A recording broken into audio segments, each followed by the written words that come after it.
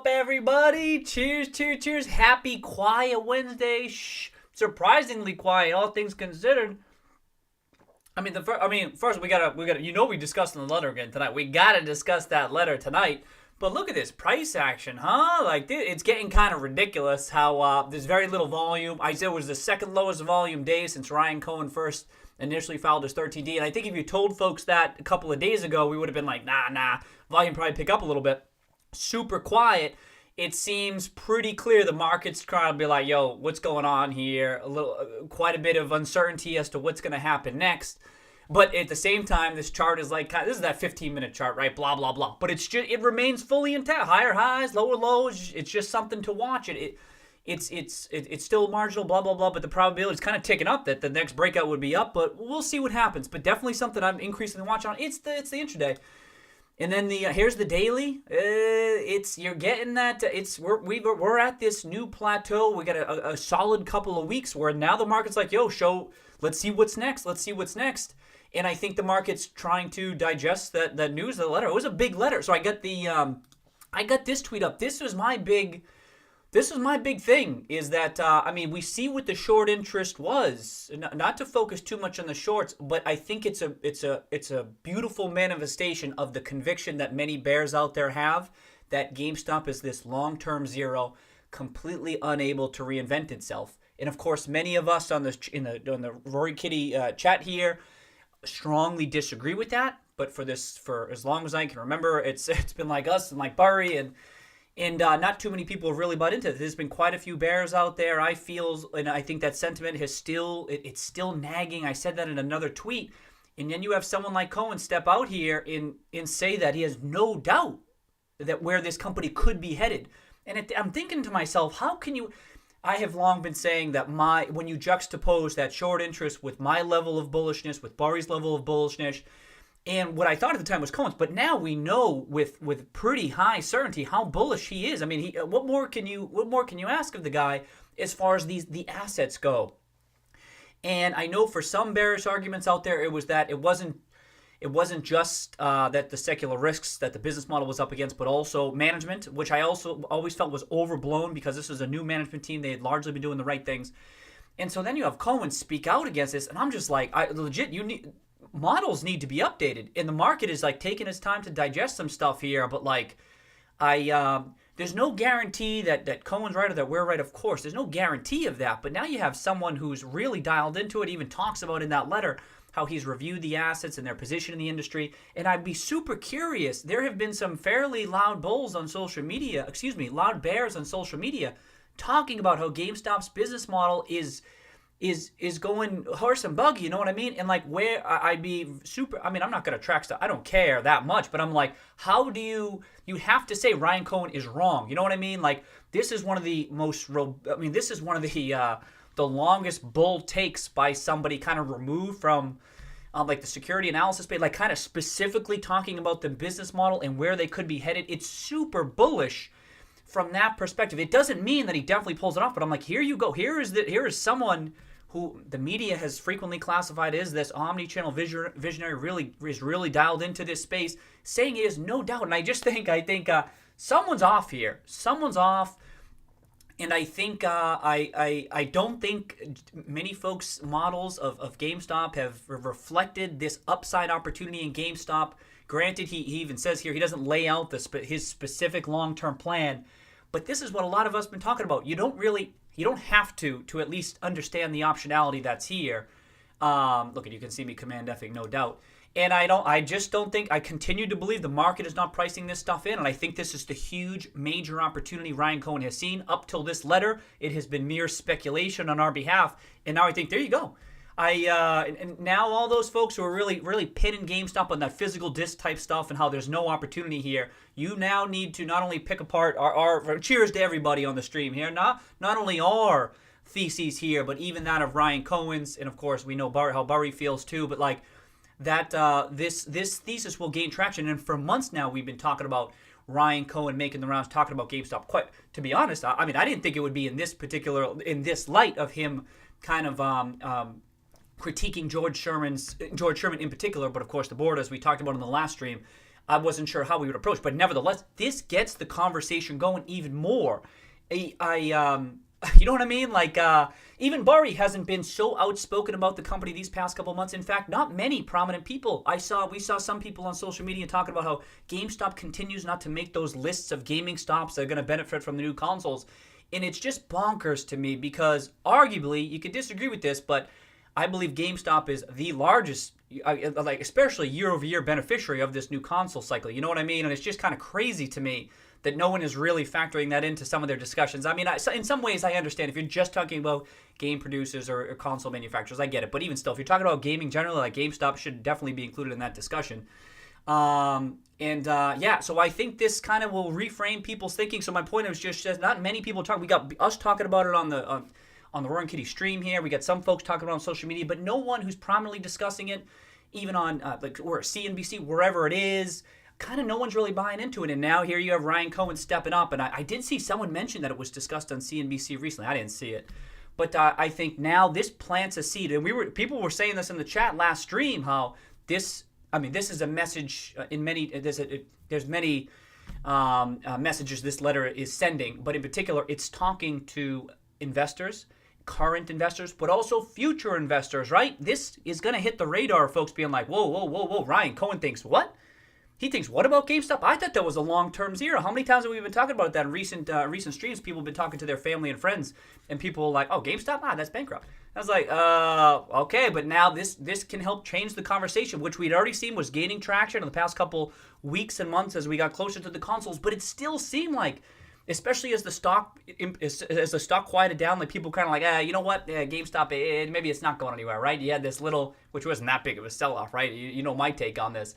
But now this starts reframing people's thinking again, where people are like, wait a second, maybe there is something huge here, right? He's already a 10% stakeholder.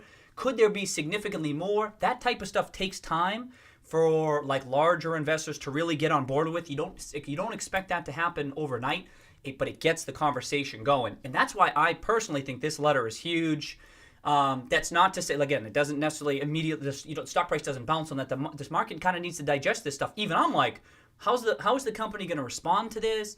How are they going to frame Q3 earnings and speak to Q4 earnings now? You got to think this is going to impact future announcements that they had lined up. You know what I mean? Next earnings, any other potential partnerships that they were going to potentially announce. Like, we have no idea.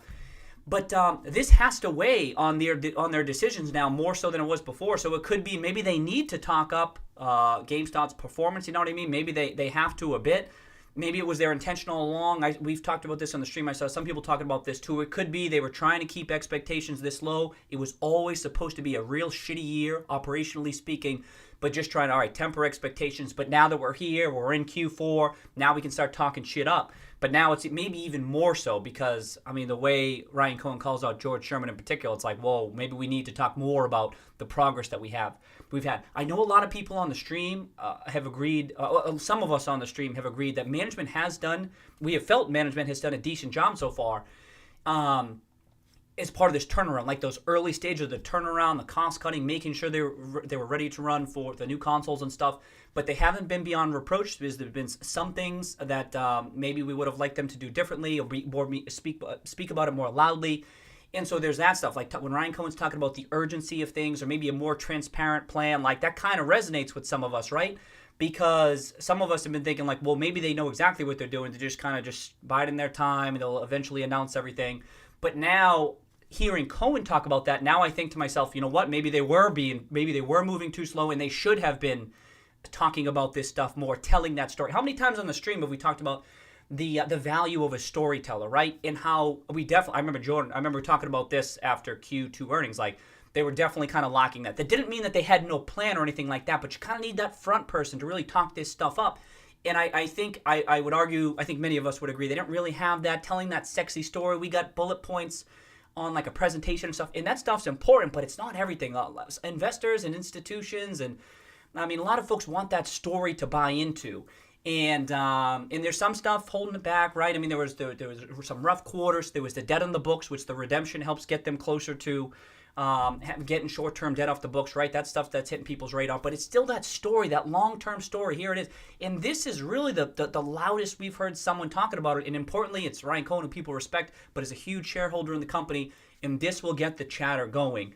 And it's if the stock price, if this were...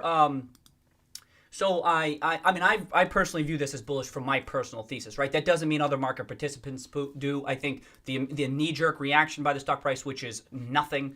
The stock price is doing nothing. The stock price is up on the week, so small. It's down so less than 5% since the letter. Effectively, the stock price is doing nothing. But it continues along its trajectory. So it's almost like if the market was going to sell off and interpret this as negative, it should have sold off. We talked about it. If you were to put on some bearish lenses on the last stream, when you read this letter, the bearish lens would be, holy shit, maybe this is going to drag on longer than some of us thought. We all thought management was on the right track. Apparently they're not, because one of their biggest individual shareholders doesn't think that's the case. Maybe this is going to drag on. If you were to approach that, right? But now Ryan Cohen, it appears as though he's not messing around. Right in his letter, he talks about actions in 2020. In 2021, like in the near-term future. Do you know what I mean? So I think the market's initial knee-jerk reaction is don't react to this, but stay in line with this prevailing trend has been. Like if there was no letter, this would look perfectly. You couldn't even tell that there was a letter based on the volume. Look at volume. Volume's done nothing. That channel has remained intact, and so the market's just like, whoa, let's see what's happening. But for someone like me, that's like the broad market participants. For me, for my thesis, I'm super encouraged about this. I've talked about how Ryan Cohen's, just his basic involvement, caused me to increase my probabilities of this major turnaround. You know what I mean? Even though I don't really have the expertise to say exactly what they should do or even speak to the likelihood of Sherman and Bell successfully turning this shit around, but just his involvement made me think that, okay, Ryan Cohen sees the value in those assets. And so if he's involved and he's one of the biggest shareholders, that gives me some courage that they'll be able to pull something out here. But now that he's actively being like now pressing on this matter, I think, okay, he's willing to talk out about this, kind of he's putting his reputation on the line. As we all know, he doesn't speak too much about his positions. He doesn't even have that many positions. And then he writes a letter like this. He is going for it. And I know some people talk about the risks of him walking away. Of course, that has always been a risk. If anything, that risk has declined slightly because of this letter, at least in the short term, right? Because he's sticking around. This isn't just some quick take, the stock doubled, stock tripled, and get out. He's in it, and he wants it to succeed. And at least in the very short term, it seems unlikely he'd be walking, so I don't really buy into that one too much. But let's see where it goes from here. The market's kind of in like, all right, let's just a wait and see type thing. And I really don't blame them, except for the fact that from a value investing perspective, I continue to believe, and I think Ryan Cohen understands this as well, the stock price is trading at a potentially major discount to what it could be down the line. And I think that's part of his reason to want to accelerate things, maybe get that story out there, maybe even attract other investors to this company. You know what I mean? Like I said, not many people have been speaking out on behalf of the bull thesis of GameStop. There's really not much. And so if you've got a Cohen type person, it's got to, maybe people even start getting interested in this in the coming weeks, heading into Q3 earnings. But yeah, so those are not much new. There's not much of a new take. I did reread the letter. I'm sure many of us did. Here, let me increase that just a little bit. And really no major new takes. I agree with what a lot of people are saying out there. It seems pretty unambiguous in some ways. I don't want to say it's super certain what his goal is, but I think he's getting his message across with this letter. And I think it will get the story going. I don't even really have much else to show. I got the whale wisdom. Oh, Steve Stonk here. Cheers to Steve Stonk. He's got a new he's got a GameStop Begins new meme video out there. Cheers, Steve. I did watch it. I already liked it. Oh, that shit had me cracking up. But yeah, not much else. I'll get right into the chat here. But if this is the intraday, nothing's changed. Nothing. It remains. It's just something to watch. That's all. And again, if the market was going to perceive it as negatively, I would have thought that the stock would have sold off yesterday. Like that was the time. Sell off. Oh, we don't know what's going on. Sell off right now. Get out of this position. We don't even or trim the position, and it didn't do it. And so now I think any incremental news, and I've been saying this for a couple of weeks and months now, the incremental news that you're going to get is likely going to be bullish. What is that? What incremental news are you going to get that's like decidedly bearish that the current holders of the stock would sell out? I mean, the current holders of the stock, I expect a good chunk of them maybe have held on this way up, and there's been so little volume as we've been in this channel the past couple of weeks. I'm like, no one's really doing anything. So, I mean, maybe it's a really, really bad Q3, which would be surprising considering there were pre-orders going on, probably people buying some other stuff at the same time, right? It would surprise me if it was a super, super bad quarter. And even then, that would be a very short-term price reaction, right? Maybe you get something like a Q2 where it sells off but then bounces next week. I don't think that you're going to get a crazy, crazy bad quarter. I'm like, what the hell else are you going to get? The management team is going to talk up their performance. They're going to talk up Q3. They may even talk up Q4. Where I know folks were saying this on the chat too on Monday. They're going to talk up maybe November. They may give some bullish data on how November went, console month. They did that in Q1 where they talked about how May was doing, right? And so they may do that. But like now they're incentivized. Sherman is incentivized to talk bullishly. If he talks too negatively, that's not going to be a good sign. It's going to be, investors are going to be like, what the hell's going on here, Sherman? Like Cohen was right. So that stuff is going to be, at least tone-wise, maybe a bit more bullish than we have seen in the past from the management team. At the same time, it may have been the plan all along where, like I said, temper expectations throughout the year, and then once we get to the consoles, now let's talk shit up. You know what I mean? That from a storytelling aspect, it can make sense. I get it. But now I think with Cohen getting involved, now they kind of their hand is kind of forced. And then I think, what are you going to get from Cohen? Like in the short term, if Cohen were just going to walk away or something like that, you don't send a letter like this, short of a response from the management team. You at least try to rally up investors, talk to them. Maybe if investors spoke out and were like, no, Cohen. I doubt that's going to be the case. That everyone, it's not like this. He's not just some crazy investor out there. He's clearly had a lot of success in the past, and I think other investors may think, like some of us have talked about, that storytelling aspect. He's got it.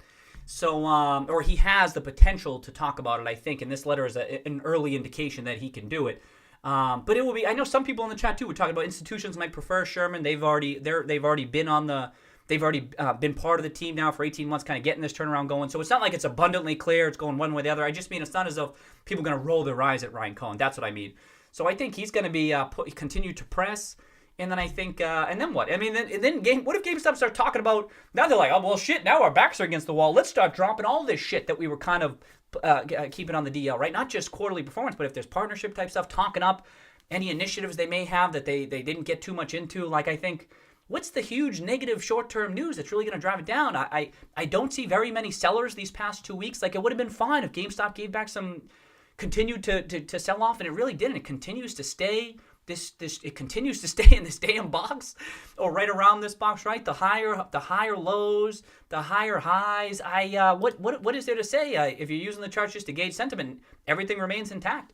And clearly, right now, one thing that's sticking out too, I talked about the intraday, right? It's really trying to break above that, what is this, the 20-day moving average on a technical side of things, really trying to break above that 20-day. Every time it gets above, falls right below. But this is looking bullish to me, where if it breaks out, it looks to me like the market is looking for a reason. And because it doesn't appear to me as there's that many sellers left, from what I can tell, I could be wrong about that, but it just doesn't, like, that's what I mean. You need some really bad news, I think, to get some aggressive selling. And it seems unlikely to me you're going to get it, in which case, I think if you just suddenly have some tremendous buying from some, you could have a large number of buyers out there who have just been sitting on the sidelines because that bearish sentiment has been weighing on them, because they couldn't see this story that many of us have been talking about, but no one really believed it. They could have just been sitting on the sidelines, seeing the heavy short interest, seeing the short-term debt that the company has, knowing that it's still right now, the free cash flow is largely generated from the physical discs, which is in secular decline, even if it's going to persist longer than people think. They just were waiting for something. And now here you got Ryan Cohen walking along and be like, yo, let's do this shit. And again, they don't react immediately like this, but now people put on those glasses. They're like, holy shit, there is something there. So with a bit more news, a bit more information about that, granted, there could be some dissension here among the board and the management team, granted, but that's not, that doesn't affect the long-term bull thesis around the operations. You know what I mean? Like, it's here. It's in the letter. Now it's just a matter of execution and kind of telling the story to attract people to buy the stock. And it's a little bit frustrating to say that this letter, is one of the best steps forward in that direction. Do you know what I mean? And I have been a proponent of this, of the management team so far, but as far as telling that sexy story and causing people to put the whole bear thesis and behind them and look forward, it's like, where do you even see that shit? You just haven't seen enough of it. And it's frustrating that it has to come in a letter like this of people kind of critiquing the board so openly, but it is what it is. What can I say? So I think you're going to see more people chatting about this. You might even see dying down the whole bear, this whole, you know what I mean? Like GameStop is a zero. There's no future for them. You know what I mean? Like that was always for us kind of silly, but it's still been pervasive. And I think you'll see that die down. Not immediately. Cohen, it's not definitely a success, but I think that's a big part of what's been weighing on the stock price for a while now is that sentiment. And this helps change the discussion, which can in turn change the sentiment, which can in turn raise the price over time, blah, blah, blah. Stuff we've already talked about, but it's just what I've been thinking about the past couple. I'm super curious, so welcome everybody. We got a good turnout today. I'm super curious to see, now that you've had some opportunities to reread the letter, sleep on it, see the lack of market reaction, even yesterday. What was it yesterday? 6 million shares. Like, that's nothing. The average, what is it, 3-month average on Yahoo Finance is 11 or some shit. Nothing. So I'll be curious about what your takes are. And, boy, yeah, let's get right into it. Welcome, everybody. Let's do this shit. What is it, Happy Wednesday? Okay, Super Saucy. Welcome, Super Saucy. Pumped for today's stream. All right, me too, huh? Like, it's weeks like this where you don't actually have, some days we have streams where we have lots of people on. We're sharing lots of thoughts and stuff, but this requires some thinking and some dialogue, some discourse, bounce ideas off each other because you need to think through intent and stuff and next steps, and you kind of just got to talk through that stuff. So, like, streams on weeks like this are good hopefully for other people too, like Super Saucy, but for me too. Like, let's talk about this. You've had some time to think about yourself, but now let's bounce some ideas. So, me too, Super Saucy. Welcome. Cheers. Kitty, how the heck are we down since the Cohen? Oh, Kitty, welcome back, Kitty. That's the thing. I don't view this as down. Granted, technically speaking, what is it, down 4% or something? But it's noise. Like I said, if you didn't even know a letter was released, you couldn't even tell based on this. The stock is still up on the week, isn't it? Yeah, it's still up just a little bit there. So I think it's just nothing's happening. But indeed, I think what Kitty's getting at here is that the letter it's easy to argue that it could be a bullish take, right, for reasons I just talked about. But like I said, the market's a little bit slower to digest that type of news. It's a bit more complex to digest. It's not so straightforward, so I can understand. But at the end of the day, I agree with Kitty's sentiment here is that it's bullish. I think the disconnect is because a lot of market participants aren't value investors.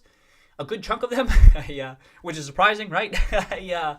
That they think that the current market cap and whatever, like, that's what it is, that's what it's worth, and the rest of us are like, yo, it's worth significantly more than that. The reason it's just trading like this right now is just because of that heavy bearish sentiment. You already know that's how I feel, and because it's such that heavy bearish sentiment because of the long-term seculars, blah blah blah. And for me, like I said, this kind of changes the story, and I think it will eventually take hold. Of course, I thought that already before Ryan Cohen got on board. Many of us did. But he can accelerate that transition. And I think once the cash flows arrive, like, the market would have no choice but to accept GameStop's future value. If only it's going to be forced to do it by way of free cash flow, so be it. But with value investing, that it tends to eventually happen. It's just going a lot slower with GameStop. But so I think that's a Kitty. I think it will just take time, but I think it's coming. Okay, Steve Stock, he is here. Welcome, Steve Stock. There you go. I like your shit. That was good. James Lee, welcome James. Cheers. Joe, what's up, Joe? Search one, welcome Search one. Aloha from Waikiki. All right, welcome. Hawaii, right? Is that Hawaii? Cheers. All right, what even is the time difference? I don't even know. Welcome Search one. That's sick. I think that's the first person from Hawaii we've seen. Okay. It's a gift. That's right. So yeah, Super Saucy talking about the price kind of just stabilizing. It's a gift. So that's no recommendations on this channel, right? It's all educational in nature. But like I say, if you remove GameStop, remove the ticker, and you just look at it from a technical analysis standpoint, if you already accept that there's a bull fundamental thesis on a chart basis, especially in light of the letter and where we're trading at, I'd have to agree this would be that type of opportunity to add to a position. Not a recommendation, but I'm just like, these are the types you wait for that pullback. Levels off, and this was through the election. The stock could have kept on going, and it didn't, and now it's kind of it's firming up at this new level. So if other folks did interpret this as super bullishly, you know what I mean, then it's even more reason to be like, oh shit, well now this is definitely going to happen, right? You know what I mean? It could just be a question of timing. Not definitely going to happen, but the odds increase, in my opinion. James, Tron, and Daft Punk. Oh, the music? Oh, do you think? So first of all, I mean, the Tron soundtrack, Daft Punk. I mean, it's sick. It's not from that, but it does kind of sound like that. That's why I liked it, James. Cheers, cheers, cheers. That soundtrack is sick, right? But didn't Disney try to didn't they re-release it or something without Daft Punk, or it wasn't? And then Daft Punk said they weren't gonna. I forget the story, but I was disappointed because that soundtrack is sick.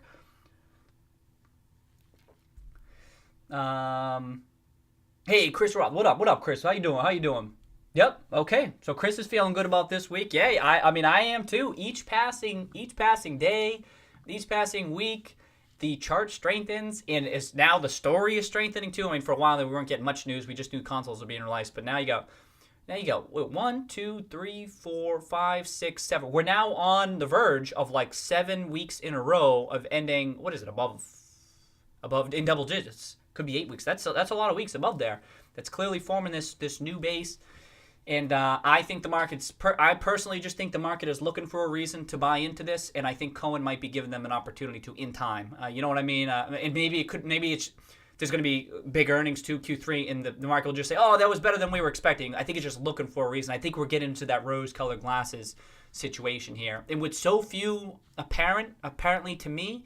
This isn't super high conviction analysis. I just don't see many sellers right now. And I think if there's a reason for a ton of people to buy in, that stock price can move up quickly, especially in light of the short interest too. And we'll see. That's speculation on my part, but we'll see. I'm curious to see what the next leg up is for the stock. I mean, or leg down, or nothing. Maybe nothing happens. You know what I mean? That would be kind of interesting to me. But we'll see. Okay. Xenium, welcome Xenium. Oh, those ones popping? I didn't see that. GME is Radio Buster. Combining them too? That's a good one. Short volume, yeah, I'm usually okay. Oh, is the stream blurry? Okay. No, okay. Hey, Daily O'Brien. Cheers. Welcome back, Daily. Low volume. Calm before the storm. This is the lowest volume day since Ryan. You saw me say in my tweet it's the second lowest. The lowest volume was October 5th, which just so happened to be a couple of days before the 76. I mean, coincidence, right? It's not like the market. But what happens is everything kind of dies down and quiets down. And that's the thing. So I look at this and like I know maybe not people in this stream, right? But I see some other people kind of like frustrated with the stock. I'm like, yo, do you not remember like a month ago we were below 10, and that was our level. And like now we've sold off quite a bit. We're in this $11 range, this 12. Where are we now? $12 range. It's like it's holding up well.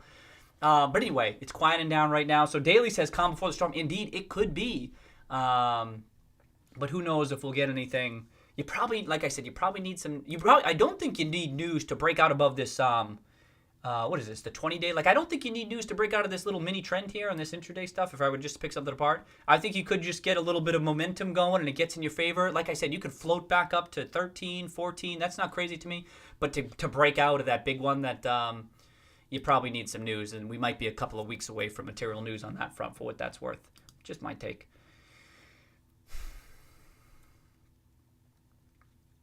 There you go. Cheers, Justin. Welcome, Justin. I agree with Justin. Y'all know I do. Justin saying how it's sad to see some people credit the entire increase to GameStop stock. And we were in Justin, as I'm sure Justin remembers, we were talking about that shit in the stream when it happened, right? People kept on saying they're quick to. I mean, and part of that, Justin, too, is right because Cohen says the same thing. So that's kind of framing the discussion, right? It's kind of people are. Thinking about it now that Cohen's talking about it, but indeed, as Justin knows and other value investors know too, you can't pin a move to one certain events. People were trying to do it to Cohen, and then people were also pin it to Cohen. People were also trying to pin it to the Microsoft deal. Like there's other stuff, there's other things that are propelling a stock forward and downward, and in many cases that's just valuation. So I'm sure Justin would agree with that. Hyperbole Kid, welcome. Okay, Cohen's letter is so solid. I ordered a PS5 straight from Sony. It'll be here tomorrow. All right, so quick shipping. Yeah, I mean GameStop is supposed to be rolling out this same day shipping in many areas, so hopefully that's going smoothly. I don't know. Put a PS5 game from Target today and it arrived in 2 hours. 666. So again, GameStop's supposed to be going down the path. I know it's not everywhere, but so I don't know. I guess it depends where you are, hyperbole. But indeed, I mead that's where this is headed. So if you're in a highly populated area, you would hope that you have this available to you. Oh, Tron Legacy, a good for a GME vid. Ooh, no, interesting. Amateurs class, welcome amateurs class. Be observed as a quiet peer. Oh, someone asked me for that info into it. Oh yeah, there's actually no hard rules against those blackout periods. A lot of people talk about it. It's generally a good rule of thumb to expect no major news out there. There are ways around that though. Management teams have flexibility around this stuff, so you tend to see these blackout periods. We don't get too much information, too much action from management, but I personally don't rule that stuff out. But indeed, you tend to, it lowers the chances of it after the quarter has closed, before they've announced. But again, my understanding is there are ways around it if so inclined, especially if you had something in place to allow you to discuss or take action. And sometimes you just don't know the market. As far as I know, sometimes you don't know as an outside passive minority investor what's going on behind the scenes.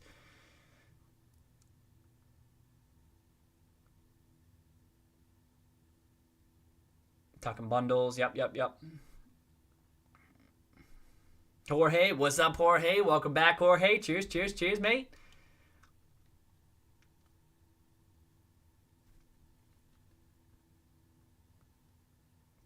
Talking Sony, GameStop. What's up, sold a Sony credit card? Okay, so Hyperbole having running with Sony here, having some good success with it. This is interesting. This is helpful. Whatever he has sold to date were not bundles. Okay. Right. No confirmation that there's... in fact, you would think that there might be some partnership to some degree. Justin talking about Sony and GameStop partnering up. And we already know that they've been talking about partnership with under vendors. This has already been documented and talked about by the management team. So, yeah, we don't... It's not a given, but there's still this opportunity that GameStop already has a partnership with some of the other vendors out there. And maybe it's not as material, or maybe they just haven't announced it yet, so you can't say for sure.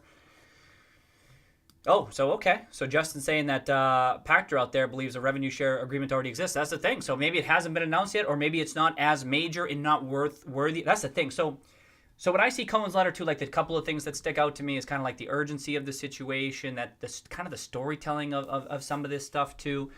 And I think, and like I said too, it might have been they were kind of tempering expectations. And for me, just some individual investor here, right?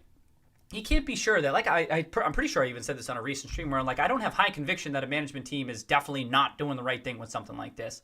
And so I'm kind of like, maybe this was part of the plan. I'm not sure, and I've definitely said many times, I think many of us have, we always wanted more information, wanted a bit more. Even I always talk about we wanted more news on partnership type stuff, and we weren't getting it. All we really got was some omni-channel type stuff, which was important before the new consoles came, and then the Microsoft news, but not much else.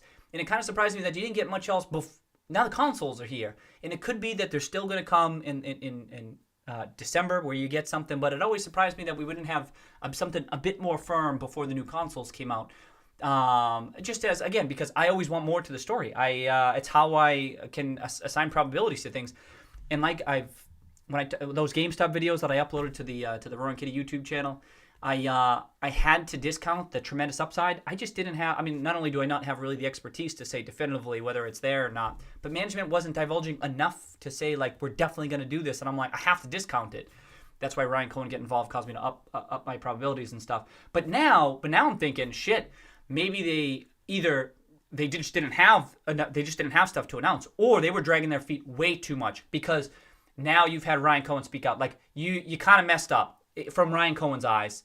And whereas I was kind of uncertain, I'm like, I don't know. I feel like they should have disclosed a bit more. They should have told us more to the story. But at the same time, they probably know what they're doing. They're significantly dialed into this.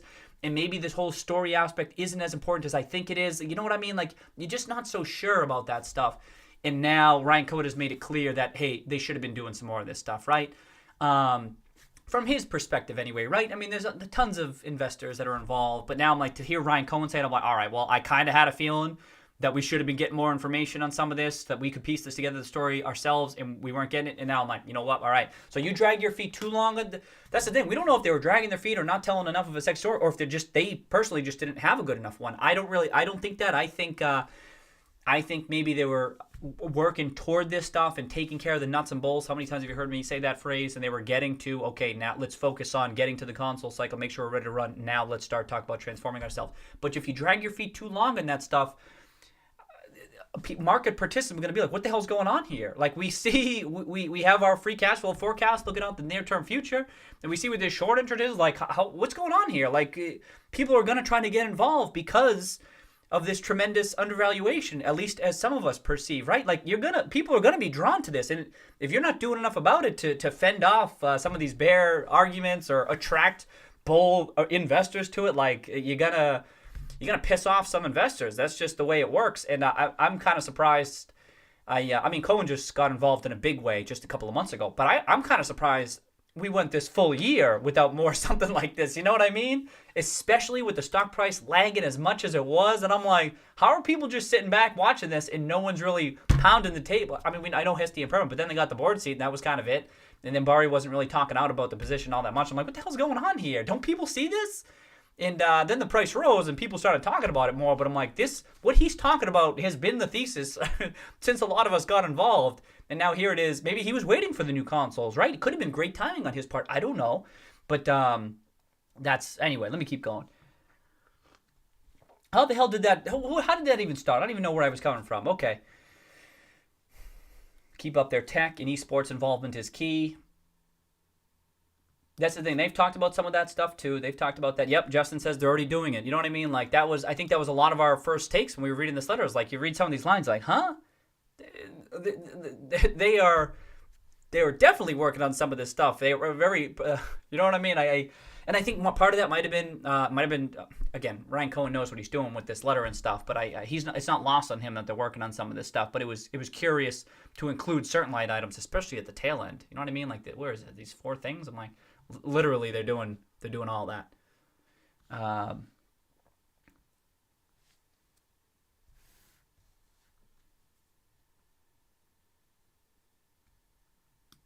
Cohen mentioned T-Tree. Welcome, T-Tree. Welcome. Esports mobile game. Yeah. So and the other things I say, the mobile gaming, and he mentioned streaming too. Those are the two things that kind of stuck out in the urgency type stuff. Like there were things I'm like, all right, but a lot of it was similar to what they've been working on. For mobile, yeah. So how do I see them moving that mobile direction? I don't have an initial take right now, but I'd be curious about other people's takes, of course. Is this a Google or app thing? Okay. Spider Cat? Meow. Welcome, Spider Cat. We know eSport. I mean, I don't have... well, I could at least bring it up while I'm talking, right?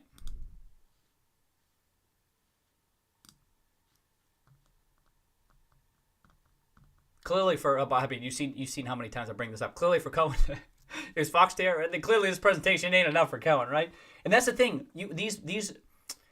How many times have we brought up these bullet points, right? This slide in their deck. It's not a story. This isn't a story. This is just this telegraphing to us. We're working on this stuff. So that's the thing. When I read that letter, I think, well, they're working on a lot of this stuff. You see the leverage esports pro leagues to deliver exclusive content, but there's no real story there. That's the critique of this stuff.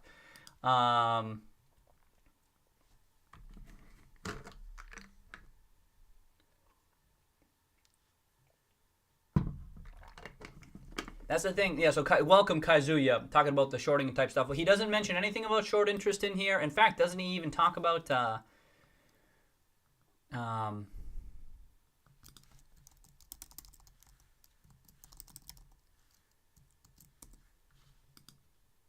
was it? Where was I? Was someone talking about financial engineering or something? Was it not in here? But anyway, he notably does not talk about anything related to short interest or anything like that. Whereas Burry did. He didn't talk about any squeeze type stuff, just observing. He mentions the short. What am I doing? He mentions the short. One of the most shorted stocks in the market, which speaks volumes about their investors' lack of confidence. That was the same way Burry framed it. You know what I mean? Okay, I guess that was it.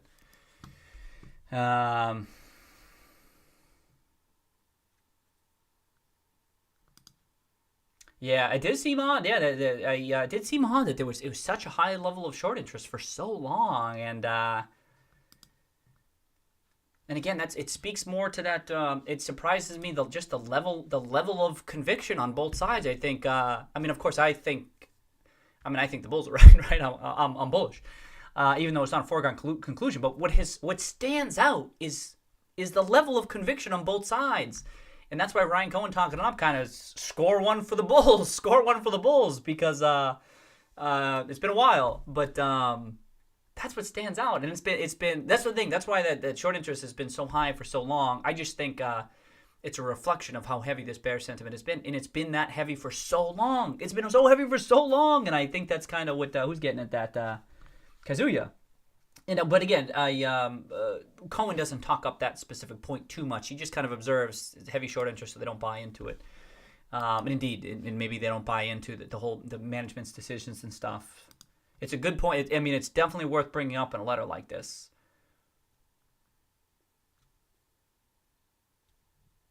Okay. Maybe years after talk about local esport event. That's right. I mean, there hasn't been that much on the like. Even I'm like just esports. There's not been a detailed plan on that front. Just that they're working on it. And for some investors, that's not enough. And I can understand that. I totally get that. Especially if that's going to be a huge part of this future business. It should be talked about right now. I understand the importance of getting to the console cycle and generating these free cash flows. Hugely, hugely important. You need to ensure that you can subsidize this future transformation. But it still should have been talked about. I mean, I'm not going back past streams or anything, but I feel pretty confident that I was saying we might get some more news heading into the new consoles, and then we didn't. And then I'm like, maybe you should have been talking up some of this stuff beforehand, even if it wasn't the most important thing at the time. You know what I mean? Plant the seed now. So when everyone's going into your store and shopping for stuff, and they think, hey, maybe next year there'll be esports related stuff in here. It's just kind of surprising to me there wasn't. And okay, let me keep going. And maybe it's still going to come. Maybe it's going to come. That's the thing. I didn't want to rule it out just because it didn't come out by the consoles. Maybe they just buy it in their time and something was going to come out. But sometimes it's not enough for some investors, and I can understand that. Okay, so for by hyperbole, his sentiment towards GME has soured a bit. I'd have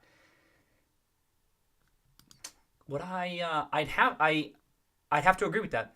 I'd have to agree with that because, like I said, first of all, I've said I think they were doing a good job with this turnaround business.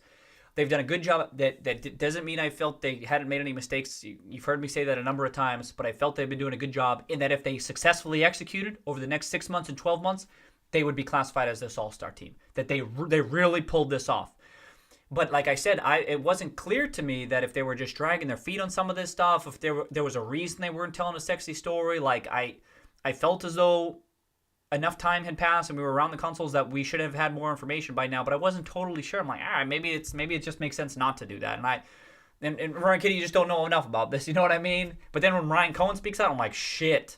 So you mean they should have that old time? I'm like, damn, okay, because I had already had that thought. I've already thought about that, and I just kind of, sometimes, like I said, sometimes you just have to trust the management team that they kind of know what's going on here. But then when Ryan Cohen like this, you see a letter like this, I'm like, shit. Maybe you don't want to. Maybe we're trusting them too much. That's not definitely true yet. I'm not saying that's just. Like I say, everything's probabilities, and in my mind, that kind of increases the probabilities that maybe they could have been doing a better job so far. You know what I mean? Whereas before, I was a bit more uncertain, kind of tilts a little bit in that favor. Let's see the response. Let's see how Q3 goes. Let's see how they talk about Q4 and stuff. It was good. I did see some people out there saying that they felt management had been doing a good job so far too, and I agree with that take. But and so it's important not to just see this letter and be like, oh, they suck, because I don't think that. But maybe they could have been doing things better. And that's why this can be, another way this can be viewed bullishly is like, holy shit, all right, maybe if they join forces here and if they can get everyone on the same page, then it could be super, super bullish. But right now, it could just be the early stages to getting to that point. You know what I mean? Rigo, what's up, Rigo? How you doing? Robert Stewart, cheers. Right, as Robert says and Justin says, that was his goal. It's supposed to impact your thinking about management, and it did. Of course, I've already talked about this on the last stream, how some of it was really just included here to make the point that I don't even agree with some of the criticisms. I know a lot of us would agree with that. I don't need to go down that path because some of it is related to past management teams, past board of directors. Some of them are cyclical data type stuff, blah, blah, blah. I'm not going to get into that right now. But as far as just forget the extent of the letter, just Ryan Cohen, you could have just taken a couple of sentences from this. And then if I'm like, damn, is that how Ryan Cohen was thinking about this so far? Then that would have impacted my thinking. That's how I feel.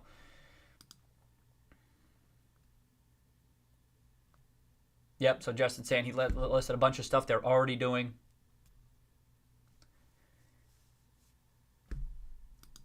Yep, T-Tree says, these things that Cohen mentioned, I don't see any of it being a near-term thing that GME can do. They're steering a huge ship here. It takes years, in my view. Exactly, T-Tree. That's why I think it's and I think Rod was the one who said that it's a bit unfair to criticize them so quickly.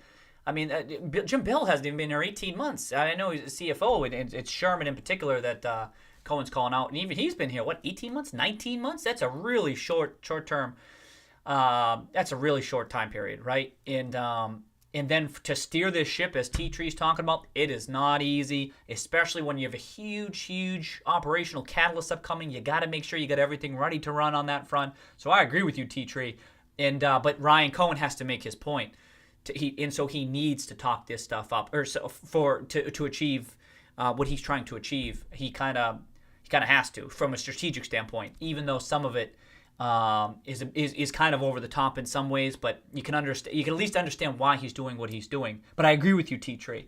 That's why I think, all right, I'm repeating a lot of myself here. Yep, I agree with Justin. The number of people who think people think it's, well, not only that, Justin. So Justin talks about how the number of people who think the entire rally is based on Cohen is stunning. It's not true, but he has convinced. He's convinced them it is. So that's right. Now he's added this in there, right, Justin? I know Justin's good. He literally talks about how the stock price only rose after he got involved, right? Which is, I mean, impressive that he included that in this letter, right? But also, people subscribe to the wrong story. Sometimes it's because of lazy analysis. Sometimes it's bad analysis, but they subscribe to the wrong story. Some of them, Justin, are talking about because it's Cohen. Some people are still talking about short squeeze. How you get short squeeze? Short interest goes up. I don't understand. Is that a subjective phrase, short squeeze? I feel like shorts need to close their position. Sure, it's conceivable that maybe they closed it 1 week and they opened them back up in that 2-week period that FINRA reported the short interest. But I'm like, that's unlikely. Can we all agree that's unlikely? I'm like, so anyway, some people are they just, I think it's mostly, like I say, lazy analysis, bad analysis, incomplete analysis. I think there's just lazy analysis. It's like, short squeeze. It's Ryan Cohen. It's just Ryan Cohen. But they don't pause to think. Some of them don't pause to think, why do you think Ryan Cohen's buying up 10% of the company? Why do you think he's buying it? Yeah, the stock price rose, and importantly, it rose, and it's holding it because there's an actual thesis here, right? So I agree. It's a lot of this sentiment type stuff and the stories that people are buying into are stunning. I've said this in a while back now. At times it has felt like a bit of a mass delusion on this story here, and that's not to say it has definitely worked out. But if it does work out, if this stock price continues to rise and they successfully turn around this business, of course I'm going to buy into that even more, right? Because it worked out. But I felt that for the past year, kind of seeing the stories that were being shared all over the place. I don't think people are researching this. There's no one looking into this, but we'll see. That's what I think. Q4 breaks my thesis. Q1 breaks my thesis. If they suck and they're not generating much free cash flows, then I'll be all right. Damn, you know what? It was a mass delusion. I just had some. I had some maybe incomplete or bad analysis on my front too. I'm guilty. I mess up too, but we'll see. So my point just is it has persisted. That type of analysis has persisted after Ryan Cohen has taken a stake, after Q2 earnings were reported, after the Microsoft partnership. I continue to see it pervasive, even though I'm seeing it change. It's still a pervasive viewpoint out there.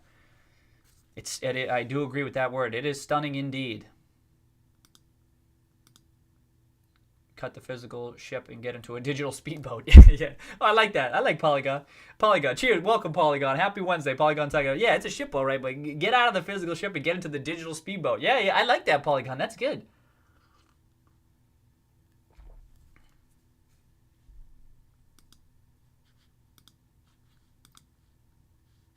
Okay, so hyperbole talking about the risk of Cohen. Even if I like that you assign a probability to that, Cohen. Thank you. It's 5% chance that Cohen. That's the thing. That's not a short term. Cohen's not going to leave in the next week, 2 weeks, 3 weeks. He's not leaving before earnings. You know what I mean? So as far as that very short term type stuff goes, I wouldn't expect that. This could turn into some big battle between them. But we have to adopt a wait and see approach to that. Hyperbole. By the time that 5% chance hits, maybe the stock price is higher, maybe it's low. Who knows? But him leaving, it would have a negative short-term impact on sentiment, right? Because if Cohen, this guy who's talking up this and has critiqued the management team, leaves, and management team is still at the helm, when this guy just critiqued the shit out of him, even if some of it is over the top, short-term knee-jerk reaction would be sell-off. I don't think it breaks the thesis for a lot of us. A lot of us were bulls, again, before Ryan Cohen even took a stake.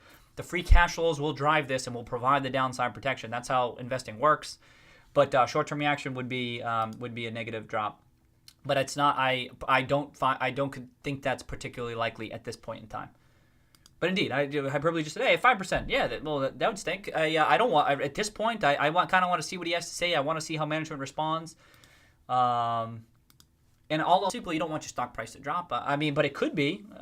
Forget Cohen and GameStop, but it could be. Sometimes you might have a super activist investor who's outspoken and stuff, and they gets rebuffed by the management team, and it's a good thing for a management team and a company and the shareholders, right? It's not like just because someone speaks up, they should definitely run with that, right? That's not how it works. But it could be in this case. Blah, blah, blah, blah, blah, blah, blah, blah, blah. Justin would love for Cohen to exit. Whoa, interesting. Oh, do you talk more about that? That's a spicy take, Justin. Cohen may have sold already. Oh, Justin, if you have any updates. So now we haven't seen any updated filings from Cohen. If you've updated your thoughts on him adding to his stake. I know we talked on the last stream about how it was unlikely prior to him sending that letter because we saw the updated share count, but we haven't seen any filings this past 2 days. I was just wondering how that impacted your thinking. If you, Robert says, it drops hard and I'll double my stake. That's the thing. Ryan Cohen leaving doesn't break. It ain't going to break those near-term free cash flows, and it could be the management team is on the right path over the long-term future. It's maybe, you know what I mean? Like, it's a good point that I'm on board with. It's not so simple. But in which case, maybe a major drop is a buying opportunity. It's conceivable. Regal likes what current management team is doing. That's what I mean. I don't know about zero. You know me with the probabilities, Justin. But I'm kind of on board with you. Like if Cohen walking before something else happening, that seems very unlikely. That's what I talk about. When I talk about short term, I'm kind of think Justin and I are saying the same thing here. Like, why would this guy walk? Guy just stuck his reputation on the line by sending this letter out here. He's not going anywhere in the near-term future. It has to blow up first before he's going anywhere. That's what I mean. Like, so much can change. You could get major Q3 earnings. You could get upgrades and stuff, and the stock price could be at 20, 25, $30 by the time this guy walks, right? And then he's going to take his four-bagger with him. You know what I mean? So, not that anyone's saying that, right? But I'm just thinking through that. I kind of agree with Justin. Like, there's going to be more to this story before anyone does anything. That's what I think. Slow and steady growth. Yeah, that's right. So Polygon points out, it hasn't been enough volume for Cohen to be selling art. Also hasn't been enough volume for anyone to be taking a stake here. That's the thing. I'm curious. It's like, sometimes this takes time to buy. I really wouldn't be surprised. Not my base case, but I wouldn't be surprised to see some new people buying in. They see what's going on here. They see, maybe they start buying into this idea of the no downside protection by way of the free cash flows that are coming from the new console cycle, and they think, holy shit, is there something here? And if there is something here, why don't I buy up a shit ton of these shares, and we get Cohen to take Cohen. Like we talked about how this letter is going to get people to pick up the phone and talk to Cohen. Like, hey, here, let me tell you about my plan. He doesn't include.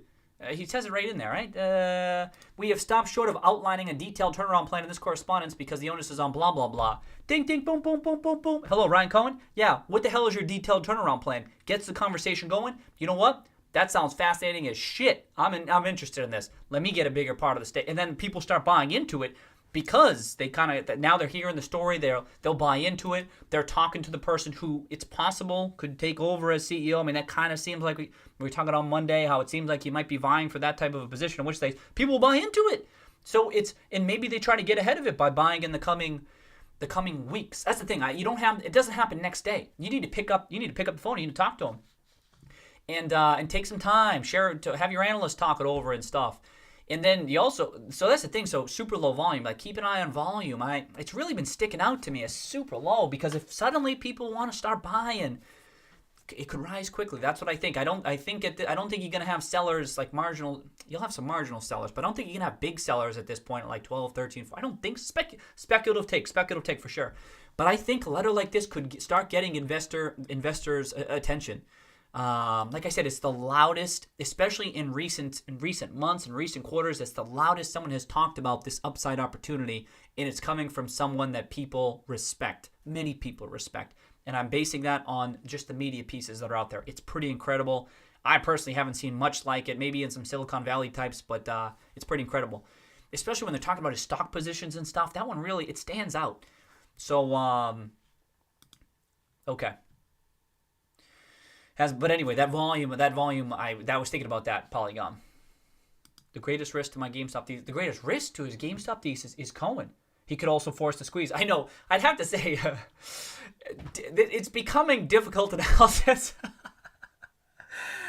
At least short-term type stuff, right? The short-term type stuff is now getting a little bit more complex. It's just like for Justin saying the greatest risk to his GameStop thesis is Cohen. He could also be the cause to create some sudden parabolic move in this target. I mean, that makes it some really challenging type short-term analysis, right? It's kind of funny where that's what you saw the tweet I sent out where it's kind of like I am the reckoning.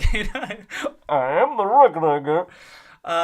Because it's like, yeah, I'm here to shake shit up, but I'm like a bull, but I'm gonna mess shit up here to try to get down that right path. And I'm thinking, damn, it makes for a little bit like complex human behavior type stuff, strategy type stuff. It gets a little bit removed from free cash flows, right? That's the thing. So what if Ryan Cohen buys more? What if another investor buys up? This is the thing. It's tough with low volume. But what if it maybe on a huge sell-off, there's an opportunity to buy in? Robert was talking about how he might be interested in buying in, but some other investors might be sitting on the sideline hoping for a shitty Q3 announcement, and they'll buy it. But what if Ryan Cohen buys another 5%, 10%? He's got 20%. Another person takes another 10%, 20%. They pretty much they'll have control, not full outright control, but they're getting pretty close to like they're going to control GameStop's fate. And of course, I mean, to say nothing of any short squeeze type stuff, it's almost it could increase the odds of that, right? But I'm just gaining control to accomplish whatever Cohen is setting out to do. If other people get on board with that, they could start building a stake. So maybe some of them already have a stake. Maybe they're at 3%, 4%, and they just haven't disclosed much yet. Remember, the latest filings were as of September 30th. Maybe they got involved after the Microsoft news, but just didn't quite breach that 5% level. I don't know. Remember Cohen. Remember Cohen's purchases. He got up to 10%. Quick. He bought up a shit ton in just a couple of weeks on low volume. He doesn't give a shit. Look at this. That whole set half of August. I know. I think Justin's mentioned that too. We talked about this. Look at this low volume. 3 million, 2 million, 3 million, 3 million. Maybe there was one day of 10 million. That was a Friday. I remember that day. 4 million, 2 million, 2 million. That was shit volume. He still got up to 10%. So it's possible. You probably have to be got to do it in like a clandestine manner. You know what I mean? But if you're trying to do it quick and a lot of eyeballs on it, I don't know. But just something to watch. Only happens with an offer directly to buy to shareholders, right?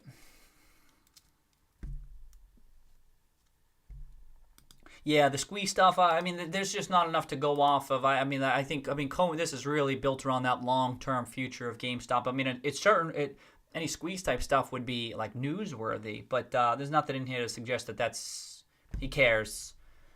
But I mean, people are just talking about it, right? I like the conversation. It's an important conversation, but yeah. Also, Sherman bought I know Jordan and I were having this conversation on the stream a couple of weeks back about talking about management. Just to tag on one more point that I meant to mention earlier, but I was talking about how a management team may be dragging their feet or not announcing enough or blah, blah, blah. One of their critiques, we just talked about this like 3 weeks ago, they weren't buying on the open market. Sorry. Again, that's not always like, it's not like when I see that I'm not buying into a company, but you choose not. I understand that it's your livelihood. You already work there. The company's in a tough position, but all else equal, I want to see insider buying from a management team. Their decision to not buy it was a negative. And if you're a Cohen type and you own 10%, and these folks here, I think Sherman's up to like 2 or 3% and shit, but that's not that much. It's not enough. So if you're like an investor and you see them at the helm and they're not actively buying, even if you don't have a huge gigantic position, but are you actively buying? You're not even buying on the open market at what appears to be discount prices. Like Sherman bought a little bit in April or something, but it was not $100,000. Bell bought $22,000. Like that ain't shit. So we just talked about that because Jordan was saying how he didn't like that, and I agree. I mean, all else equal, I like to see that. So that was not a major knock, right? It's not as if that's related to, and more importantly, in Cohen's eyes, are there strategic and operational decisions and blah, blah, blah. But just talking about it from a managerial position and from an outside investor, I'm like, I want you to be buying. I want to make sure that we're on the same page here. And if you're not outlaying your own capital to get on the same page, again, I can understand why they don't do it. But all else equal, I want to see it. And when I don't see it, I think that sucks. Like if they own like 10% or 15%, I'll be like, yo, let's do this shit. Check out my buy criteria. I uploaded some investment style videos on the YouTube channel where I talk about this type of shit I like to look for. Insider buying is huge. Insider ownership is huge. So anyway, someone just said something there that made me think of that. I meant to mention it earlier. Formally proposing the offer. Okay, people talk about Cohen making an offer. I mean, there's still not enough in here to think that that's any near-term type. Let's kind of gotta wait and see. I still lean. That's not my base case, but the odds have gone up. A letter like this, so how can I deny that? Again, I've said that's not my base. I don't think it was particularly likely when we first saw the 13D. Odds have increased. You see a letter like this, what can I say? Odds have dramatically increased of him pushing for CEO, and I didn't think that before either. So, we'll have to see. But forcing a vote, yeah, a lot of people talking about that. If that were such a huge risk at this stage, right? Why aren't the shorts closing right now? So if there was such a major risk here, if the odds of this, not that anyone's saying this, so this is an open question here, but if the odds of this have gone up following this letter and following Ryan Cohen's involvement, 9% stake, and there's a risk that they could force a vote, and then they got to call back the shares and stuff, which could drive the price up. Why wouldn't the shorts be closing their position right now? Maybe they are, but I don't see that much volume right now. But wouldn't that trigger a mad rush? So part of me is like, well, you got to discount that a bit right now if even the shorts aren't being shooken out of their position based on this news. You know what I mean? This is why it's like that type of stuff. I don't know enough about this type of stuff to speak confidently about it, but I'm looking forward to learning. Antoine, what up, Antoine? How you doing? If does it and kept GameStop public? It could be, yeah. That he becomes CEO as a public company, and that could be, it could be.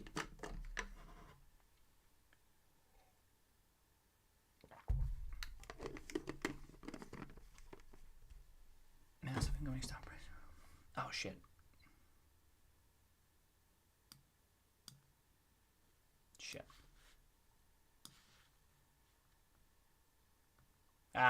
I just jumped on me. I'm picking up where Rigo is saying all this time. I don't. If you said something before, I apologize. Talking too much. My bad. All this time I thought Cohen was behind the latest moves. Sucks to hear he hasn't done anything. Well, not done anything. Again, a lot of the moves that have been made since Cohen has been involved were already in the works.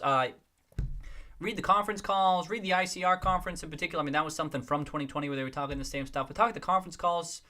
And the management has kind of been telling the same story. So all this, like the Microsoft type stuff, that stuff was in the works. I wouldn't have expected Cohen to have successfully executed anything within 3 months of being a shareholder. I don't think within 3 months of being a major shareholder, right? It sounds as though maybe, he had been a shareholder longer than that, but as far as conversations go, we don't know. It could be, this is longer term type stuff too. He's talking about long term type stuff, so I wouldn't have expected them to implement any of that stuff. They're focused on the consoles. That's the stuff they're focused on right now. So and this is kind of that transformational type stuff. So I'm not too surprised about that. I mean, I'm a bit surprised at how much strife there appears to be. Right? I mean, we hadn't really heard much on that front, but so that's kind of fascinating. Oh yeah, I mean, if Cohen buys more, it's even more reason that he might be sticking around. Sure, but. We got to see. Hugo, what up, Hugo? How you doing?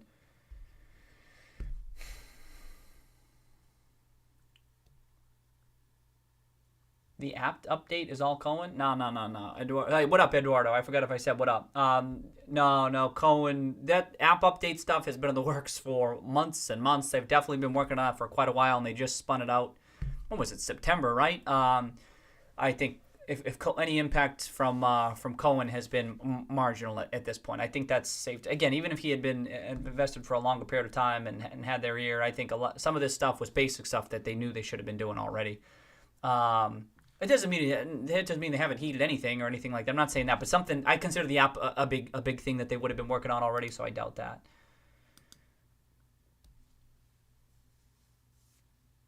Well, I think that's speculation. Justin saying his goal from day one has been to acquire the company cheaply. I mean, I think that's speculation. I don't even know that I would agree with that. Yep, Cohen buying more telegraphs a lot if he were to buy more for sure. I agree with that.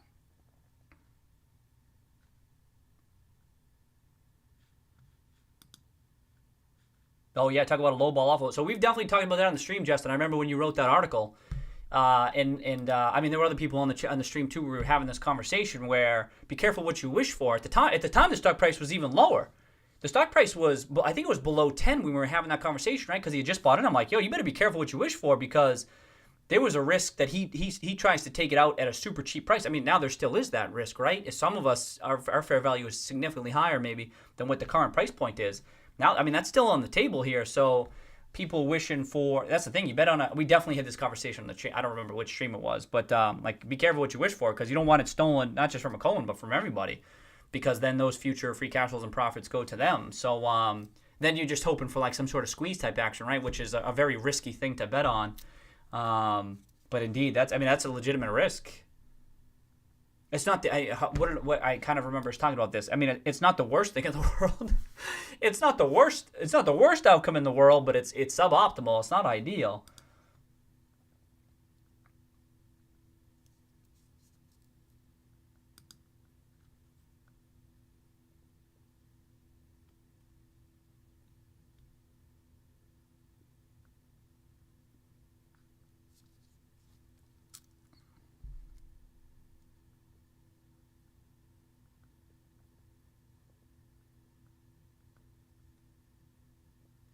Talk about fair value or potential offers. Okay. And remember, so he's got 10%. And what is it like $5-6 range? That's the thing. I would have thought too that. Well, we'll get to this.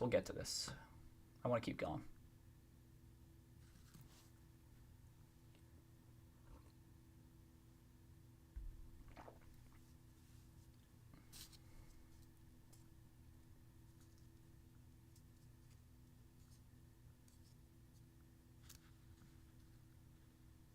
Oh, okay. Let me pull that up. Here you go. I'll open that up, take it to the side.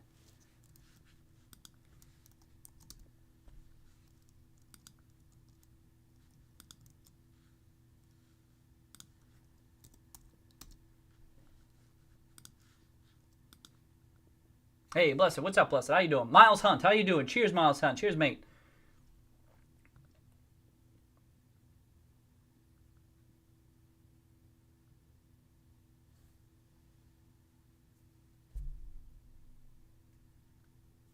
Yeah, talk about any premium that he would offer if he were to take it out. A lot of investors like myself.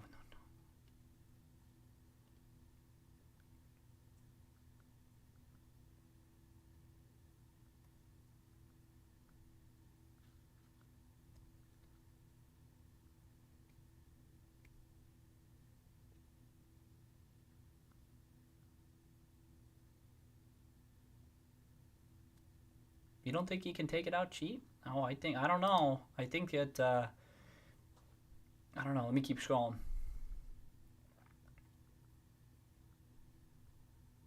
That's right. I agree with Miles. If he does increase his position, stock's going up.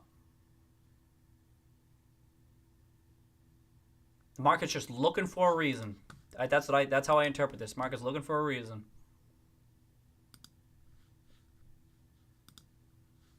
Of course, that's a legitimate reason, right? There's fewer shares out there. He's buying even more with his own money.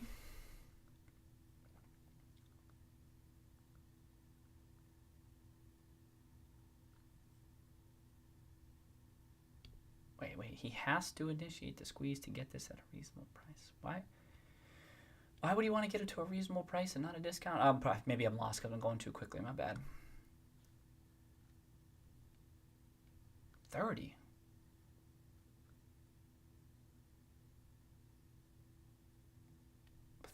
Why are we talking 30? Sorry, I'm going to keep going. I'm asking questions rhetorically. Talking to myself. I'm talking to myself. As my wife says, she'll open up the stream. She goes, "You just look like a crazy person. You just look like you're talking to yourself the whole time." I go, "Well, it's not. You're not wrong." Right, buy all GME, just the majority. Yep.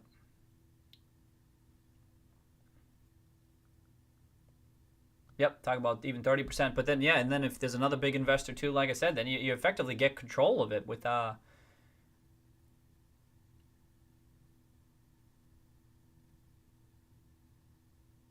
that's the thing. He himself, he's not getting to 51% without significantly more volume.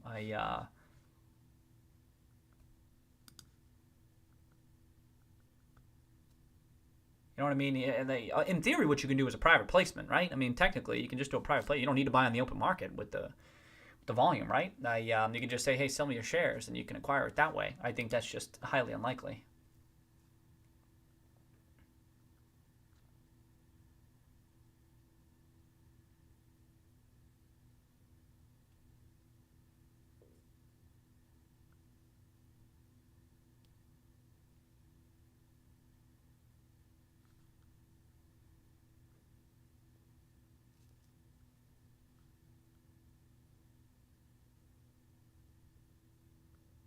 Well, if you're buying back, if you poison, I mean, if you buy back shares, Cohen owns a bigger chunk of your company. I'm gonna keep going. Hey, Uber Kicks, what up, Uber Kicks? How you doing?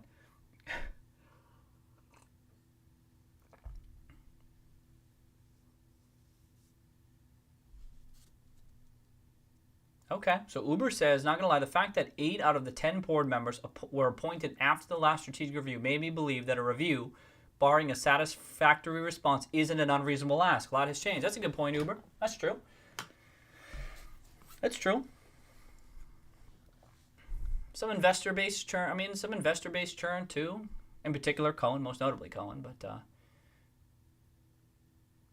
yeah, he may have. I know. I was thinking that too, Justin. Justin saying it's generally tends to be a quiet period, even though, like I was saying, I believe there can be ways around that. But may have, which is way he maybe Cohen knew that. Release it now.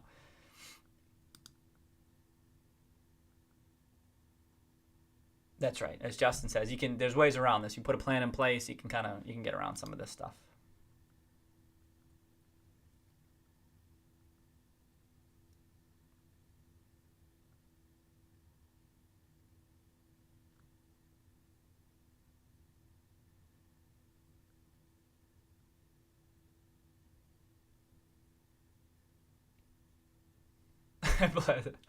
Yeah, Pleasant. Pleasant says this is too crazy for me. I need to get into distill it. So I'm saying this is getting like complex type analysis, right? It's not your standard run of the mill fundamental analysis type stuff, huh? You get this crazy short interest. You got Ryan Cohen, Michael Burry. You got huge new console, huge short term catalyst. Get some cash flows in there, but you're still battling secular risk. It's like not your usual value type play. A lot of moving parts. I feel you, blessed. Even I'm like, oh. I think I was that today or yesterday. I said to my wife, I'm like, it's getting a little bit complex to analyze the setup.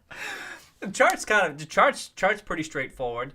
In the near term free cash flows, I continue to feel it pretty straightforward. I mean, that's why I'm pretty curious to see Q3, and then I don't think they're gonna do guidance, but that's the thing. Even Q3 isn't really a reflection. I'm very curious to see Q4, but it is other stuff. I'm like, oh shit, this is tough.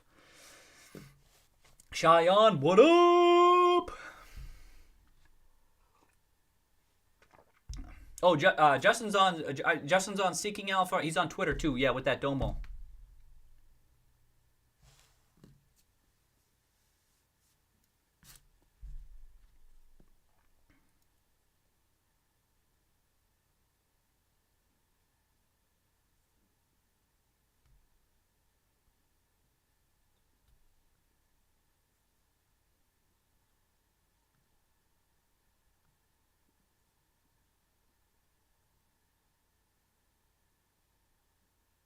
Yeah, no, there's as Crit says, you guys talk about stock twits and stuff. There can be some good stuff on there, like Uber says too. You gotta filter through some of it, but sometimes like it's much more active than most of the other places I'm checking out. Twitter, Seeking Alpha, this other stuff, much more active, and so sometimes things hit that first. I know Uber's quite active on there, but sometimes that will get my attention before other folks will talk about it elsewhere. So there can be some good stuff on there.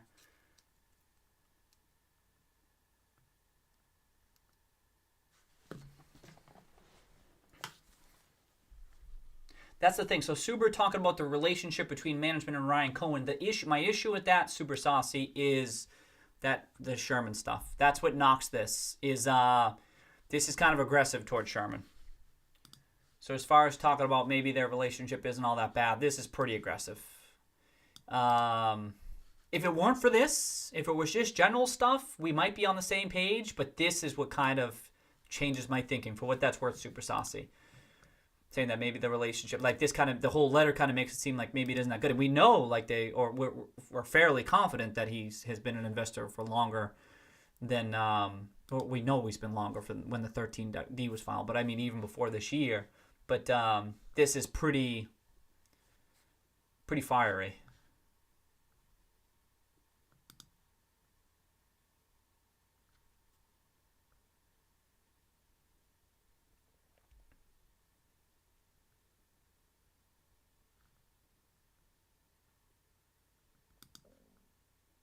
Okay.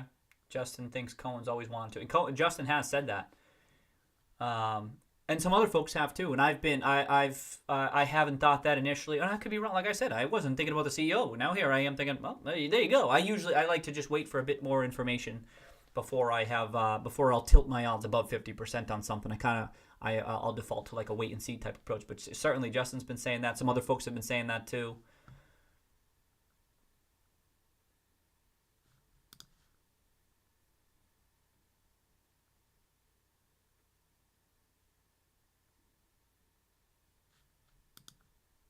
So Supersize, they just haven't gone fast enough. A couple of the mobile type stuff, but indeed the biggest thing might just be the urgency of it, or the full type plan. Like what does he ask for? It does a credible and publicly available roadmap for cost containment. You know what I mean? They kind of talked about that. Prioritizing profitable retail location. I mean, everyone on the chat already knows this. Y'all already said it. We talked about it. But in geographic market, but maybe like some. I don't even know, like some cohesive story. So that's the thing. Anyway, I'll keep going. Once you get past that, basically the only thing he could have done is gotten the urgency. That's it for the most part. The urgency, the clarity of the message, maybe some. What did he talk about? Some mobile type stuff, streaming, but he doesn't really expand on that. So maybe I'm like, that's not clearly it. But then the Sherman stuff sticks out. But it sounds like some of us have some similar takes on this. Seeing Cohen's letter as bearish. Yeah, like I said, if you were to have a bearish interpretation of it, like I talked about, I shared my view. But other than that, I think, like most of us on here are viewing it as bullish. Yeah, it's right to shareholders. But not just current shareholders, I think prospective shareholders as well. Right, yeah, if he buys out 15, not great.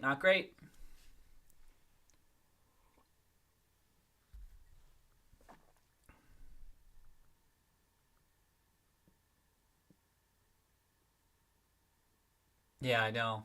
It's going to be, I mean, Q3, Uber saying SG&A Q3 is going to be a huge variable, whole damn quarter.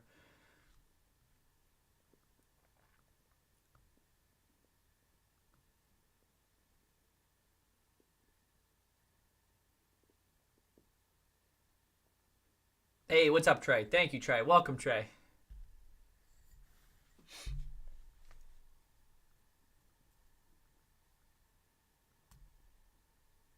Yep.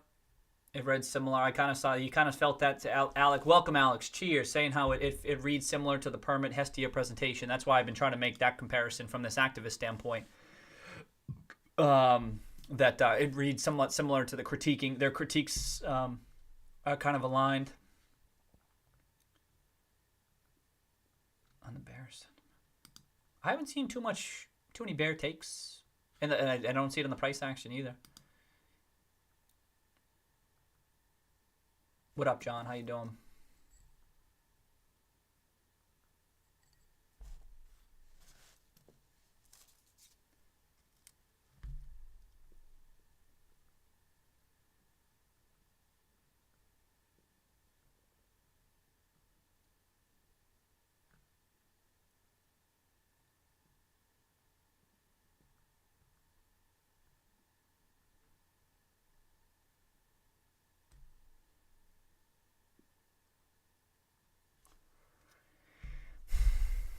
Just scrolling, just scrolling.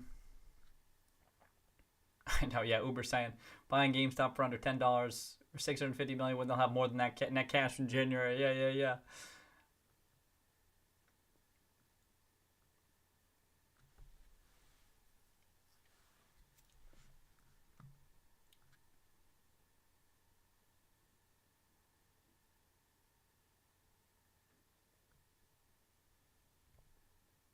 Q4 will be down comparatively. Hard to get free cash flow if you're not comparative to last year's Q4, Trey? What do you mean? But maybe it will be a consistent Q1.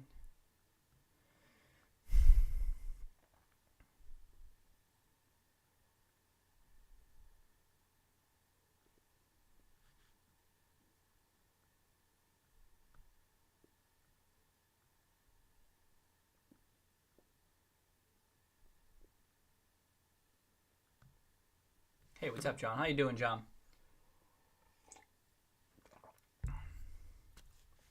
Well, I believe Cohen is relevant to the story. Oh, he's one of the biggest shareholders.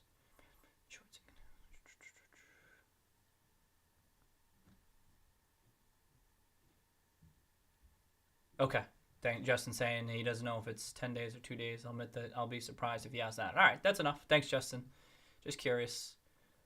I know, because I was peeking around because based on what you had said, I mean, I forget what you said, Justin, but I remember we were talking about it, so I was keeping an eye out for it.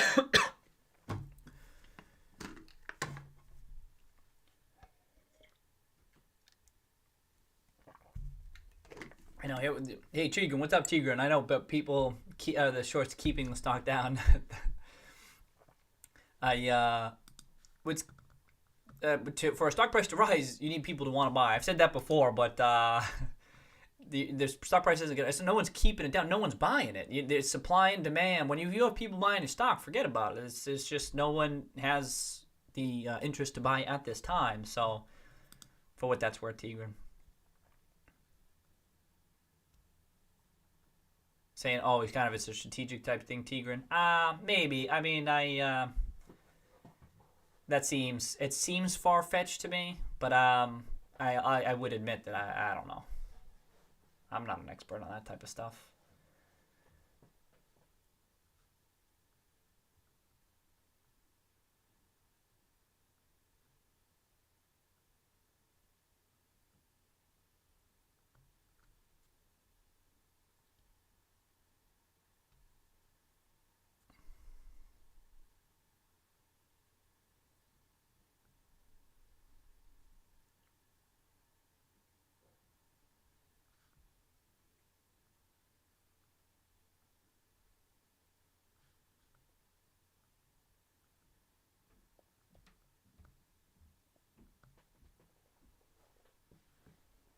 Well, more than your... Well, yeah, Justin Sanders says base case, but isn't it your 99% case that they go that path?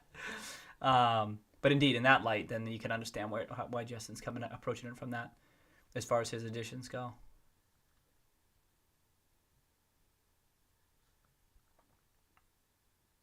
So I don't know about that, John. John's saying large investors, hedge funds, mutual funds aren't going to get involved because of Cohen. It's all about the turnaround free cash flow story. Fair point to a degree.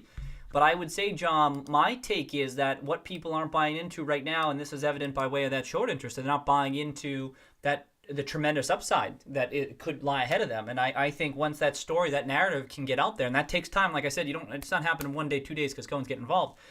But people pick up the phone, they talk to Cohen and be like, yo, this dude does know what he's talking about. He did have quite a bit of success with Chewy. It does seem like they're going to generate some free cash flows. You wait, maybe what if they generate some solid free cash flows in Q3 and Q4? Then you're just months away from a lot of people buying into this theory. And you might say, well, that's because the free cash flows dictated that. But I'm just saying it could be that you need quarters upon quarters of just the free cash flows for people to really buy into the long-term vision. And even that's not adequate because that's just maybe free cash flows from the legacy business per se. But I think if you can start telling that story, they might get involved, but not overnight. I mean, I still get what you're saying, John. I don't even strongly disagree with you. It's still about the turnaround. It's still about the free cash flows that they can generate. But having that front person that can speak up that upside, you might incentivize some folks to get involved. But But other variables matter too, just getting that short-term debt off the damn books. GameStop just gets screened away for something like that. The credit ratings on their debt, like that type of shit. It's kind of like some basic stuff is interfering with them getting involved too. But a solid enough story, people might be buying into it.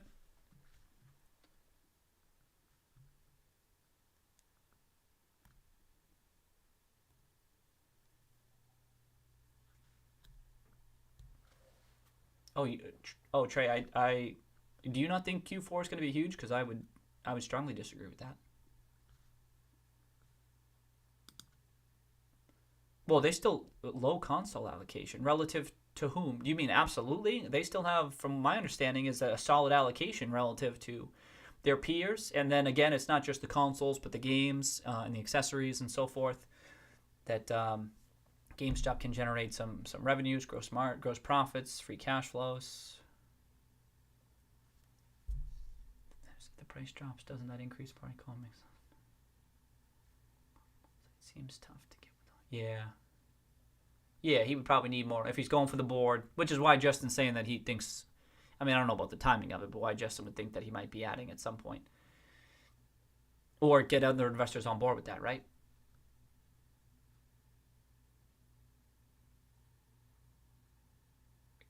Hey, Jordan, what up, Jordan? How you doing? That 1180 range, huh, Jordan? Say take.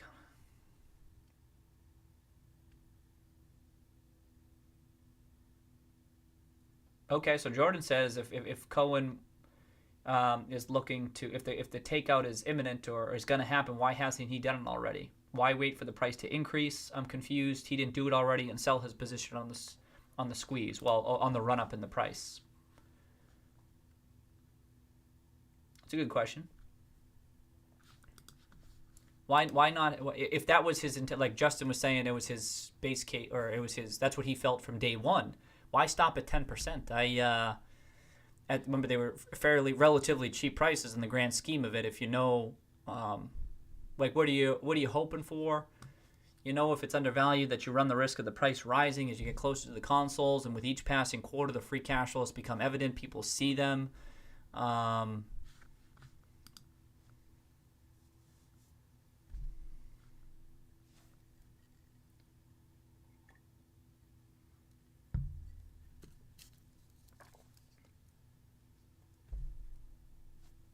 Hey, 4-class JM. What up? Yep, Permanent's been trimming.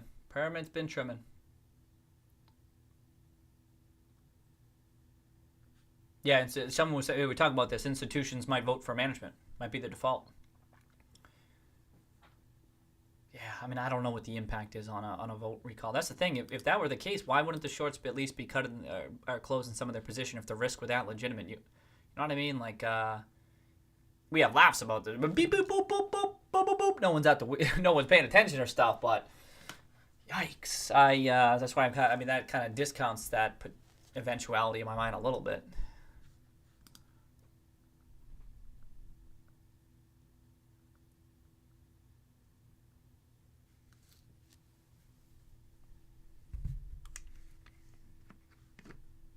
Shit.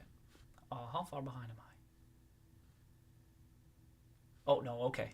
At least I didn't miss shit on this time. Okay.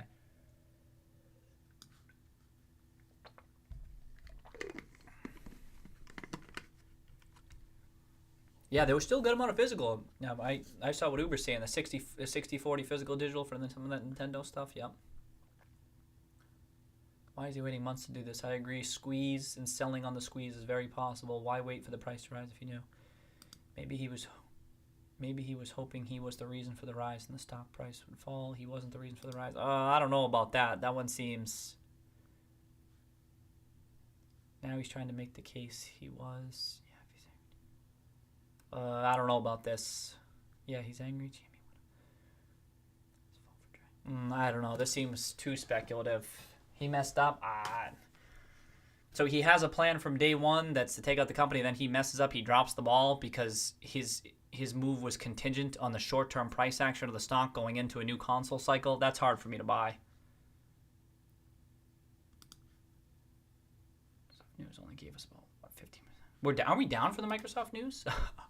I think we might be. Well, we're probably still up from when it was announced. That's right, because it was announced like right there. I guess we're still up. But where it was opened at, remember that? It's one of these. It's one of these damn boxes. Let me do 2 months or something, whatever. Oh yeah, that bottom line was right where it opened on the Microsoft news. That was it. Still up on that. That's right. Oh, 23%. Thanks, Kip.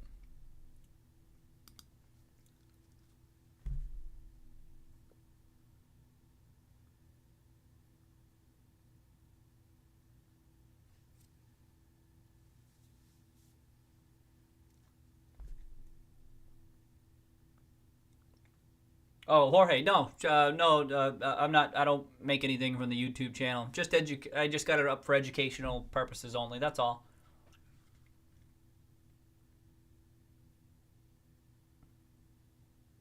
Yeah, I kind of agree with Jordan. Yeah, I don't think I agree with that. He most of no. That if he bought, the market would go bananas. I don't understand the delay. Yeah, I agree with Jordan on that one. That one seems a bit. I'm not saying it's not possible. Y'all know how I talk. It just seems unlikely to me. People mess up too. It's not like people are beyond reproach. Management, Ryan Cohen, blah blah blah, it's so forth, so forth. Definitely possible. I just don't think it's likely.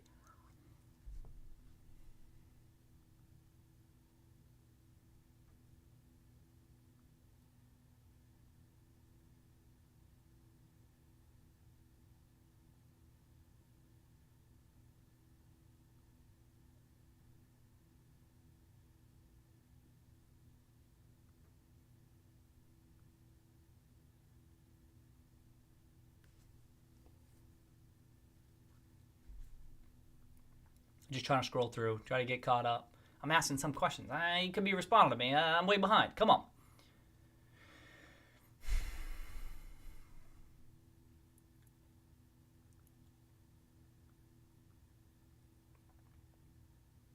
Hey, what's up, Cole? How you doing? That's right. I remember that. So John Lawrence saying those reports of that potential buyout were back in that $1.5 billion range. Indeed, because I was thinking about that for the past year, right around here in this range, in that like $12 to $15 range. Plus, if there were going to be a premium, maybe you go up to 20, but you multiply that by 102 million shares or whatever it was. That gets into that like 1.3 to $1.8 billion range. It didn't happen, but I was definitely thinking about that figure as well. So something to factor in. It's just crazy. I mean, we're well below that. We're well below that, and here the new consoles are here, right? It's kind of surprising to me. You know what I mean? Like this, like I say, this chart we're just using stock price, but on a market cap basis, where it's still very discounted.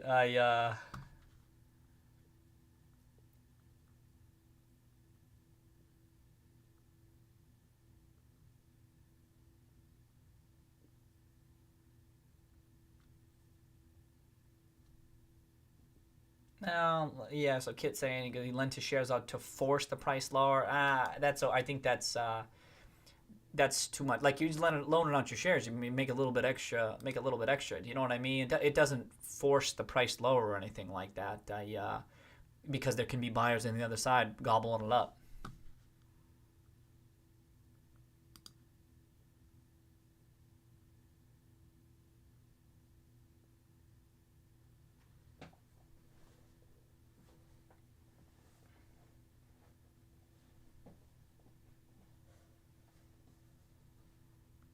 Yeah, I mean, $20 would be ridiculous. I think we're all agree. As John says, it's laughable. It's kind of absurd.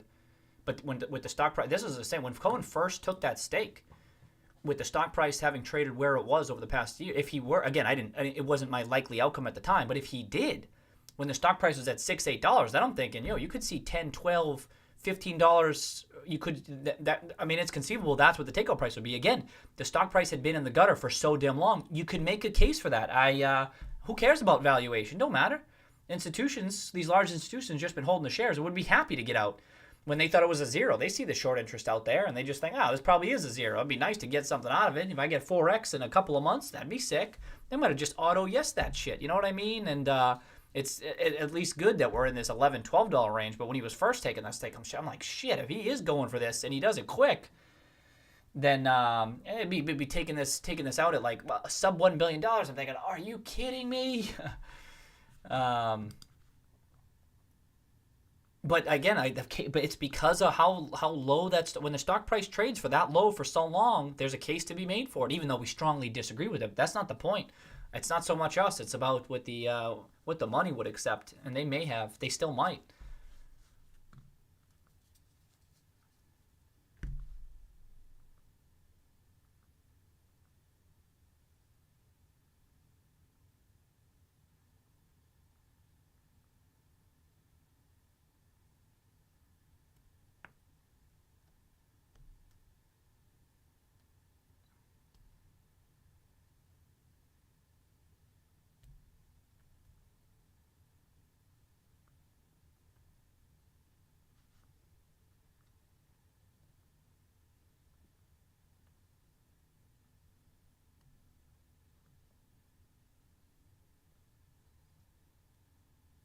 Well,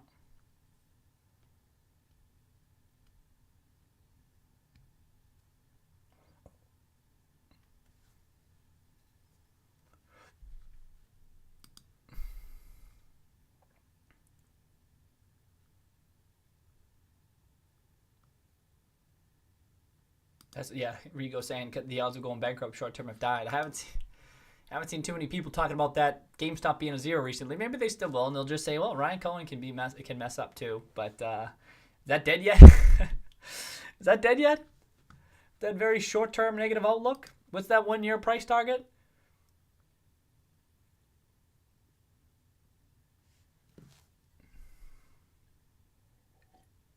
Peace out, Miles. Color Guardian, what up? What up?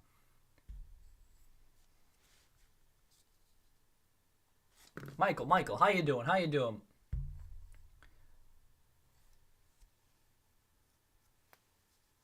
No, it seems unlikely. Maybe they changed their mind on guidance now. We've been saying how management on the last conference call reiterated the fact that they wouldn't be providing guidance for the rest of the year. Now they said that. They've said some things they've gone back on it, but maybe could Ryan Cohen kind of force them to kind of give some guidance? It'd be interesting to see. Like, up till this point, I would have said no, they're not going to give guidance. I have said they're not. Very unlikely they're going to give guidance. But now I'm like, shit. At least it's up. I've increased my odds a little bit that they do. And if it were super bullish and super optimistic, then it could have an impact.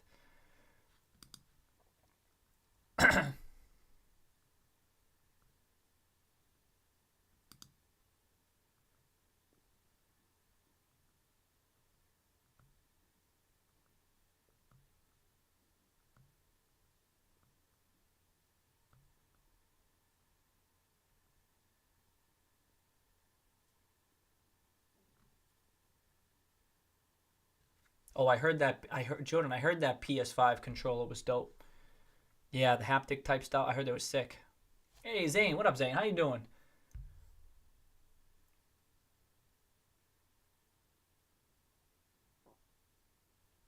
Yeah. So Cohen is talk about Cohen CEO stuff. It's not usually his thing. So that's what I was thinking hyperbole. That was why I kind of discounted that opportunity. But I can't get around this Sherman type stuff. He's saying Sherman's not fit for the role, and if Sherman's not fit the role, and he's talking about having the right team here, that my default would be Cohen himself, considering we know he's not active with other firms at this time. But indeed, it doesn't have to be him. But this is why I have to increase the odds. But prior to that, I did agree. Oh yeah, James with the CRSR. James, we were talking about that. I'll bring that up. I'll bring that up in a bit. Is popping, right? That was the one we were just talking about a bit, right? Shit. Were we talking about that like last week? Yeah, we were. Yeah, okay, so it's not up too much, but even still. The chart does look good. That CRSR. That's that gaming one. Choo choo. Every stock everyone mentions on here. I missed the boat because it's usually not my style of investing, and then they keep on going up. Look like an idiot.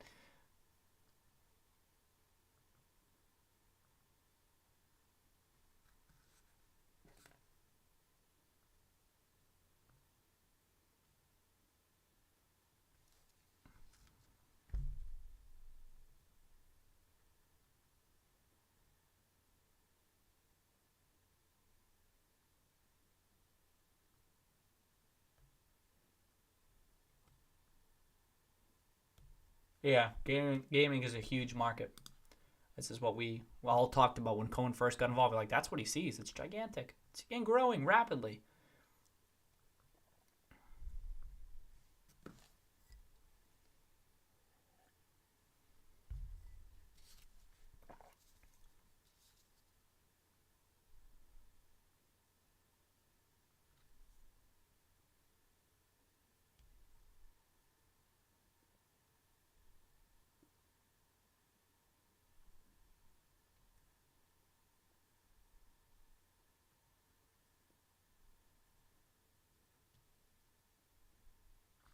Oh, I got it up, Hugo.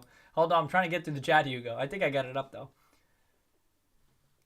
Oh, I keep on thinking. I'm kind of close. I'm not behind. I mean, I'm at least I'm within the chat. I'm not gonna lose it. Okay. Say slide 8. Let me pull up slide 8 so I can bring that up. Okay.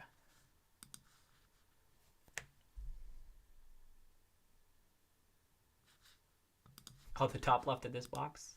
I'm gonna assume it's which box? I'm gonna guess this box. Oh shit! There you go. All right. Oh, interesting. Look at that right on the bottom. I did that on purpose, Uber, huh?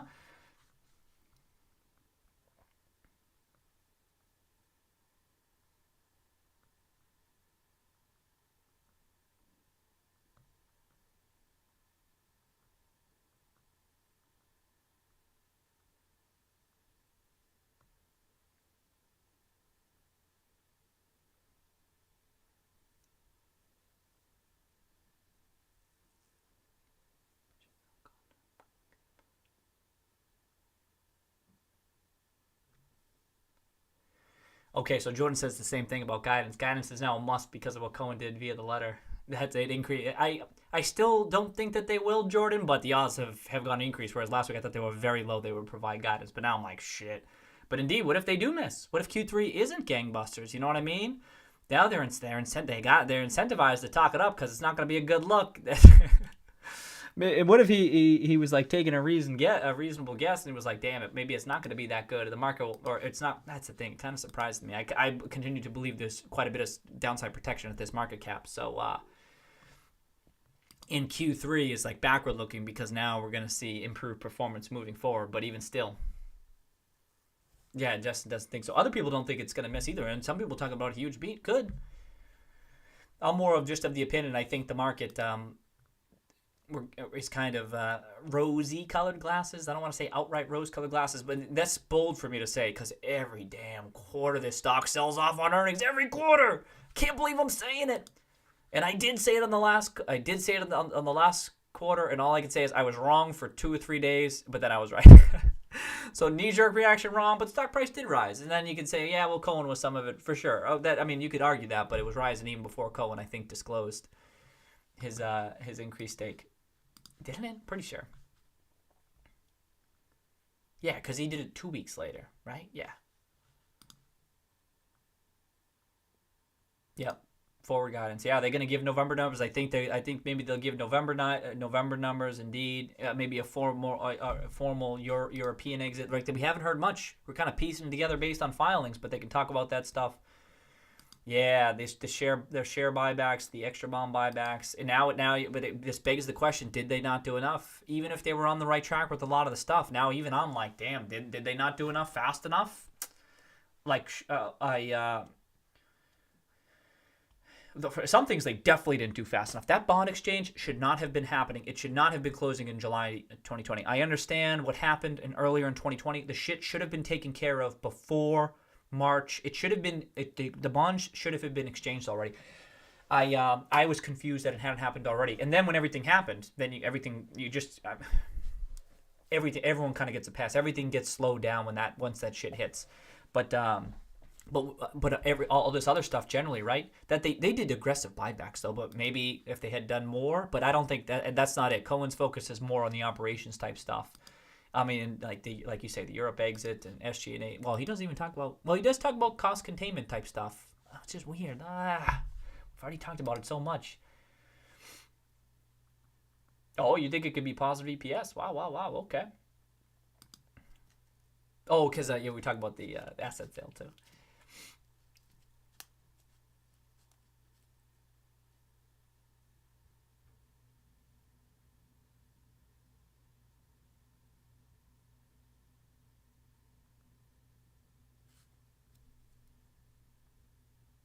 Oh, Philly, spicy take. Philly says, welcome, Philly. Cheers. Cheers, mate. It's probable management put a trading plan in place as soon as news broke Cohen was at 9.9%. So it's possible. And this is what I mean. There's way, like, they could have. We're none the wiser. We don't know that stuff. That stuff, generally speaking, my understanding is does not get disclosed to the investing public. So, what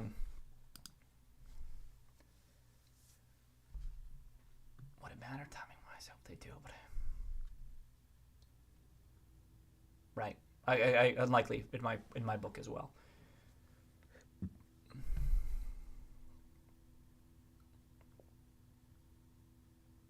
EO, what up, EO?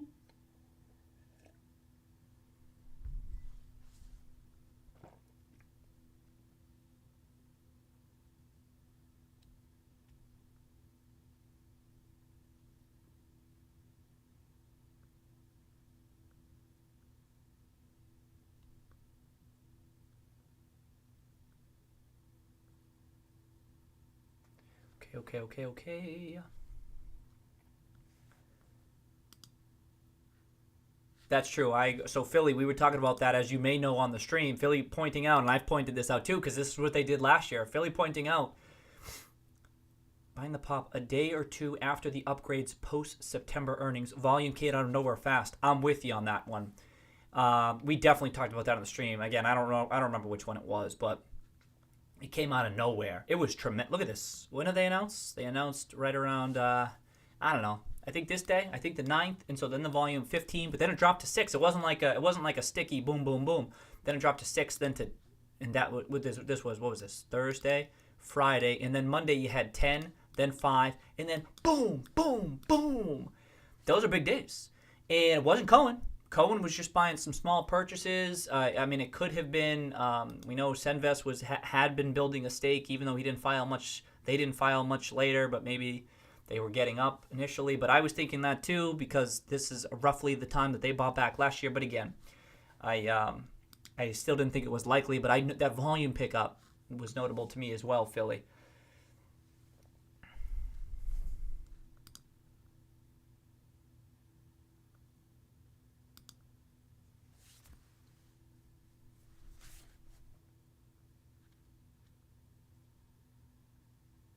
Ah, shit.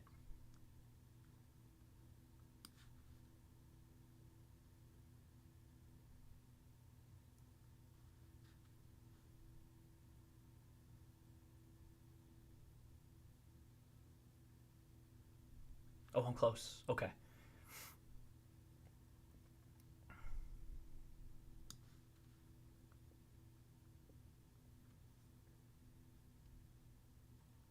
Yeah, I was hoping it was main. Okay. Thank you, Trey. We're done saying again.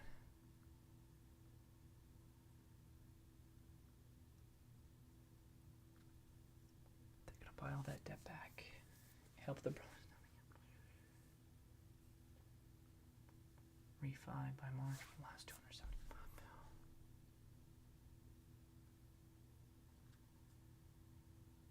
Oh, we're gonna try. Walmart's gonna have some PS5s tomorrow. Sick.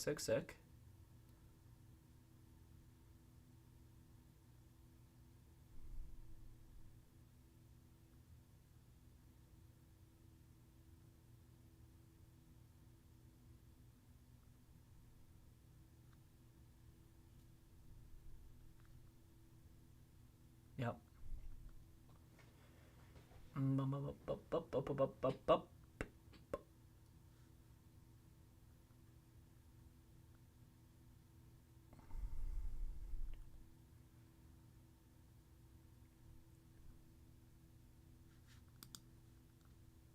T-Tree, what's the most good question? Let's talk about those bear theses, huh? What's the most convincing bear thesis that you've seen? I got to be honest, I haven't seen too many particularly convincing at the prevailing market caps along the way. Like I said, because I've seen such tremendous downside protection, I haven't been particularly convinced in this near-term bear type thesis. I have long felt a lot of it was again, incomplete, lazy, or bad analysis. I wasn't sure. But as far as longer term stuff, there's a legitimate risk here that they don't successfully reinvent themselves and replace this longer term declining revenue stream. They have to. And so I forget the level of short interest. That's the part that it's confounding. But just a general bear thesis, looking over 5 years, 10 years, you can kind of see that being a largely brick and mortar retailer whose lion's share of free cash flows is focused on the trade-in business, you could see that waning over time. It's real. But in the meantime, there are going to be quite a bit of free cash flows that support that downside. And but that's kind of it. But I've always thought, T-Tree, that there was tremendous optionality here, this is why the Ryan Cohen letter is good, because now I can point to something. Before it was just like, Fugazi, you know what I mean? Like a lot of us on the chat here know this, but the rest of the place, the rest of the market wasn't really buying into it. So I can at least, what Ryan Cohen sees it too, that they had some optionality to reinvent themselves to avoid that. But it's not a foregone conclusion. Even Ryan Cohen getting involved doesn't mean it's definitely going to happen. But the question would be just execution. So if they failed to successfully map new value drivers, as Wissing talks about, and they didn't do it, and maybe free cash flows in Q4, Q1, Q2 aren't as robust as I think they're gonna be, then there's a case to be made that it's not worth quite as much. I don't agree with that, but at least I can kind of understand where those folks are coming from. T-Trey, good question. Always a question to ask yourself that, right? And one that I was perpetually asking me in light of the short interest and stuff. I'm like, how can you be so convinced in this other side of things when free cash flows are really going to pick up to support this much higher stock price? Okay.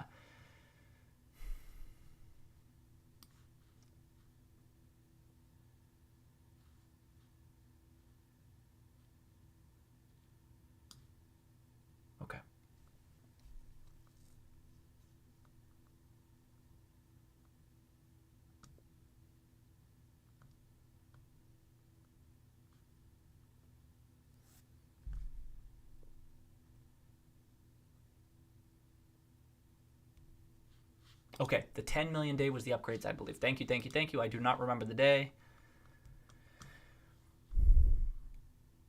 Monday was the upgrades. Monday's the upgrades. Then this, and then boom, boom, boom. I mean, it could be too, Philly, if I'm trying to counter my own theory there, right? That people, sometimes even upgrades take a while for the market to digest, and then maybe like, all right, let's buy into it. But I don't think you buy in that much volume on just some upgrades. I don't think that's enough, right? I mean, I'm talking about non-company purchases, but indeed, it was the most volume. I mean, it was the most volume you had seen since September 1st and August 31st, and it wasn't Cohen. It did stick out, Philly. But their commentary on the stuff has really countered that to a degree. There you go. Cheers, Alex. Alex beat me to the punch. Says original bear thesis 5+ years out is still real, not the bankruptcy thesis. Cheers to Alex. Thank you. Thank you for succinctly saying what I spend too much time trying to explain myself. I agree with that. The whole short-term bankruptcy stuff. Come on, it was kind of weak to begin with, but now it's just dead. I mean 99. Like it's dead. But that longer-term thesis, you know what I mean? Until you successfully execute and reinventing yourself, it's just theory or it's just optionality, which has value but not guaranteed to work.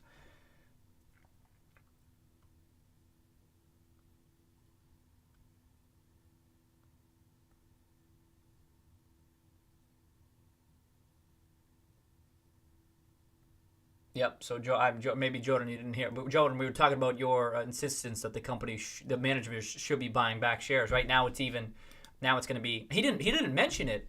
I think Burry mentioned it in his letters, and Cohen doesn't. But indeed, now it's worth discussing again, right, Jordan? We were talking about that earlier on the stream. Yeah, Trey saying maybe he's just tired of just maybe things aren't happening fast enough.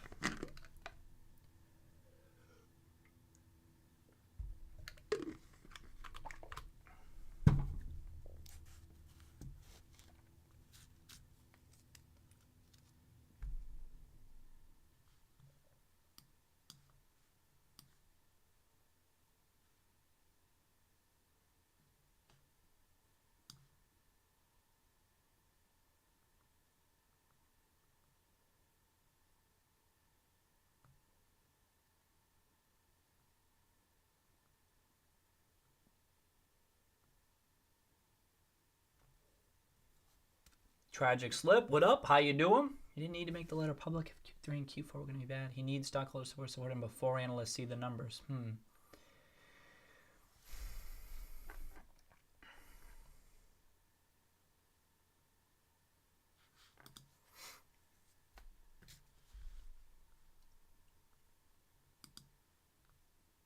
Yeah, we've heard nothing explicitly from the management team about their foray into digital advertising. Just seems so delayed.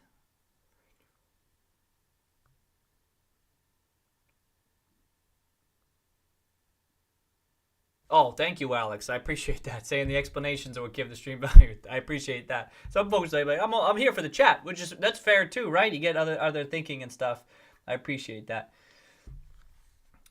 Good. As you say, for a lot of us beginners, it's great to hear perspective, even if you're repeating yourself. Right. I know I do repeat myself a lot too, but that's why it's good. The other folks in the chat too, other folks who are knowledgeable and well researched on a company like GameStop, you can hear their thoughts too. Sometimes we disagree, and then you can kind of take it into consideration, round out your thinking, and it's not about right or wrong, but then you can see how it unfolds, and then you're tracking us. Just like I say, track stocks, track analysts, track takes, track probabilities, track that stuff, and see how it works out. Because I feel as though that's super educational for myself as well.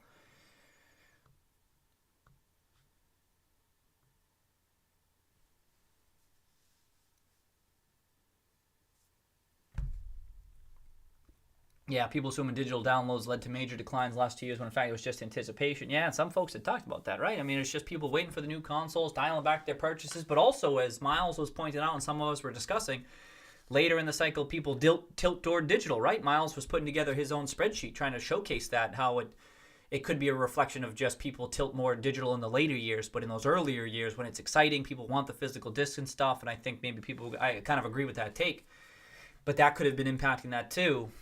And I think it was impacting people's analysis. People that it was overdone is what Justin's getting at here.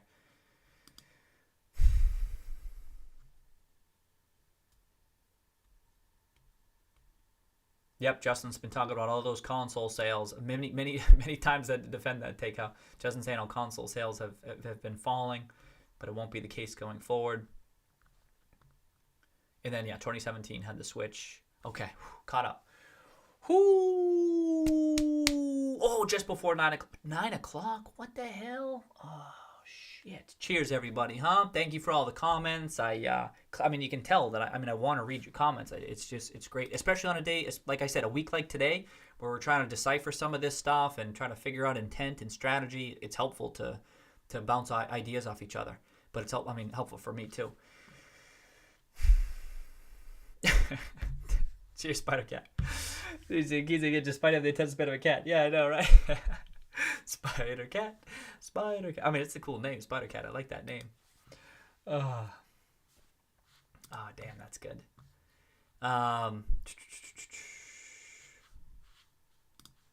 Yeah, so then after the stream ended the other night, then I was kind of looking through. Now we have the updated everything. Everything should be filed by now, and no major stakes. The permit trimming again was notable. Some people mentioned that here, but what do you got? FMR, BlackRock. Not much has changed since we reviewed this quickly. Senvest was about the same. Foss, Musk, still Foss and Musk. I mean, it's kind of seeming like Foss and Musk might have bought in so they could lend out their shares, right? But at the same time, probably believe that there's upside, right? That's why they're not trimming, but I was thinking about that. Kind of interesting. They're not selling, but not much else. But that's why, and then you see Permit down there, trimming again, but it's still an outsized position for them, just like Burry 2 also selling, but an outsized position, literally the top stock position for those two firms. You see them trimming, and that maybe is what gets people's attention. But it's for Permit, I'll just show you. You ain't got to take my word for it. I saw Maverick taking their stake, and I saw Alieska. Not huge though, but notable. 2.7%, 2.6%. This stuff kind of adds up. Those are the types of folks who maybe would consider buying more if they talk to Cohen and stuff. Do I get Scion open too? And so I just wanted to quickly point out, you see them trimming, and it's notable that they trimmed. I'm not saying it don't matter. It does, because they've been heavily involved with GameStop, but that's not it. Sorry. It's still there, it's twice as large as their next position, and clearly SBAC. I mean, it's just a position of its. Look at it, 76%. It's its own special position. You know what I mean? It's it's like you should almost view, it's like 200, it's just not even part of the portfolio. It's clearly viewed differently by them, in which case GameStop is still twice as large as their next, they have not been heavily involved in. I meant, I disagree with that, Justin. When I say heavily involved, I mean interacting with the management. I don't know off the top of my head. Has Permit been activist with some of these other firms here? I doubt it. Oh, you can't see all the names there. I'm saying they've been more engaged with the team. I don't see how you can disagree with that. Oh, I disagree with this, Justin. When I say heavily involved, I mean they've been engaged with the. I mean, maybe we have different definitions of engaged.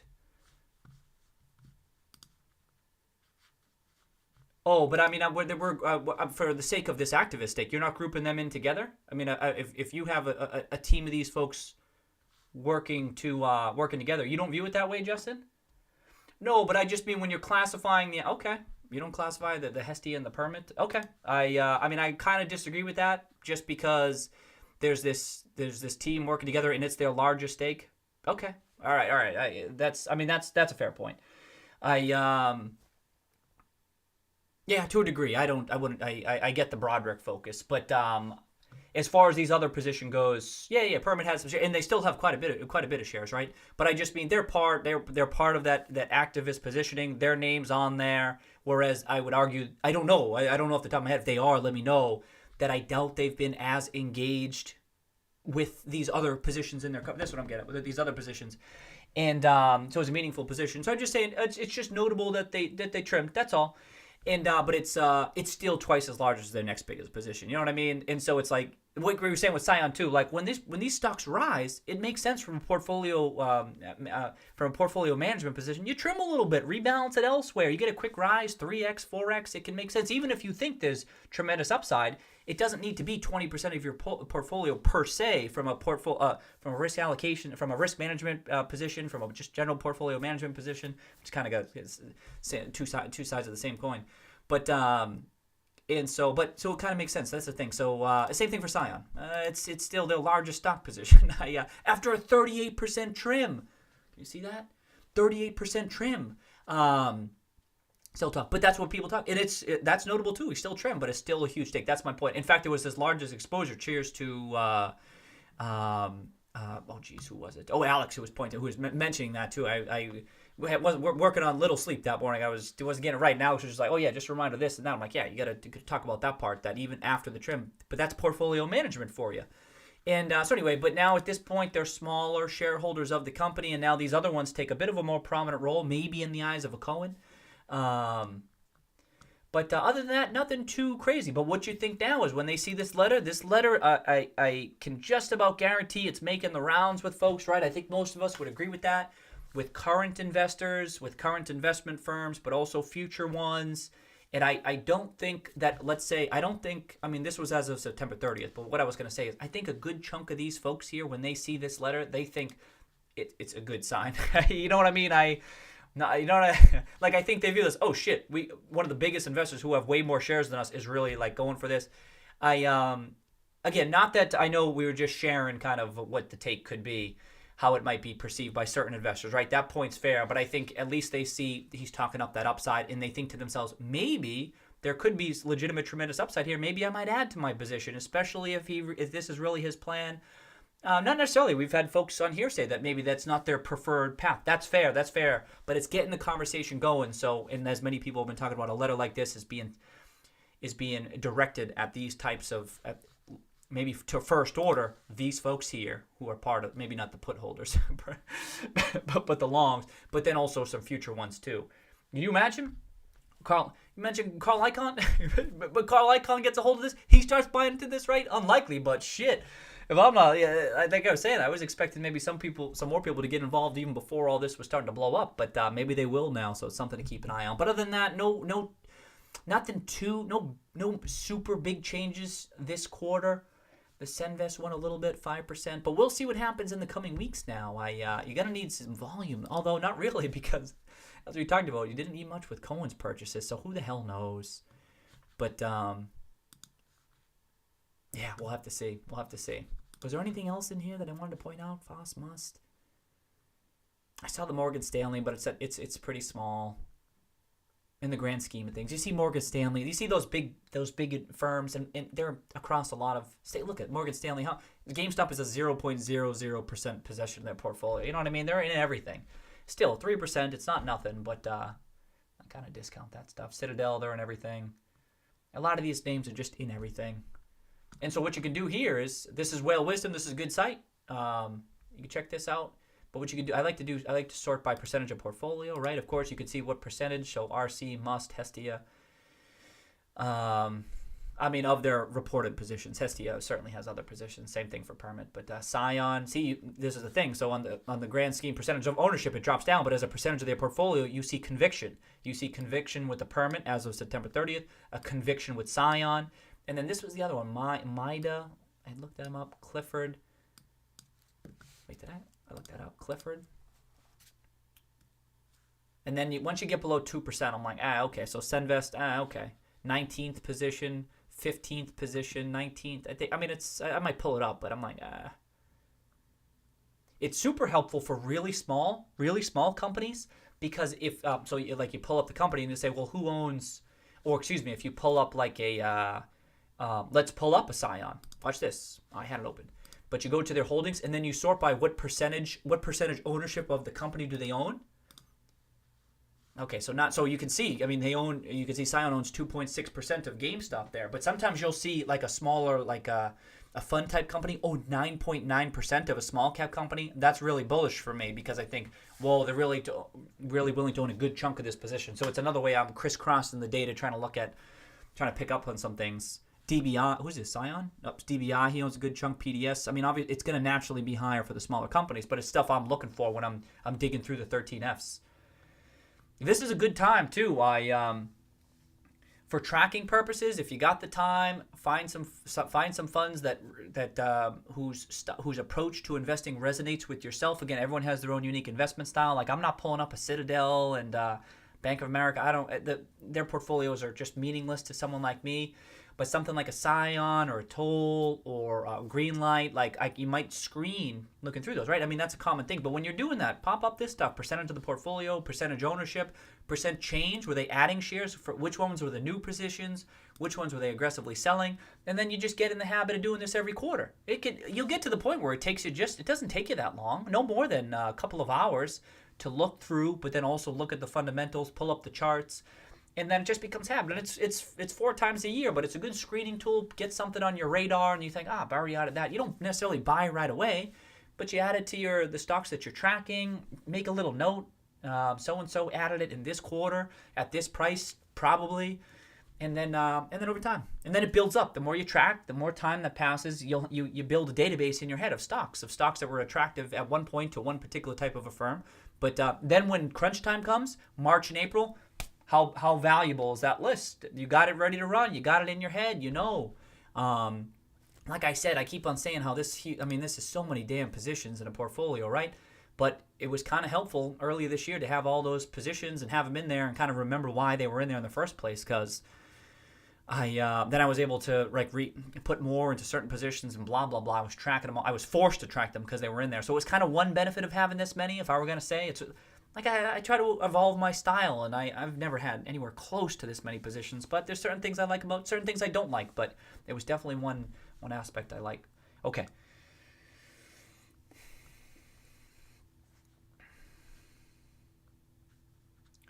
Lunch at Saratoga. Okay, what up, Belize? Belize would like Cohen to be to CEO. All right, we're seeing both sides in the chat. That's great. Makes for good discourse.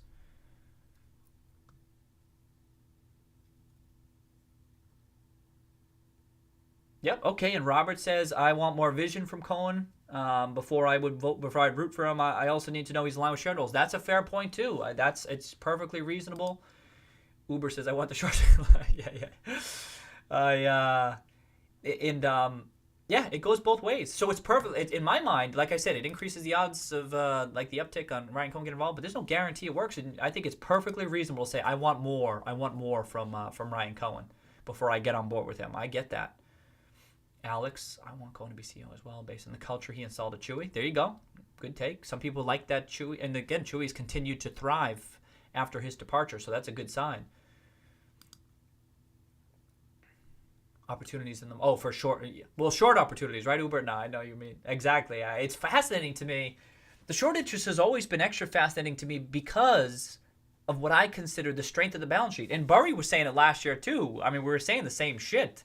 That, I mean, he was talking about the strength of the balance sheet kind of just generally, but I was thinking about it like this is a strong balance. How is this short interest so strong against this? And I get the secular risks. Maybe they're... But usually you don't see it so... Usually it's with the companies that are in like imminent obsolescence, right? That's one of the GameStop videos. I talked about that. Imminent obsolescence or on the verge of bankruptcy. That's when you tend to see that stuff. And that's why when I see the short interest, I usually just move on. I think, no. And then I've been following GameStop a while, but then I'm just checking on the balance sheet, checking on each quarter and stuff, checking. I'm like, what the hell's going on here? How can this? And then the short interest rose. And then they bought back this shit. I'm like, what's going on here? This doesn't make any sense. So I'm with you, Uber. In my opinion, there's way better opportunities. And just from a balance sheet perspective, but also now that, like I said, now you get the chart on your side. And I know for fundamental investors, that sounds like who gives a shit. I'm telling you, I think that stuff matters because from a shorting perspective, at least for my style, you don't want to short until the chart is kind of broken down, which in turn can be a reflection of sentiment breaking down in the stock and maybe even the fundamentals deteriorating. Like I say, sometimes can be a reflection of that stuff. And this chart looks terrific. It looks great. Again, not the best chart of all time or anything like that, but I'm with you, Uber. I think, how can you continue that, which was why I keep on thinking I'm missing something, or there's something I don't understand, or they can't get out easily enough. It's just...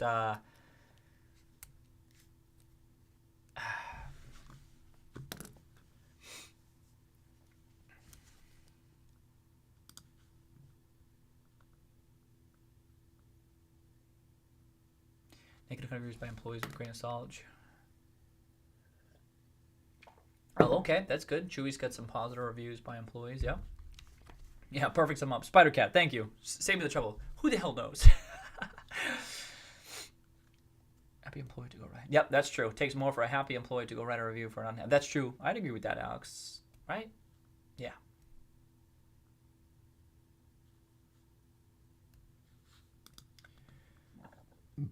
Well, part of the reason I think he held back is, number one, yeah, I mean, you probably, all else equal, you don't want to provide your full game plan in the letter. You don't want to do that. But it's not necessary. But also, Jordan, I think partly he wants to have the conversation. Pick up the phone and call me. You want to hear the damn plan? I think that's part of it, too. Let's have a conversation about it. Sometimes it's just easier to have the conversation, right? Like even us on this stream, right? Sometimes it's just easier to talk about GameStop. Well, it's just Justin. How many hours has he spent, right? And the other folks on here, too. Spending to write articles, it can take quite a bit of time, and that's why it's so appreciated. Cheers to Justin and everyone else who takes the time to write those letters, because it's super helpful and it takes time. But even in a case like this, maybe Ryan's like, just call me, let's talk about it. Let you can hear it coming from me. Maybe it will land a little bit better. I wonder if that's going through his mind too. One of the best options on the market. Yeah, that's the thing. So you can view GameStop stock as an option. It's an option on a successful turnaround, and what Ryan Cohen lays out here. You can view the stock like that. That's not uncommon in the stock market, where the stock itself is the option on something specific with related to the business. You know what I mean?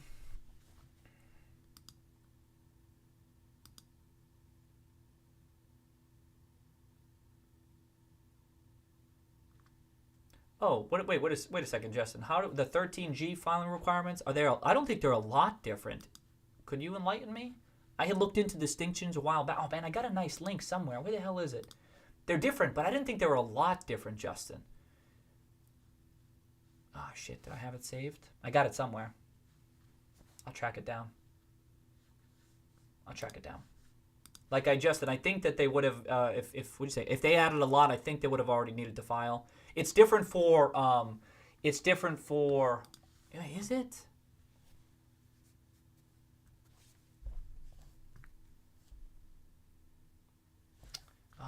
I guess I got to double check, Justin. You know, it's been a while since what I do is, maybe you're the same. I look up this stuff and I'll bookmark it, and then if I don't revisit it in a while, I kind of forget. I think you're right. A lot of the stuff we've been talking about in the chat is definitely the 13D type stuff. But I thought I had something that it is different, but I thought if you're still a fund like Senvest, even if it's 13G, if you got a link, You'd save me some time here, but I can track it down after. Bummer. Okay. Yeah, great option. Yeah, a lot of operating leverage, successful turnaround. Yep, it's a great option itself, right? Yeah, I don't understand Uber. I don't get it. Oh, okay. So SpiderCat, what other groups? So I'll give you a list. SpiderCat, good question. He says, apart from Scion Management, what other groups? I got a list. I got this ready for you. I got to funds. If you go to funds 1, here's just a list. I don't know if you can see it. I can't really enlarge this, but Scion, Toll, they're a value shop. A Greenlight, that's Einhorn. Fairfax, that's the Canadian Buffett. Baupost, that's Klarman. Abrams, he's a former Baupost. I believe his background is that he used to work at Baupost. Appaloosa, Alan Weber, I don't even know who that is, but deals in some small companies. I have some overlap with him, so I started trying. I don't even know who it is, but I just think, who the hell is this guy? And then I'm like, all right, I'm going to track him. Carl Icahn, of course, Berkshire. I don't have much overlap with Berkshire, but I'm tracking. And Lapidays, Perceptive, I think that's like a biotech specialist. Ares, Ares is the one who they had a big, huge win in 2016. I think that's the son of the son of, was it Bill Walter's son? Is that it? I think he's part of that firm too, I think. But they had some big, like, very concentrated wins that when they're going for it, they go, was it Williams Brothers or something? Williams Brothers there was a lot of big energy wins in 2016, and they stepped into one in particular, kind of just, and they did a couple other things that stuck out to me. Oak Tree, that's Marks. MHR, I've had some overlap with just a couple of names. That's Bill Miller. Then there's some other ones too. Hussman, it's a little bit less overlap with some of these funds, but if you're bored, if you're just like, this is all I feel like doing today, I just want to look through some of these. I'll poke around these ones too. Hussman, Third Avenue, Walthosen, Portland, Knowledge, McLean, some value shops, Luminous, O'Shaughnessy, a whole bunch in there. You can pause it and check. You can take a note of that stuff. And when you see, just because I'm tracking them, it doesn't mean I'm super bullish on the names they follow, right? This is the important takeaway here, is that just because someone owns a position or has bought a position doesn't mean you should automatically buy it. It's just something to track. And then maybe you use it as a screening tool, and it's valuable for that. There should be more. I put this together very quickly. I think there's some more that I'll track. In fact, I may be missing. Like, I tried to put this together, some stuff, because this was a great question, SpiderCat. Cheers to you. I tried to put some together stuff. If you're curious too, I put together I got some other videos on the Roaring Kitty channel that maybe answer some of these questions. Talks about the spreadsheets, talks about my browser-based investing tools that I use in Chrome, and I explore some of that stuff. Great question. Okay, that's right. So as Uber says, it was a great short from the peak down, but they should have covered. That's the thing. So right, this is what Uber's saying. He's like, yo, part of the reason the short is so big because they've been right for so damn long. They're right. Oh, it's going to zero. But this was the tell. They didn't close. Uber says they should have covered over the last year. They didn't. That's the tell. You knew they were betting on zero, and I would argue they're not going to get it. It's like, that's what I mean. That one is dead. So now this is a betting on zero bear thesis than betting on long-term secular decline. You know what I mean? Especially in light of shit like this. I don't mean the letter per se. I just mean this potential. This potential is vastly different than in an imminent zero. It's a different thesis. And when you don't close, when the stock is at 3 for a long ass, you have plenty of time to close, and you choose not to, I think that increases the odds you were betting on zero. And since I don't think zero is likely at all anytime soon, their thesis is broken. And if the thesis is broken, then I think that we should expect some closures in the near term. I think I've been working under this assumption. And it hasn't happened yet, so maybe I'm wrong about that. I don't know what to say. I can't explain it. Tide goes in, tide goes out. You can't explain that. That's the thing. So I kind of agree with you. But why wasn't it closed? Even though, and you hear me say that there is a legitimate bear thesis here, but it's the level of conviction in some of this bear thesis that makes no sense to me. And but I think in Uber, and we've talked about this, that complacency, even the shorts were right for a very long time, but even the longs, I see some bear takes. They were previously GameStop longs who got burned. They were stepping in too early, stepping in around this time or even this time. Like they were just too early all along the way, and they got burned, and they converted. They converted to bears, and they didn't want to. And again, they may have been right, except that this management team got involved. They seemed to do like a decent job. And the story changed. If the story changes, you better keep your finger on the pulse. You better be tracking this shit, because then it changes and then it's too late. The story works out against you. This rise has been so smart. Some of us has been speculating. Did it move too quick to get out? But even still, that there hasn't been any meaningful closures right now, I discount that possibility, right? Because now they've had 4, 5, 6 weeks. Are you then just hoping the stock price falls? Which of course hope isn't a strategy. But I think that, and then it hits, and just that general sentiment all around it is weight on it, and I don't know. Let me keep going.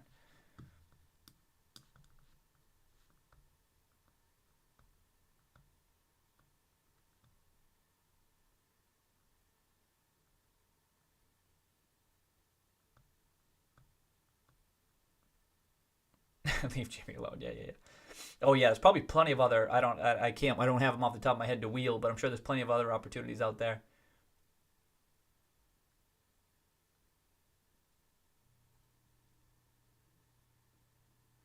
Yeah, I know. I see some of these balance sheets on some of these companies, and why? Yeah, why? I don't know. It has to be. I mean, it perhaps is a fundamental. It's a thesis grounded in. I mean, I hesitate to say, but bad fundamental analysis? Unless we're wrong,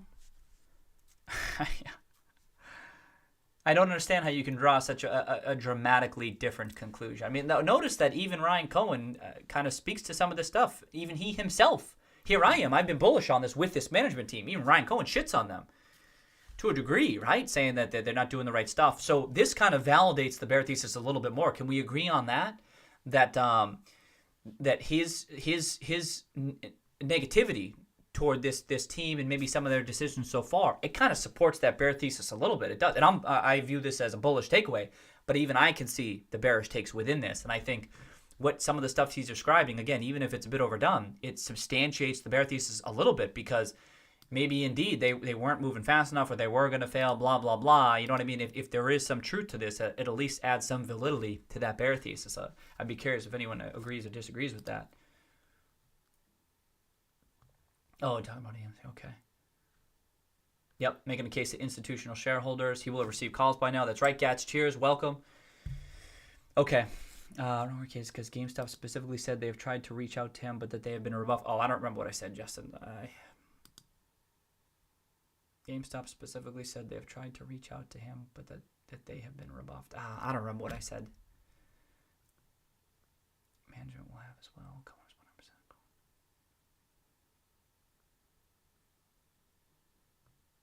Okay, talking Cohen. That's what GME is offering in turn. He doesn't want what GME is offering in terms of board seat. Right, that single board seat. Yep. So I wish to encourage shareholders to call him and for him to gauge. Yep.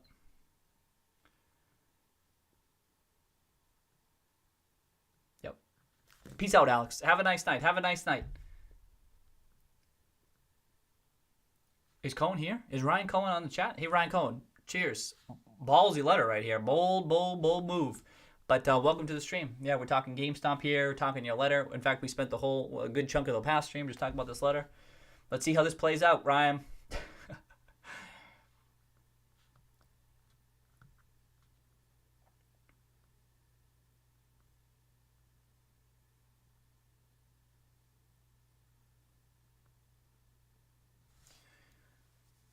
It's undervalued. It won't be accepted.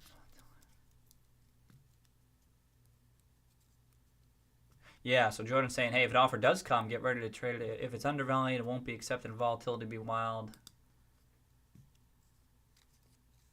Oh, you're rolling. Cheers, Jordan. You don't see the buyout coming either. Okay, yeah, it seems. Do we seem kind of split in the chat? Does everyone kind of see? Does it seem kind of split on this buyouts type stuff?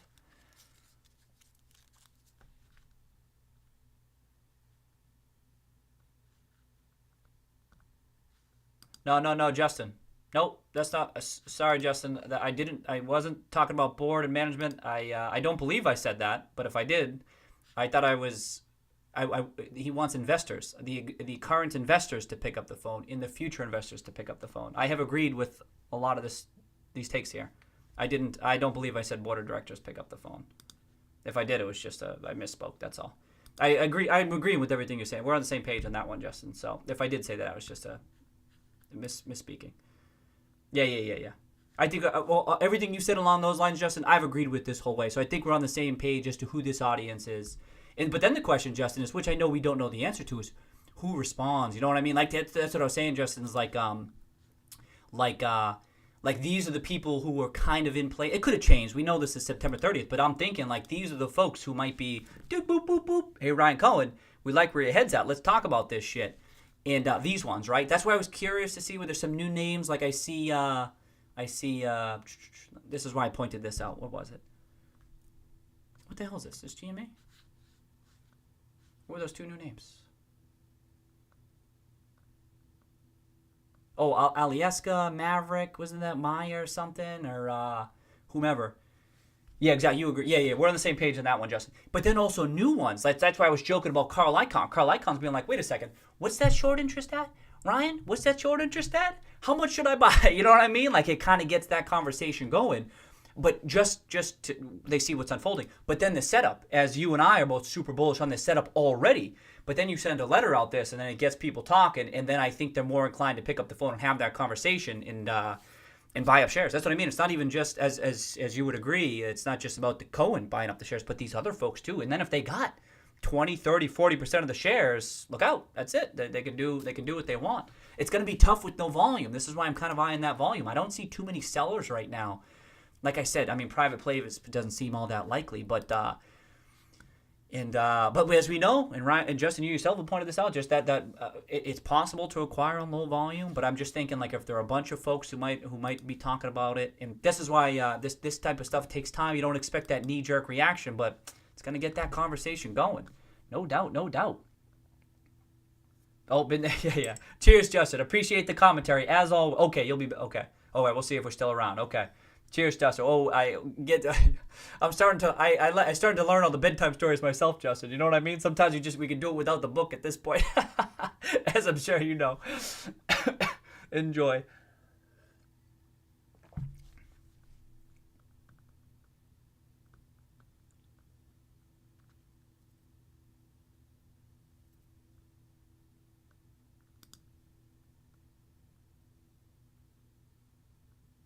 I had 20 big premium there. I don't necessarily disagree, though. 20 would be too cheap. Oh, is there Taylor Brands news? No, Hugo, I did not see it. What's the news? Didn't they file bankruptcy? What's the news?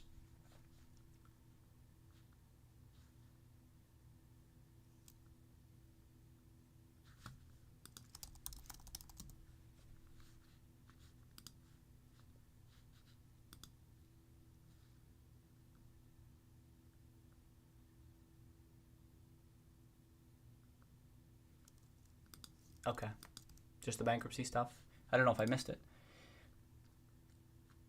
Oh, guys, lazy. Okay, let's do come.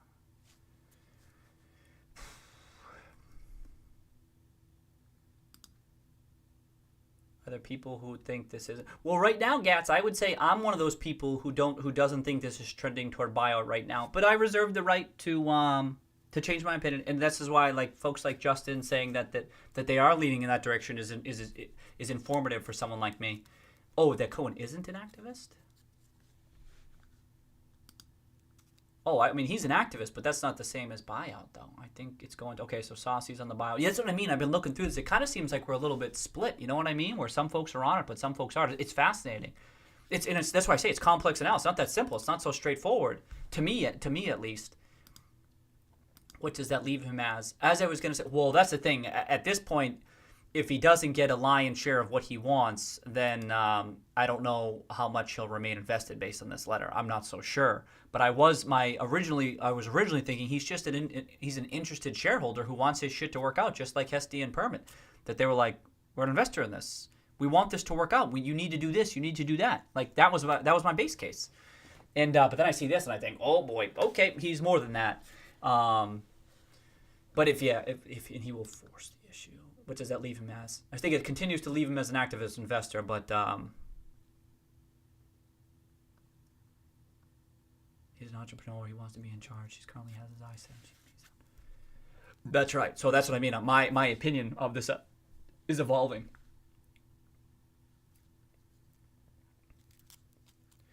Yeah, it would definitely be. If there were any buyout, it would not be his own money. It would be the line. I mean, a good chunk of it would be funded by other. It would be if it was using debt. Obviously, it would be backed by some banks. It could be. That's what I would almost like a PE type deal, or there'd be other folks involved. TLRDQ. Is it up? Is it up big? Is it a bankrupt?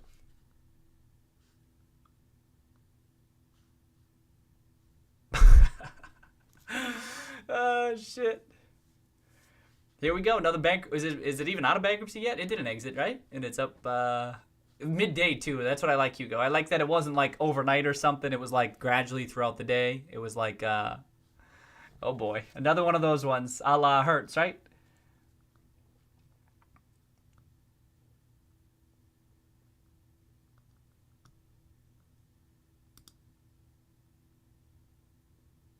Oh, that they will get out this month. Yep. Okay. So that's what. But they announced it today. You know what I mean? Like midday or something like that. Maybe at 2. I don't know. Yeah. Ryan. Yeah, he'd get back. It would be funded. This is a classic LBO. That's what I was thinking. It would function like that. Plenty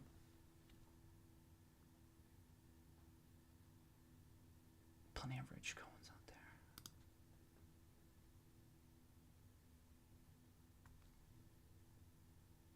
Oh, okay. It looked like the stream was messing up. Plenty of rich Cohen. Yeah, plenty of other folks out there. Probably be backed by. That's the thing. It can be tough to get funding though for this type of a setup with the debt that they have and their credit ratings and stuff. You know what I mean? So, but if it's other investors, then it's no big deal. But if it were debt, they got to be careful. Who was it? We were talking about this conversation a couple of weeks ago. Was it Fox? Or just saying how it can be difficult to get backing for this type of a takeout. A bit more difficult than for a company on more solid footing. If it's investors and it's their own capital or their own funds, you know what I mean? Not that big of a deal, which is an option too. But if it were actual financing. Debt financing, then it would be these types of things matter more. I mean, I don't know what his net worth is, but I don't think he would want to. You know what I mean? You're not going to put such a huge chunk on the line. I think of your own money. Maybe a good amount, but to buy it out now could be up to $1 billion. You know what I mean? You know, who isn't seeing return? He wants to. Torn between him being a disappointed investor who isn't seeing return. He wants management position and buyout. Yeah. Hey, what's up, Dusty? How you doing? Yeah, it's funny. I bought a few of them at the deep. Oh, you bought when they were bankrupt? There you go, Hugo. Now I see those news around. Yeah. I have dealt in this too. I just like with Burry, we overlapped to this one too. What was interesting is I didn't go heavy into Taylor. It was super leveraged. I'm like, they generate some free cash flow. It's an interesting setup. But I'm like, GameStop is the one that looks interesting because of the balance sheet. I get my confidence from the balance sheet, and I'm like, that's the one that's way more interesting to me. Thinking about retailers, like brick and mortar retailers and stuff. But I had a position, but much smaller, and I was trimming it because of the chart. I mean, you probably can't see the chart anymore, can you? Bummer. Would it be charted here?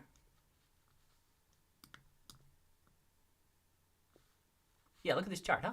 It goes boom, boom, boom. When it broke down here, I'm like, I don't know. And then when it broke down here, like then it was an obvious. It was like a nominal position at that point, but I'm like, I didn't like that setup. And I mean, I think I can't remember. Someone said this. Was it Burry said this? Like the charts can help keep you out of trouble. You know what I mean? Even if it's not super high conviction type analysis, if you can avoid these types of plays, and again, I was in it. It wasn't a huge position, but it was the type of setup where I'm like, some legitimate free cash flow here, if they could manage this situation. But then once this pandemic hit, when you have that much debt, you're screwed. That was the thing. That's why it was so important GameStop didn't, and why I was happy they didn't buy back those shares. I was happy they had that cash on the books. But you see the chart and you think, this shit's breaking down. That don't look at this. I mean, this looks terrible, right? You think GameStop's chart looks bad. That ain't shit. There you go, Hugo. Look at that. Look at that 1 week, huh? Just remember, for all these bankrupt ones that may do this every once in a while, going all over the place, the other ones just go straight to zero. They don't do much. Sometimes they just go all over the place. Yeah, I know. You have to laugh when you see this news, right, Hugo? Same here. Cohen put all his money in Two stocks. Yeah, he didn't get into the specifics of. That's the thing. So a couple of things there, super saucy. He didn't get into the specifics of what that breakdown was, like how much of it was and all that. I mean, remember, if it was in Wells Fargo, there's a good chunk of it not doing too well, right? I mean, it's not doing well at all. Like, did he really lose hundreds of millions of dollars? Maybe, I don't know. But then those types of opportunities are different than a GameStop. GameStop is pretty speculative. It's not like an Apple. Apple has a tremendous business model. You can support a gigantic position in it. GameStop's a little bit different, so I don't think you go all in with a stock like this. You get some backing. That's why, I mean, it's also not. He stopped at 9.9%. We understand that, but he could have kept on going.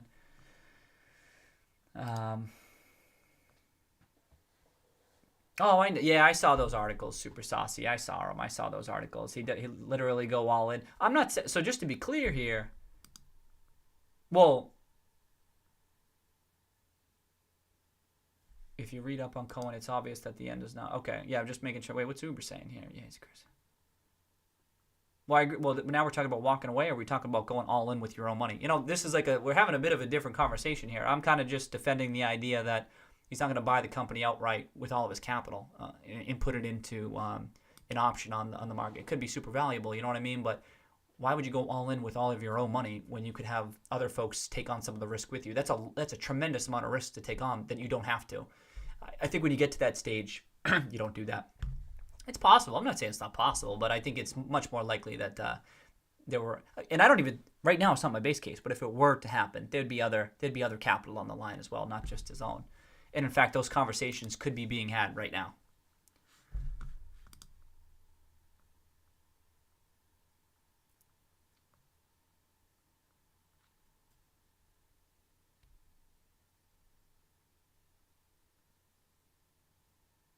Oh, did you? Oh, you were in it, Hugo, and you already took some. Good for you. I mean, it's always nice when you can get a little bit of extra profits there. Say.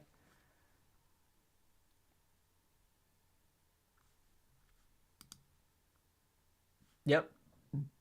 Philly talking about another quote. These are all available on right here. So if you haven't read about Ryan Cohen, this is pinned on my it's literally the pinned tweet on my Twitter.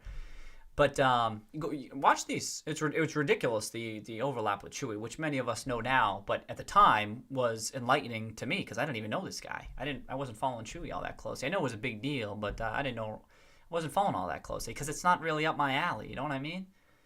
But you replace the word pets with gaming, and it's just silly overlap. So, but then there's other stuff that these folks are talking about his personality type and how he goes all in on stuff. I quoted some of this language. I think I even quoted in that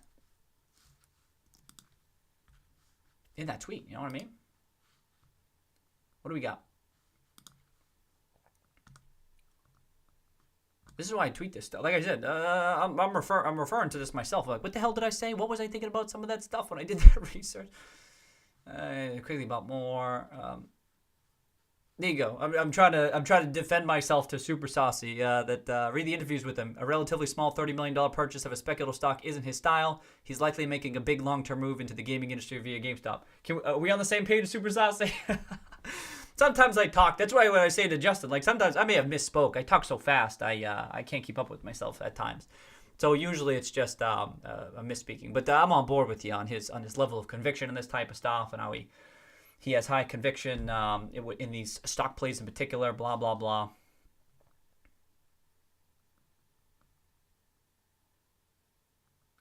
That's the replace. But did I say anything else?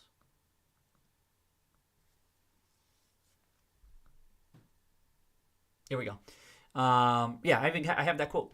I thought I did. Right now, Cohen is trying to figure out what the next something will be for him. I look at almost everything that comes to me, but I say no to 99.9% of it. It's impossible not to think of GameStop, blah, blah, blah. I thought I had one more line dedicated to that. Yeah.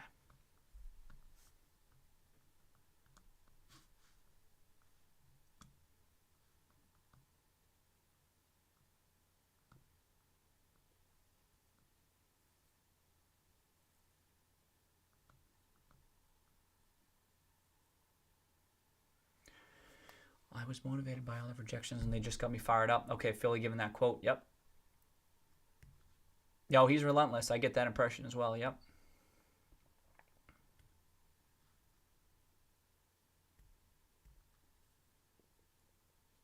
Confirm, find anything about him in gaming. What's that mean? Like his involvement with gaming, Uber? Generally?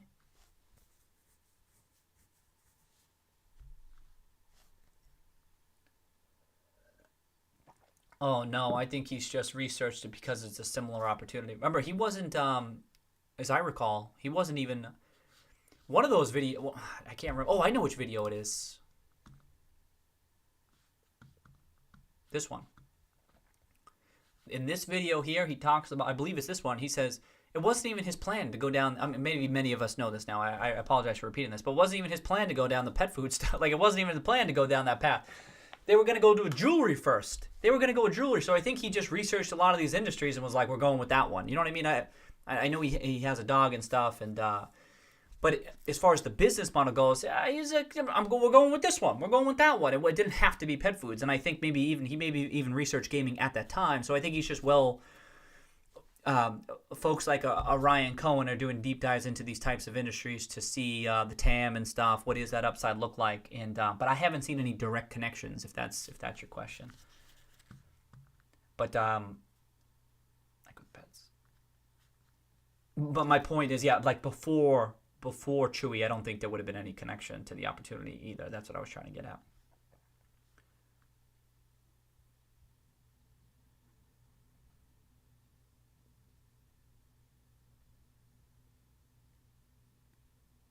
That's right.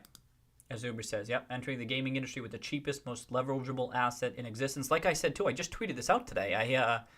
GameStop's arguably, I'll have the argument. Argue with me. It's okay. I mean, I want to almost be proven wrong about this, so I'll stop saying the phrase because it almost seems like it's like I'm talking it up. But I actually believe this, that it's the biggest beneficiary year over year from the console refresh, and I think that's why I think it's silly when the company isn't mentioned. But as far as like getting involved, as Uber's getting at here, it's one of the cheapest, biggest, quickest ways to get involved in the industry and have a huge, tremendous upside.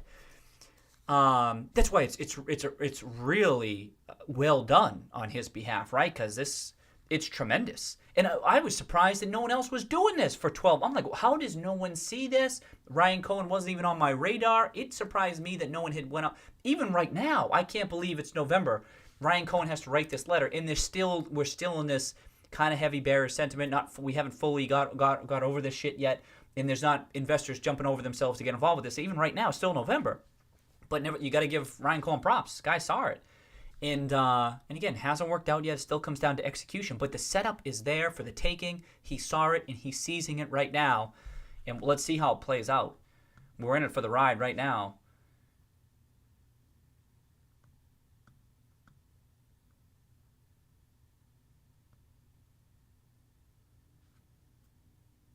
That's right. I know. 15 to 20. Yep.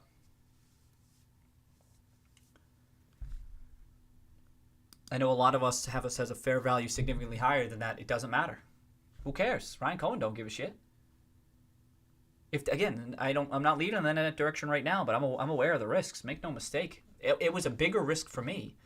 It was a big risk for me when he was first getting involved, because when we were at when I'm seeing $7, $8, and then it sold off, I'm like, shit. I'm like, we might be screwed, because I'm like, if he does do it, and again, even if I'm assigning, if it's not over 50%, I need to assign a probability to him. I'm like, and if he does it and he buys this shit out at 10, I'm like, are you kidding me? Now we're at least at 11. We're at $12. It's a little bit less of a slap in the face. You know what I mean? You know what I mean? From a rate of return perspective, you know what I mean? It's not like Ryan Cohen. Ryan Cohen's trying to be opportunistic here, but 15-20, it's still on the table. So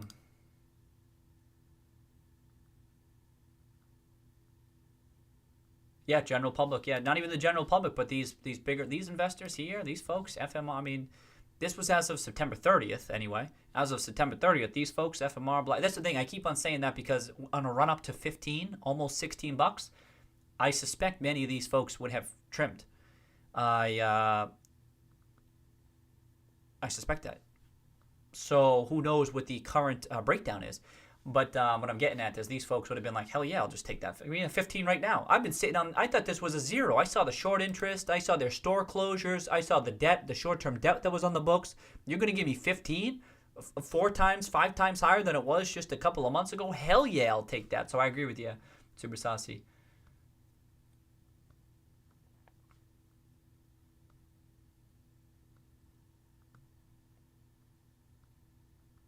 Oh, I'm a little bit behind. Okay.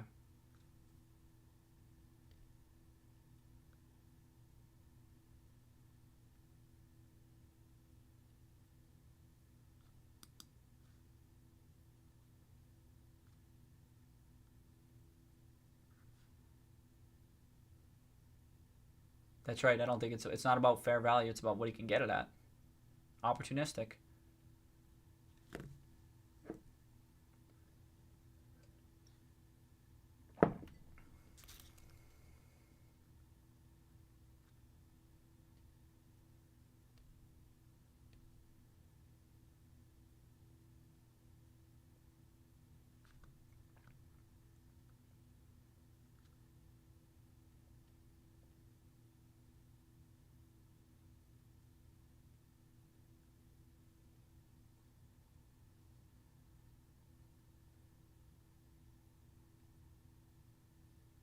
Right.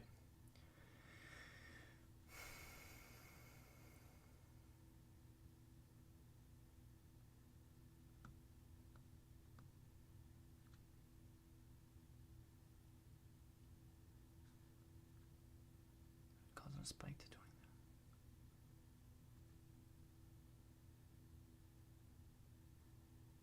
I know everyone's saying that it's squeezed. I mean, I'm not. I don't know. I don't know.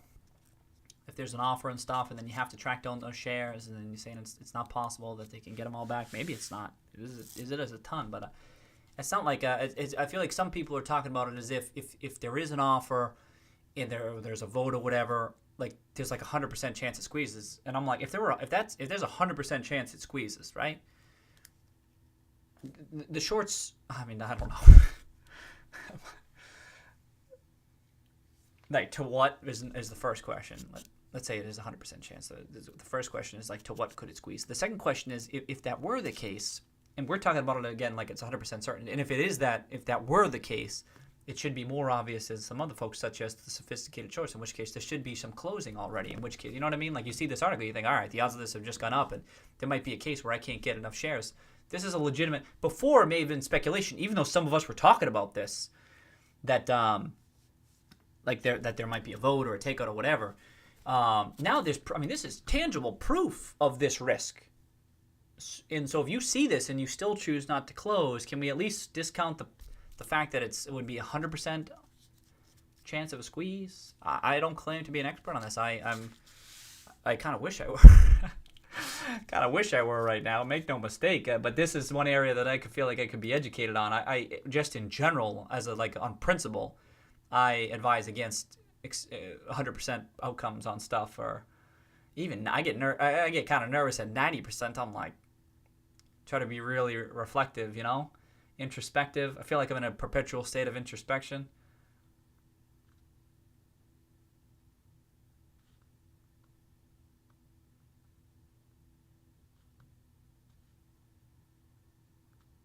I mean, it'd be nice if it squeezed. That'd be great. That wasn't a big part of my thesis, but shit. I mean, I hope everyone's right. I'd like that, but it's about what you can have confidence in.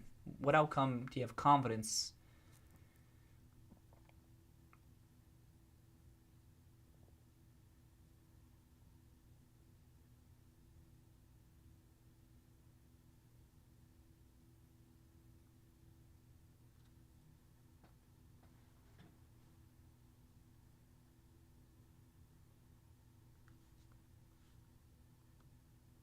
Yeah, I know. So super saucy. Probably. I assume you're talking about the whole short stuff. They can't close. I don't know.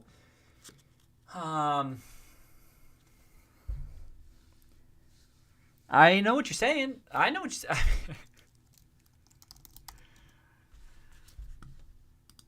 saying. They can't close. Saying there's not enough shares to go around. I get it. Shares short, 66 million. Shares outstanding, 64.7.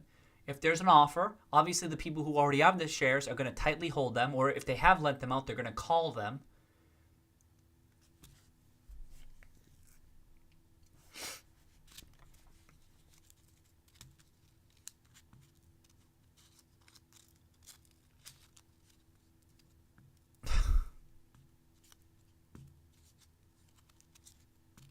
I mean, I get it. I get it, Super Saucy. I just don't. It's maybe there's just something there that they can close, and we just can't appreciate it because we don't know this I don't know, that structural type stuff. You know what I mean?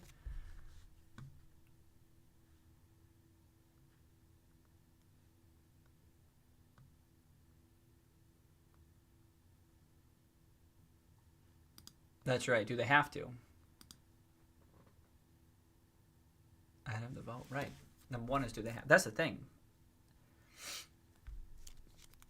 Do they have to close? And if so, can they close even with this level of shortage? So I'm inclined to believe that yes. I mean, I feel like from a matter of conservatism, I have to say that yes, and I just can't appreciate how. Regardless, I advise against betting on something like that. We have laughs here, talk about beep, boop, boop, boop, boop, boop, boop, right? Because I have trouble understanding it. But it's not something that should be bet on as like a likely outcome or anything like that, because that's really difficult stuff to watch it happen. And I'm like, stupid ass wrong kid. You know what I mean? It just seems to me just risky to bet on that. But on the flip side, it also seems very risky to bet against it. Like that level of short. There's one thing to just have a position and be happy that it happens. It's also it seems more risky. Like I said, at some point it reaches a point where I'm more confident that the short interest is a bad position than the long position is a good position. I reached that point like a couple of months ago. At this point, I'm like, this doesn't make sense to me. Bizarre.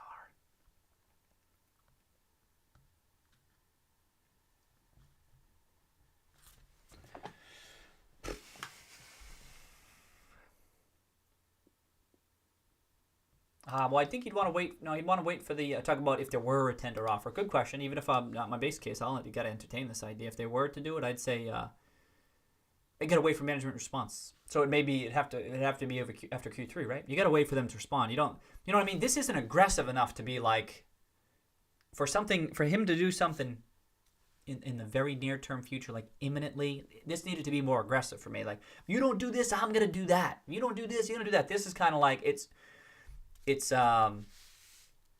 coming at them. Don't get me wrong, but it's kind of like, this is what you need to do. You need to get us a credible plan, publicly available roadmap, blah blah blah. It's kind of open-ended enough that they have some. He's given them some flexibility. That's how I feel. That if there were some sort of offer, that it would take time, I think. Yeah, can't be fired if your firm don't exist, Steve. Actually, do I get this thing up? Can I bring up that poison pill? Is this the article where they talk about the poison pill?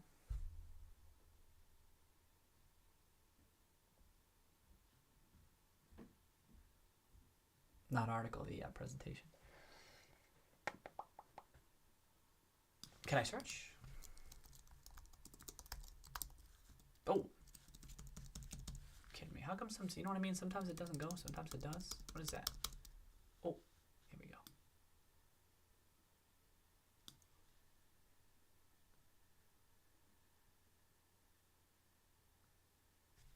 Well, is it there? Am I missing it?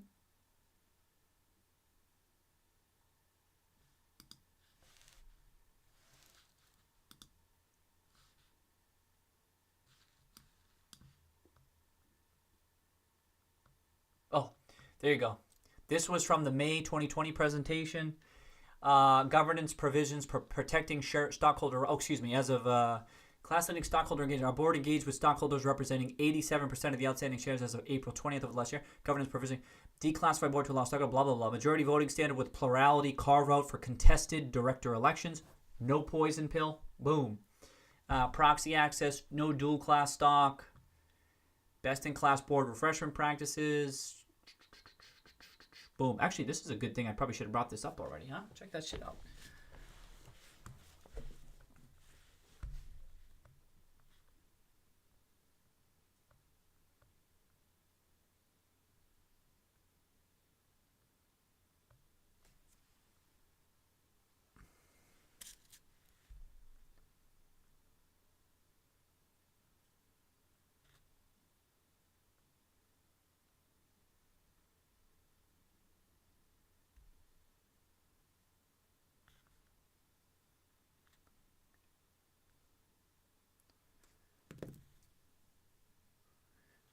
That's right. I mean, there's like we were saying that there's the short position is very likely it has to be a giant or a collection of giant portfolios to go that heavy into that position. That way, if it works out against them, it wouldn't be. I mean, we're having a laugh here, right? But wouldn't like break the port. I wouldn't think, and I don't. I don't know.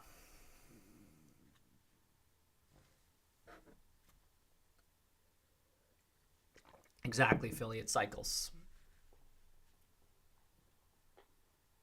Saying that shorts aren't going to offer more until they come down, and then they'll be able to close. There you go. So there you go. Philly, cheers. Philly says, thank you. I'm happy to see someone on here being like, doesn't trigger a squeeze. That's where we say that the, first of all, if there's even an offer, right, and if it were to happen, that that they could efficiently close. And I think that the short interest is remaining as elevated as it is in light of this. They're like, it's fine. They know they'll be able to get out. And I like, who was it just said this? Philly, right? Long sell at 20, that who want to get out, right? Because they say, all right, here's the offer. Let me get out. All set. And the shorts say, well, I'm not going to offer you any more than that because you'll come back down to 20 because that's what the deal's going to be. So why would they keep buying all the way up? Couldn't they get out?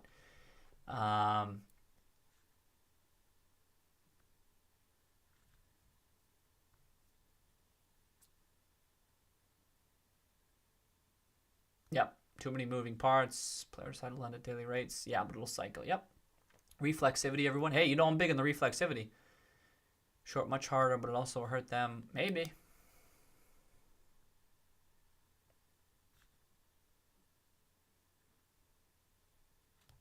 Yeah, I mean, I don't. It can't be a. That's what surprises me is when people are. It's almost as if people are assigning a 100% probability to that. I'm like, I mean, it can't be 100% probability. And especially, I mean, we're relatively ignorant with this type of a thing. When you're an individual investor, you shouldn't have very high conviction when it comes to these types of things. If you're kind of uncertain as to how it even works, and if you haven't seen it before, if it's unprecedented, that stuff's really hard to have a high conviction on. I can't bring myself to it. I kind of just back away and analyze what's more important, which is the fundamentals, generally speaking. But then you have this Cohen stuff. It's like, all right, well, we can do our best to try to analyze that. But squeeze types, that's why it's been a bit of a sideshow, a worthwhile discussion, as I keep saying, but one that is very, very risky to bet on.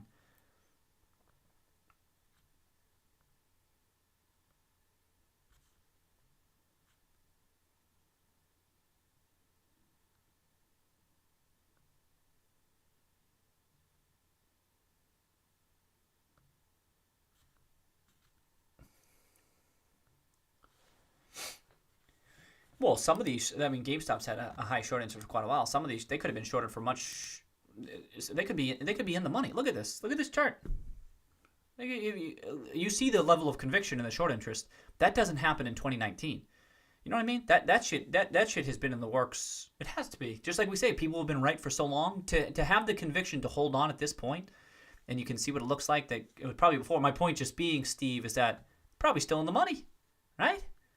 It's not that this was very high short interest well before this. It started to pick up and get crazy when the share buybacks and stuff, but it's been elevated for quite a while. So some of these, not all of them, the short interest has definitely increased. I don't have that chart handy right now. Uber's got it somewhere. But my point just being, Steve, that it will be a paper loss, but it could still be up. Isn't that crazy?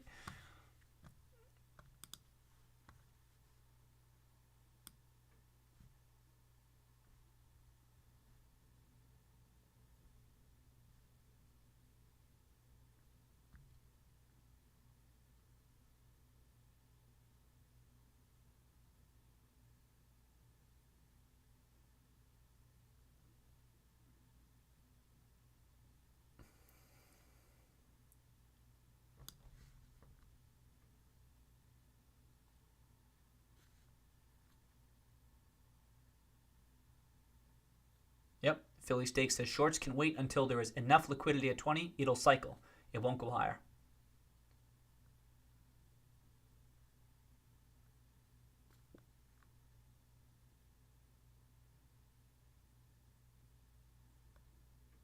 I don't think, but Gats, I'm not sure why does Cohen care about triggering anything? There's nothing in here that suggests that to me, that he cares.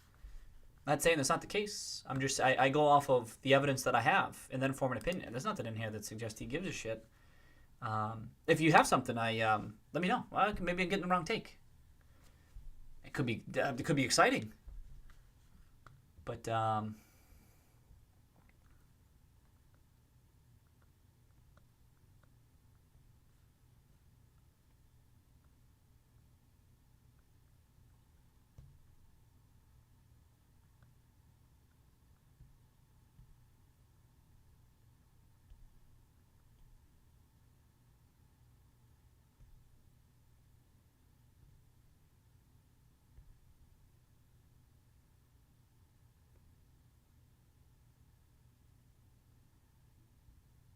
shorts have returned.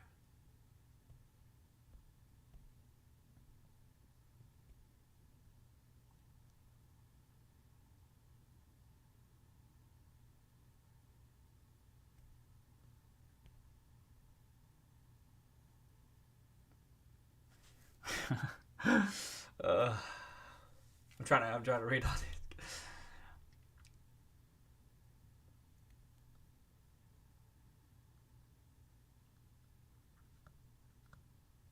Funding secured. After we get that tweet from Ryan Cohen, funding secured.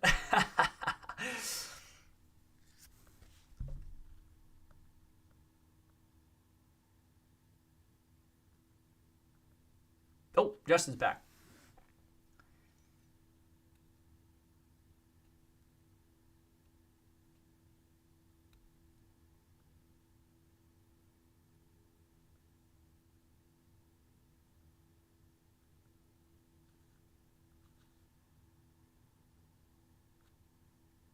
Yeah, they're not closing them. That's retail stuff. Like we, in general, I think most of us are in general agreement that it's probably bigger firms, in which case, much more flexibility.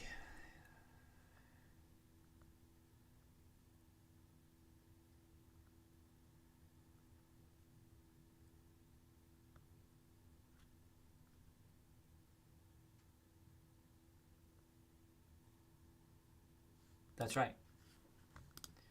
If yep, that'll be a paper loss, but who cares? It's not that big of a deal.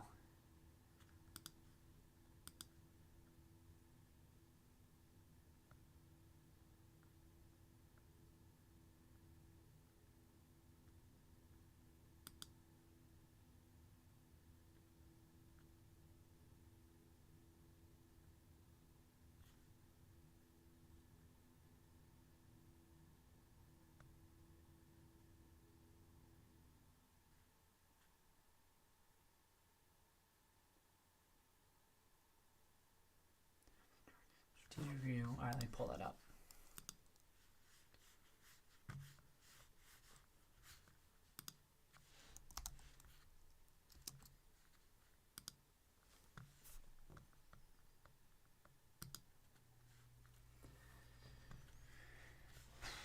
Oh, you were telling me to pull it up. Look at that. I pulled it up even before you asked me, Uber. Well, before I saw it. It's actually useful to think. No, I agree. I like these charts. Thank you for posting these and sharing them. The short interest chart I posted to last night, it has the chart since the strategic review in June 2018 began. Right there. To present. So you can see, here's the share price, the green. The blue is the share short. So was that for this one? I mean, so that was elevated. So yes, it dropped down there down to 25 million, but that was still a good chunk. That was still 25% of the shares outstanding, roughly. So it's been a good chunk, but indeed, maybe some of them closed. So it hasn't been crazy 40 million plus that whole time, but it's been big for a while. And then sure, they started to pile on, like you said too. They started to increase right as the deal fell through. They were gradually increasing back toward 40. And then they were adding, and they were adding as the short as the shares were being bought back. Right, we talked about that.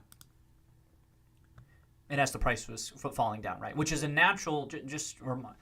Like we were talking about this stream from a shorting perspective, it can be beneficial to wait until that chart breaks down, and then you may or to add to your position. And that's what they did. And of course, sometimes that doesn't work out when the turnaround is successful, and I think that's what's happening here. But that doesn't mean that they couldn't get out of the position or anything like that.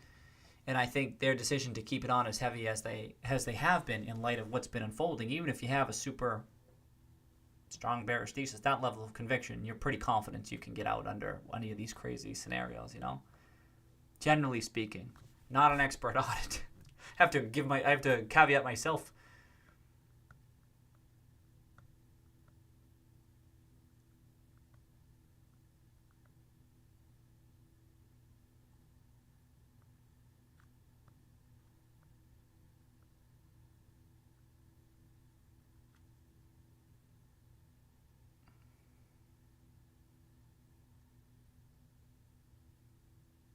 Yeah, there was a big jump in it. Yep.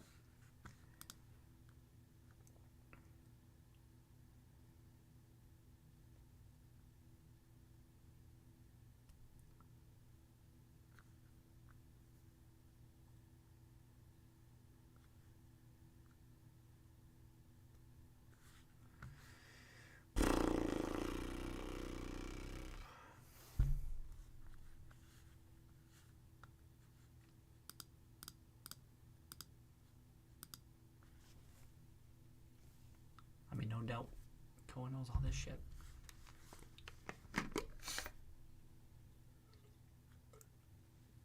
Slide's definitely being discussed right now at GameStop headquarters, huh? I mean this chart, this slide, whatever. I mean, they know this stuff, but it's noteworthy again.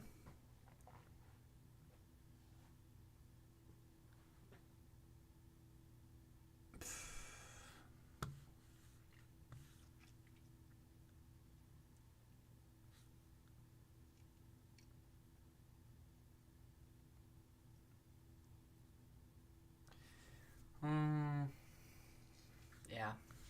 I don't expect who someone was just asking this. Nothing imminent.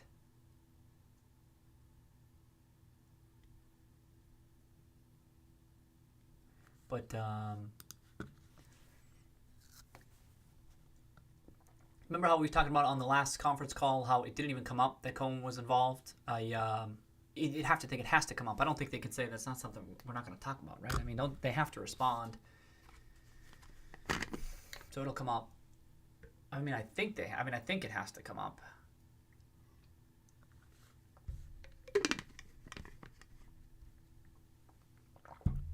Oh yeah, I mean, they should be able to enact it. Yeah, I mean, it's not a good look, Justin, right? But this, they've said and done things that weren't that great of a look for a while.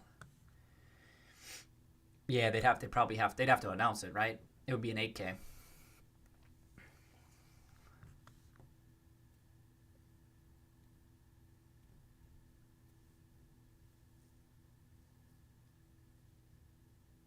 Oh, I mean, I'm not 100% certain of that.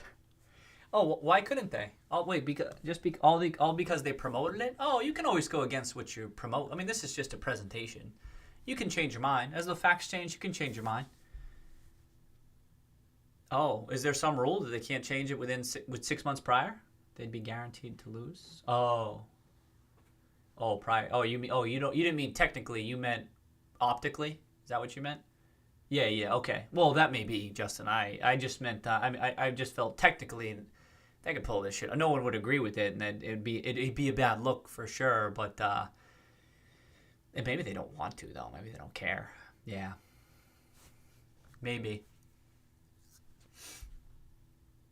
Right.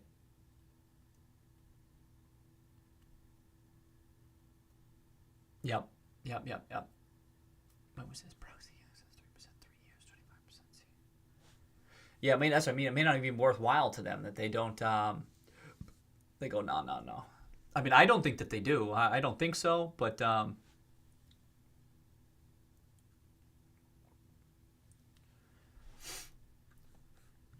something that's being talked about right now, no doubt. Is there anything before or after this?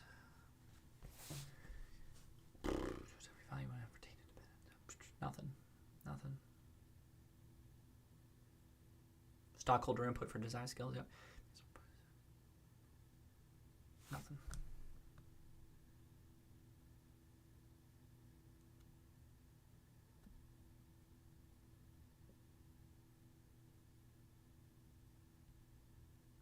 Talking themselves up. Merchandising, obviously. Yep. Frank Hamlin. Yep. No, nothing before. Oh, these are the two directors, right? Who stuck around, but probably not next year, I would think. Oh, yes.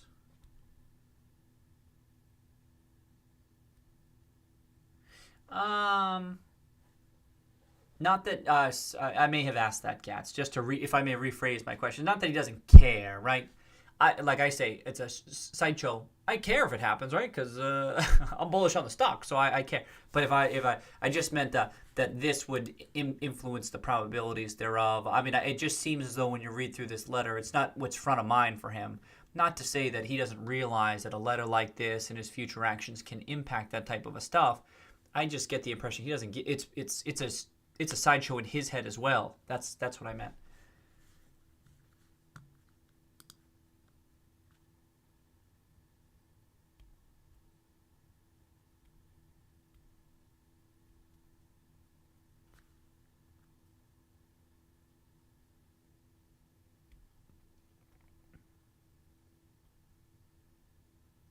One thing on these buybacks, people are if you're trying to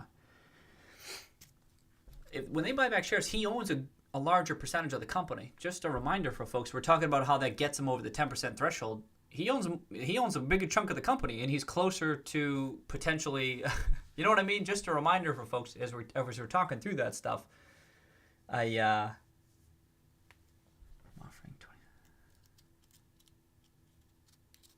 But Justin, we were just talking about it seems conceivable that the stock rises to 20 and stays at 20. Is Philly still around? Philly was doing a good job defending that path that the shorts would stop bidding at 20 because they know that price is going to come back down to 20 because that's what the offer's at.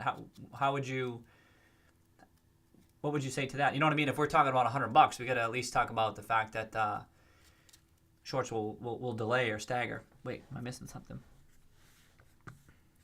Oh, shit.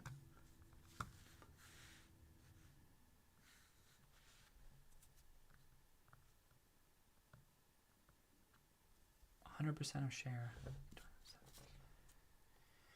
To buy 100% share 20 instead of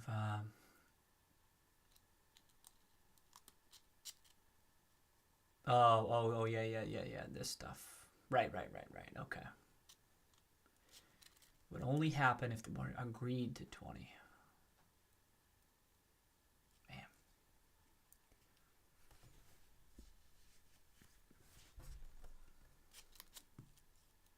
Justin, let me read. The tinfoil. I get that hat too sometimes. Super saucy, huh? I get that tinfoil. I get that tinfoil hat sometimes too.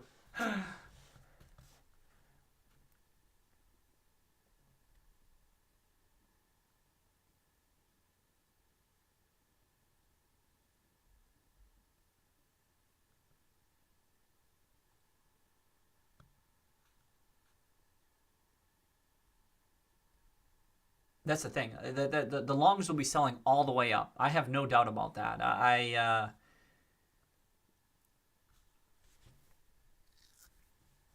only have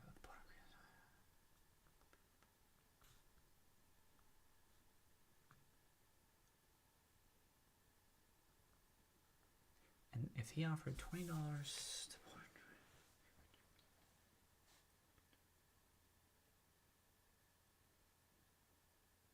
saying the recall would cause the squeeze.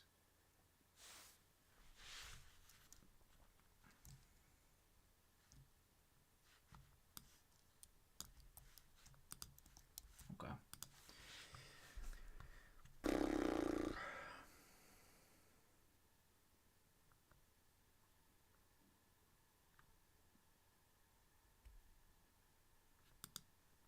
Well, that's true.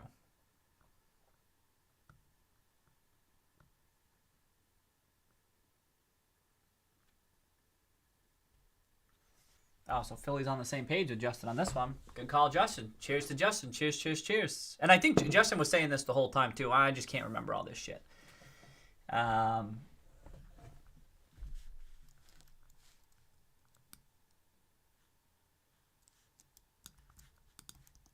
Well, geez, I mean, that would be something. Talk about GameStop taking his profits if he gets over 10%. I don't know enough about this stuff, but it's almost ridiculous.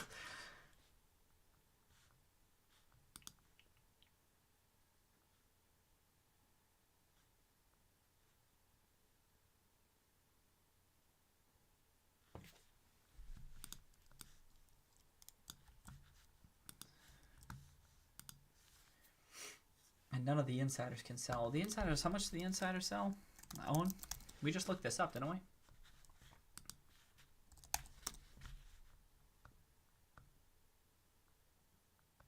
Oh, shit. How do I get that? Oh, I forget which one it is. Nah, this is good enough.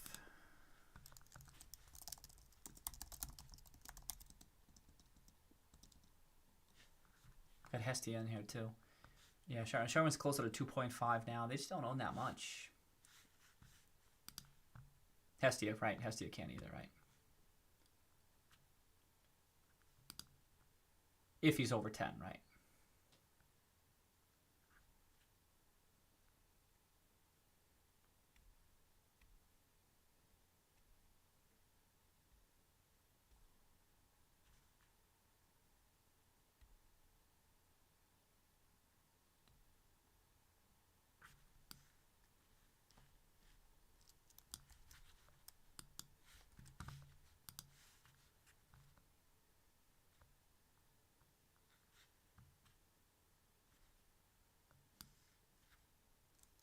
Yeah, okay.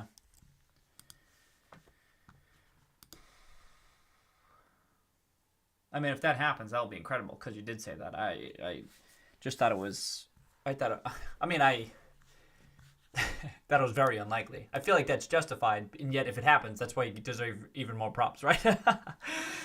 Oh, shit.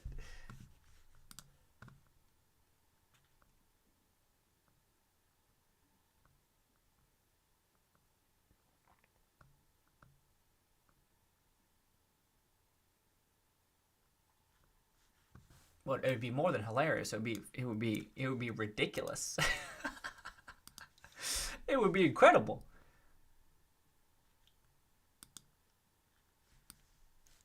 Okay, so Philly's on with the majority vote, but Philly's saying on the initial news, and does Justin agree with that? On the initial news, let's say 20, just to get the discussion going.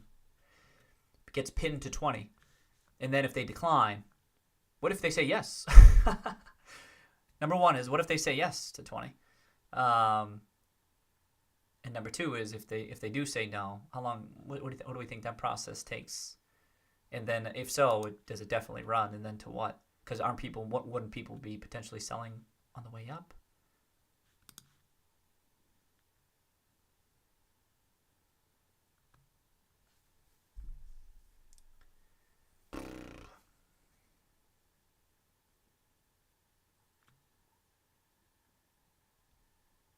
Right. The initial buyout offer, yep. Of course, Philly, on the other hand, Philly, if I were to counter what you're saying, it would be this, is that the market is aware of what happens if they say no, and that if it goes to a shareholder vote, and it could get a premium could you get priced in at the time because of that. There's that risk of what could happen.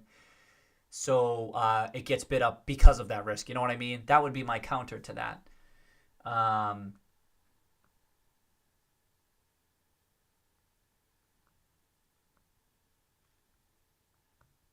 Like the market's going to be aware of what we're talking about right now.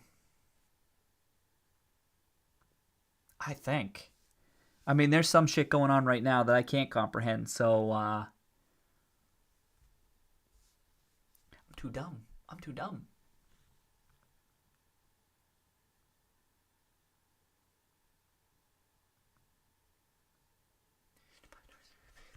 Cheaper.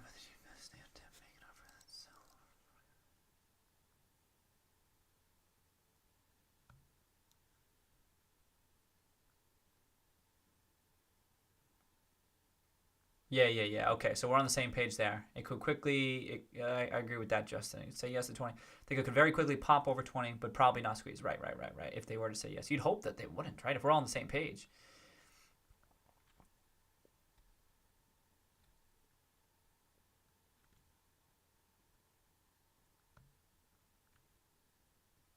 That's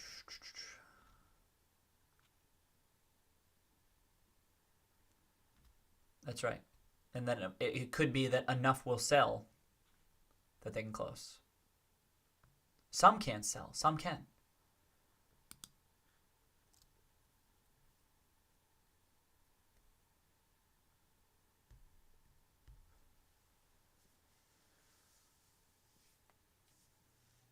Passive ETFs cannot sell.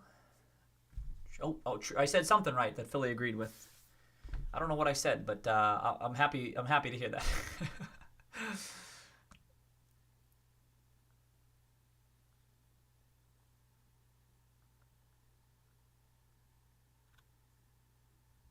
Plus, any change of control will require share recall, even from the pounds. Man, I just don't know enough about this shit.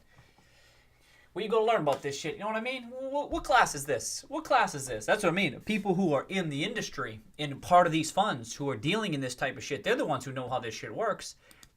Included in that are the shorts themselves who have 66 million shares short, and they're not panicking right now. You know what I mean? So when I think, all right, well, maybe I'm too dumb, but these folks, at the same time, I also strongly disagree with their positioning.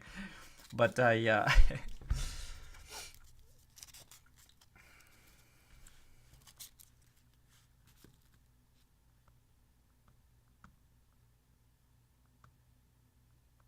Unknown if they're an active. Yeah, some of it some of it's active, some of it's passive. Plus, any change of control will require.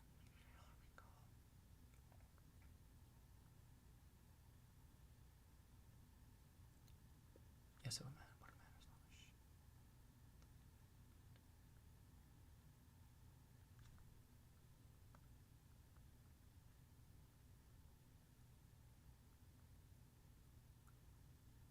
Right, could pop on a speculation of a vote. Very true, right? Just in case. Just in case. They'll assign a probability to it, just like we are.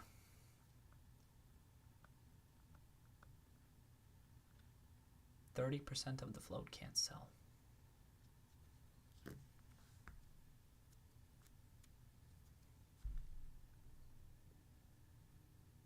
Of the shares outstanding, right? Of the shares outstanding.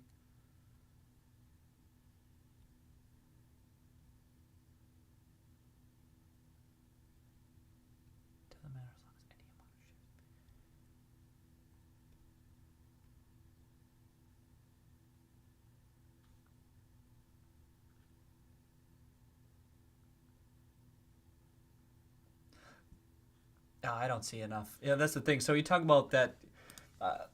That's what I have trouble with, is talking about like Ryan Cohen strategizing on that front. I don't. It's not. It's certainly possible. That's nowhere. It just can't be my. I read this letter. I think this guy wants to crush it with the company. That's what I think. And I don't mean to knock this discussion. You can see me reading, and I'm trying to follow along here.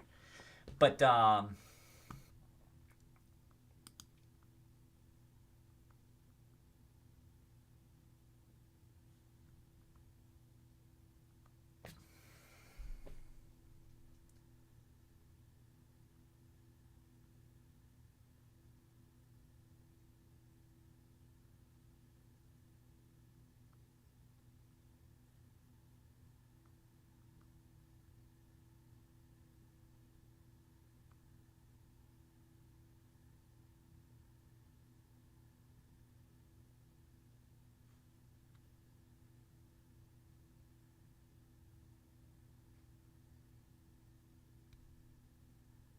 Yeah.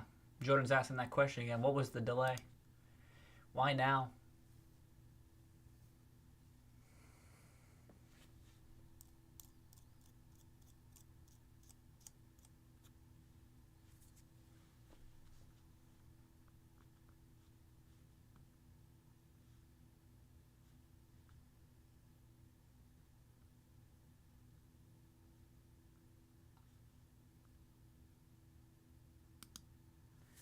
His only possible route. The delay was so that GME. I mean, that I was gonna say Justin's probably gonna call out the quiet period, right? Which, if that were true, is crazy, crazy impressive. But you also need to know, Justin, that there's no 10b5-1 trading plan in place, right? How can he be 100% certain that there's not one in place? For what that's worth, yeah,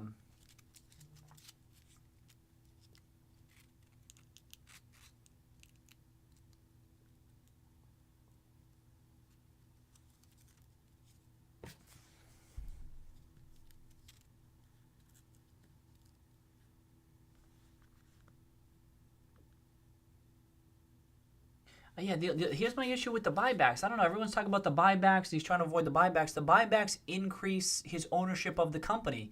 And this is only a problem on this squeeze type stuff that you're talking about, which seems unlikely in my mind.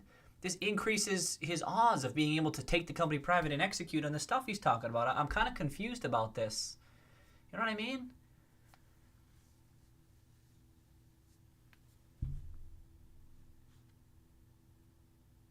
That's true.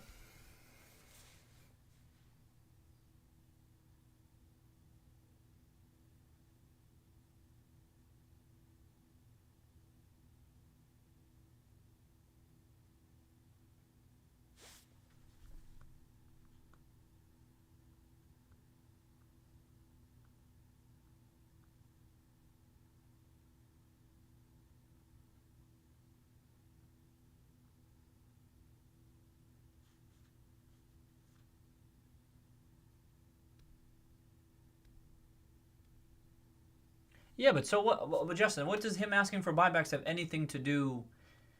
That no, that's over. No, I don't agree with that take. Suggesting that because he doesn't mention the buybacks in there means that he's hoping that he doesn't go over 10%. I would disagree with that take. My thing is that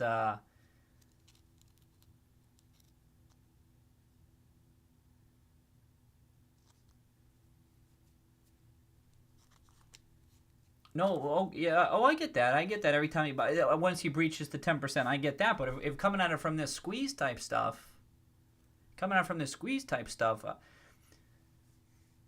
I don't, and I don't. I come at it from if we're gonna go down this path of Ryan Cohen getting control, them buying back shares increases his. You know what I mean? Like it may not be his intention to buy. Miles is talking about if he buys a small amount, the price. He may not be intending to just buy a small amount. It may just be, again, if we go down this path of takeout, just make the offer. You get some other folks who might be involved. You might even get some funding that has nothing to do with your particular shareholder stake. You got your position, you're good enough, and then you just make the offer. I don't understand why, even if he's at 10 point, even as 11%, so what? He can still make that offer and then gain control or get everyone on the same page with him so he can get, like you talked about, the majority slate on the board. I don't see how the 10%, it's not that big a deal in my mind unless we're talking about this whole squeeze stuff, which seems a bit far-fetched to me right now.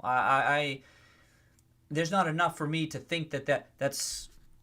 I get, like, I can kind of see the craziness here, the uniqueness of this setup, but I can't.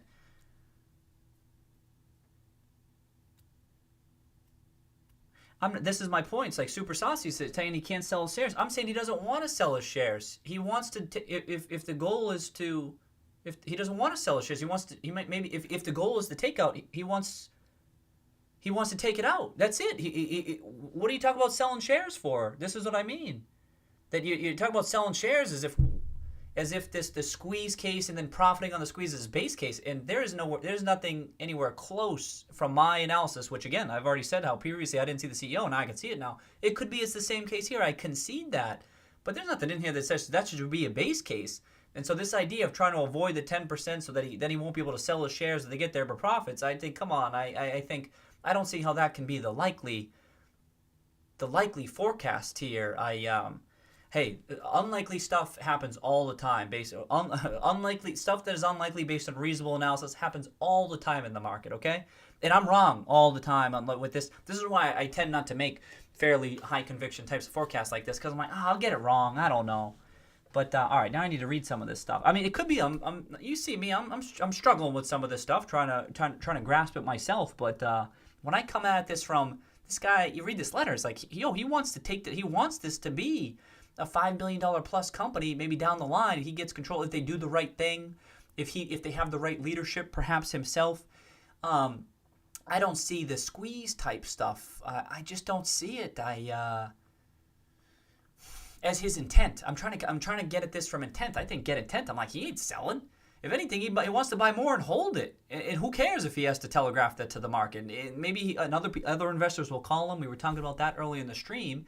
Get 20, 30, 40%, and then he can accomplish, Justin, what you were talking about, the majority slate, get kind of control of from an operational standpoint as to what can unfold. And I think in that case, yeah, no big deal on this stuff. But now I need to read to see if I'm missing anything here.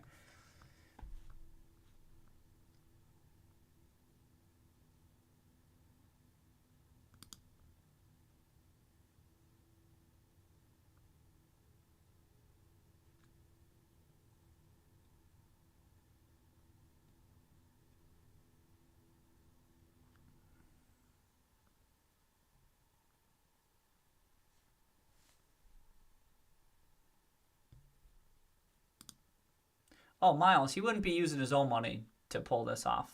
He would get outside funding, or other investors or whomever it might be.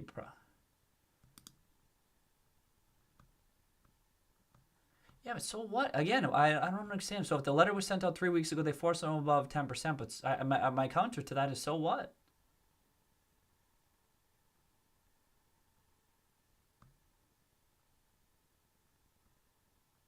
Would have immediately. I get this part, which is why I talk about if this timing of it within the quiet period is true, Justin. It's like, whoa, pretty impressive from a strategy standpoint. But let me keep going. I still want to see the so what if that is above 10%. I understand the implications, but when you read this letter and you think about his intent, so what if he's above 10%? Console launches have occurred and been wildly positive and record.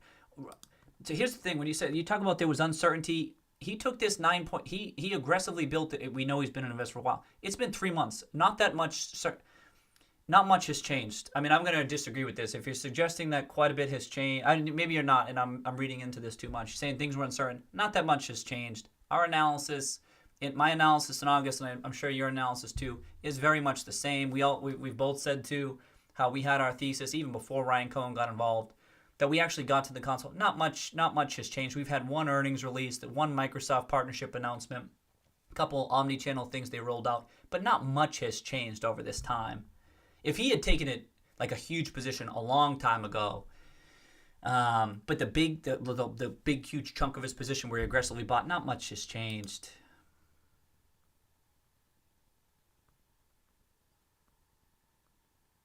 And Uber says the console launches have occurred. We knew they were going to be wildly positive and record-breaking successes.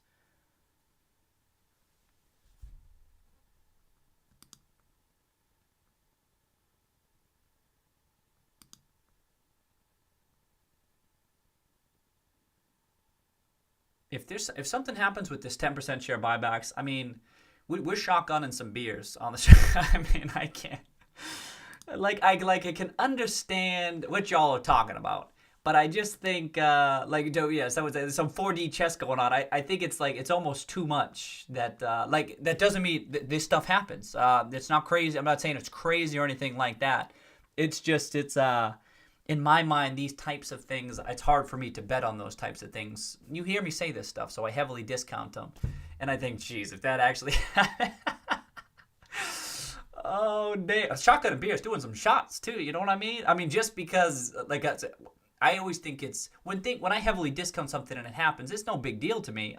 You have a laugh about it. Be like, well, I need to update my mental models moving forward. But in this case, if it results in like some positive price action for all of us, oh, then it's just a celebration at the same time. Going to war, yeah. There's 10%. Okay, yeah. It's chess match, yeah. I mean, if this plays out, it's a chess match. That's the thing. I guess I'm skeptical that it's as much of a chess match as is being described right now. And maybe that's my bad, right?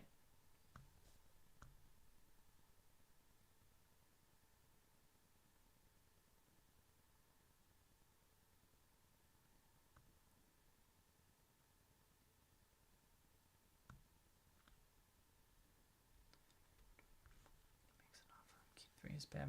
Wait until Q3 earnings. Make sure no shares were bought back, and he makes an offer. Q3 is bad.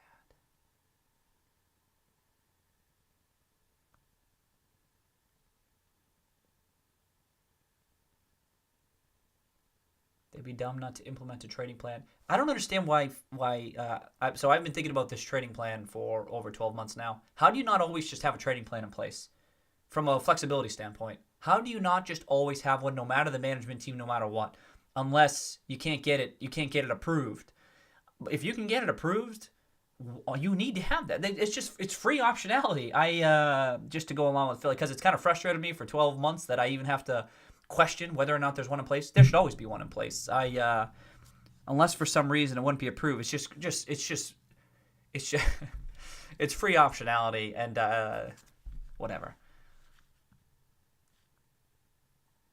Maybe there's something to it. I don't know. I'm not an expert on the 10b5-1. I just think, and maybe it could be really going to jump through hoops. It's not worth the effort. That could be. But if that's not the case, you should just always have it.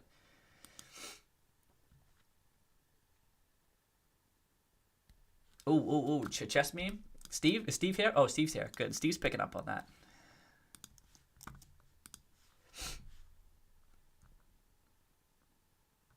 Yeah, so Philly says the same thing. Optionality. Look at this. Philly Stakes.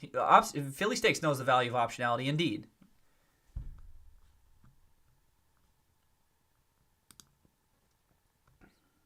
I think you're overthinking the financing of a buyout. I think you're overthinking it, Super Saucy. That's not to say it couldn't happen, but it seems much more likely any buyout, if it were to happen, would be outside financing, so he doesn't take on all the risks himself. That's generally how these work.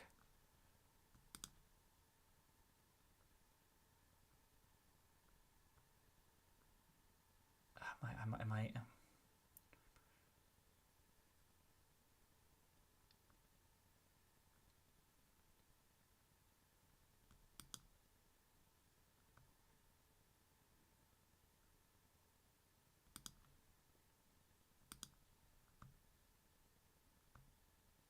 Got you moving me right? Yeah. Why would he stop at 9, as you say? If I assume none of this has to do with the squeeze and he wants more shares, why did he stop there? Well, so a couple of things. So first I'll say, it's a good question, Gats. First I'll just say, it has been my belief that he's an interested shareholder. It wasn't my case. I wasn't thinking it was his intention to take out the company. So in that case, it's just from a portfolio management standpoint where you say, this is how much I'm willing to allocate in this for the level of involvement that I want to have. If I assume none of this has to do with squeeze and he wants more shares. And I didn't say that he wants more shares, Gats. I'm not saying that he wants more shares. I'm just saying and again, I'm not even leaning toward the buyout right now. I'm just saying that if some of us are talking about squeeze and then buyout, if you are going to go down this buyout path, then going above 10%, 15, 20% is not that big a deal. But coming from my standpoint, I would just say he's at 9.98 because he sees the attractive opportunity. He wanted to connect with the management team and discuss the different paths that they can take. This is this letter talking about that. And then he wasn't really seeing or getting the reception that he was hoping for, and now he's opening it up. And for other shareholders to maybe get on board with a potential CEO change or swap or whatever we want to call it, and publicizing what that turnaround plan actually looks like. He wants more information. He wants other folks to chime in. But perhaps most prominently, I'm picking up on this letter, is that the change in the management. But this is the thing. So there's many different conversations to be had in this chat. and I'm trying to go along with some of them just to engage in the conversation of, I'm saying if the idea that longer term plan is that buyout, then you're okay with going the shares. But you know what I mean? So that is, I'm answering this from two different perspectives, Gath. I'm trying to answer it from my own viewpoint, but also if his goal is to take it out, let me keep on going because I feel like I'm not being clear. If he is over 10%, he can't sell in a squeeze. Again, Justin, it's almost as if the squeeze is a foregone conclusion. Okay, he can't sell in a squeeze. And my point is there's nothing in this letter suggests that he's weighting the importance of a squeeze. He can't sell in a squeeze. Again, my reading of this letter is the squeeze is a sideshow, as I feel it is, in that he wants to have the right plan laid out for this firm, or at least clearly communicated to the investor base. That is literally his request down at the bottom. But then he's entertaining the idea that maybe, in particular, a CEO swap, but maybe even some board swap too. I'm getting on board with this, and I wasn't before. Could be the right path for this company. And he cares about this because he has a vested stake in the company of however much, almost $100 million on the line here. This whole 10%, above 10%, below 10% is only really meaningful if there's some intent here with the squeeze. And I'm arguing I don't think that's there. And so I'm discounting that. I don't think that matters as much in my view. For better or worse, I'm thinking that. A ton has changed from Cohen's perspective. I disagree with this, Justin. A ton hasn't changed. I want to see where else you're going with this. A lot has changed. Okay, I'll keep. I'm hoping you posted it. He's under 10. At the end of the day, if he's under 10, there's a squeeze. This squeeze stuff is being out. Is this squeeze stuff? I see Super Saucy's comments. I just feel as though it's being overweighted. Is that a joke, Gats?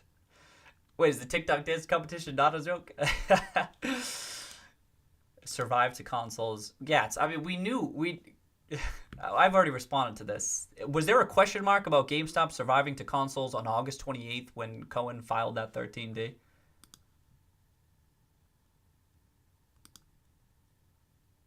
Okay, so you're saying a price action stuff, okay. This entire period to put out, Cohen has used this entire time period to put out positive PR pieces on himself. Have I seen one? I saw one. Was there one on like Business Insider or something like that? But there were a ton before this time period. Look at this. I thought there was only one, Justin. Did I miss others? Wasn't there like a Business Insider one a couple, like last month, which I thought was interesting timing, and maybe you did too. I'm like, that's interesting to have that article put out right around this time. You know what I mean? When there's already so many out there. Cohen has used this entire time period to put out positive PR.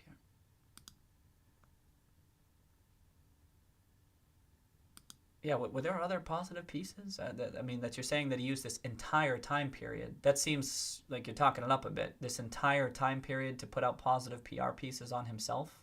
Again, there's a ton of positive PR pieces about him out there. And if there's more that I missed, let me know. I thought that was the Business Insider. Is it here? No, they probably didn't update it. It was like last month, but it was a lot of the same stuff, I thought. Oh, we may have talked about this, Justin. Okay. Debt paid down. That could be... it was expected, but indeed. I mean, it's something that changed. And it's following that announcement last week. Gave the time for the market to warm to the idea. Oh, shit. Oh, no. Oh, no. How far back am I? Oh. Okay. Huge rebuy. Gave the market time to warm up. That's not that big of a thing in my mind. AK and ER come out with the 10Q affirming shares outstanding. He could still act. Is it solely offer and still not be subject to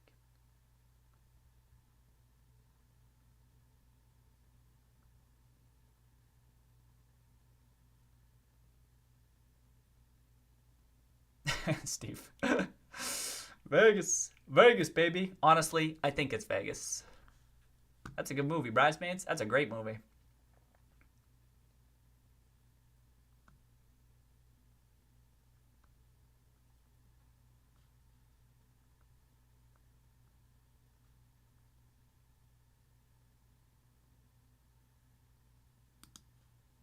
Whoa, Justin, I know what a trading plan is. What's this? It doesn't work like what? A trading plan would be during the quiet period, we will buy X amount of shares. Yeah, that's exactly what a trading plan is. Or we will buy X amount of shares. It's not going to be we will buy shares if Cohen issues a letter criticizing us. Oh, I don't know what I said. I was just saying, just generally speaking, I wasn't tying it to Cohen's actions. I think Philly said this too. You just want that optionality to be able to buy during any time of the year. In fact, I don't even think that they would be reacting that way to see this letter, or that they should react that way to be buying shares. Again, I'm not even buying into this. So the whole 10% thing, I'm discounting that.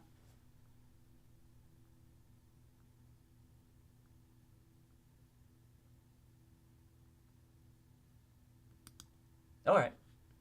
Yeah, well, we disagree on that, Justin. I know you feel very strongly that he's going to buy out the company, although you have said yourself, you have changed your idea from he definitely wants to buy the company to a majority slate. If you could break down those probabilities, that could help me thinking about it, because the last time I did think that you thought for sure that he wanted to buy the company, but then you said maybe just a majority slate. And so this is kind of confusing me as I try to think through how you're thinking through this. And I care how Justin's thinking through this. Justin, read all his articles on Seeking Alpha. Guy's done a ton of work on this company. So like I say, if I can think about how Justin's thinking about it, it helps frame my own thinking on some of this stuff. And this stuff matters too because, well, let me just keep going. Cheapest way is to force a squeeze.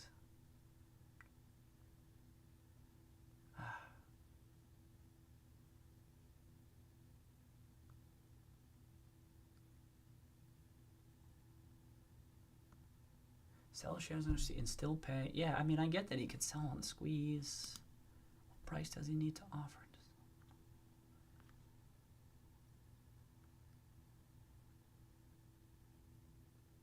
Hey, Cheyenne. Hey, we stuck around long enough for Cheyenne to get back from work. Cheyenne, we've been making a habit of this, huh? Offer price means sentiment share call maps, anything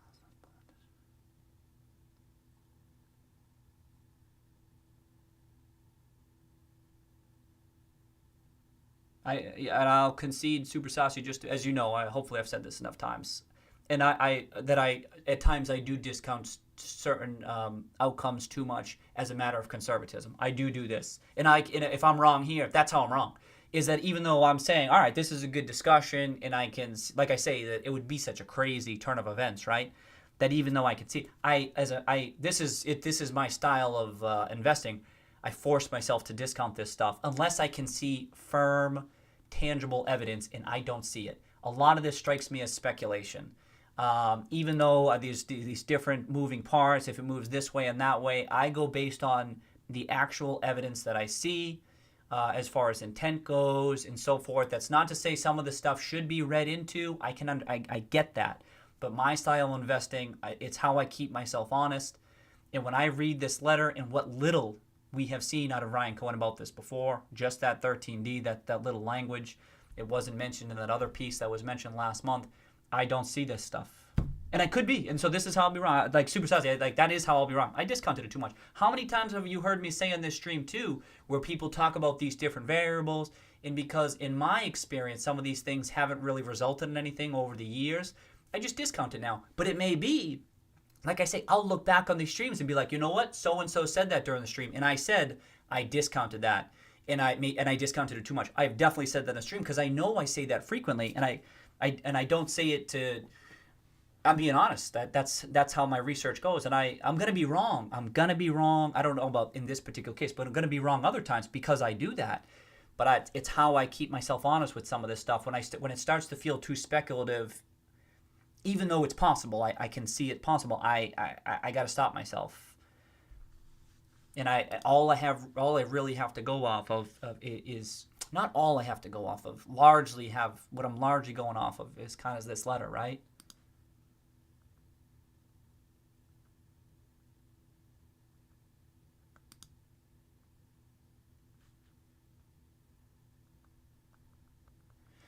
I know you talk about if it goes to vote. It's also odd to me that on these outcomes too. It seems more likely to me that if it did happen, it gets accepted at 20. Does everyone disagree with that? Maybe we should start with, not start with that one, but like that's the first discussion, is if it does go, can it just get accepted at 20? Or 15? Could get accepted at 15. Did people disagree with that?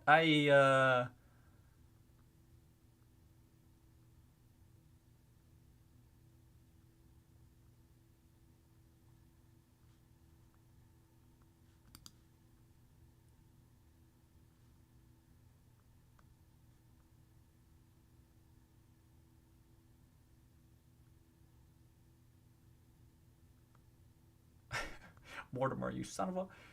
Oh, did I do...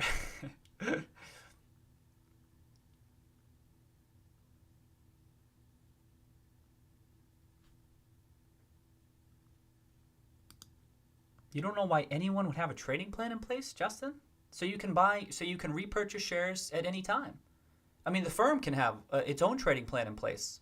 If you were stewarding capital, and at times you could envision it would be opportunistic to buy back your shares, you wouldn't have free optionality to do that all year round on any trading day of the year? You don't see how that could be beneficial?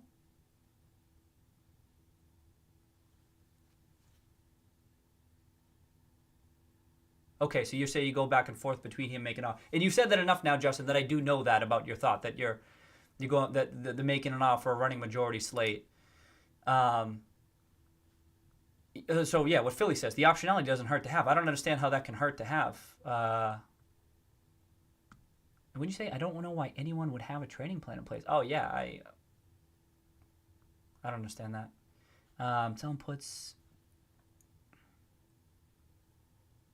Right now, I'm just arguing the offer route. Okay, we just go on the offer route for purpose of the debate. Yep, that's fair. Help finance the purchase.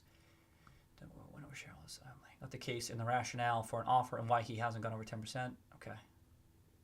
Okay, 50-50. Okay, there we go. That's helpful for me. 50-50 on offer versus majority. Okay, that's helpful for me right off the bat. And 99%. Okay, so I did know the 99%, but thank you. 99% on one or the other. 50-50 on offer versus majority. Okay.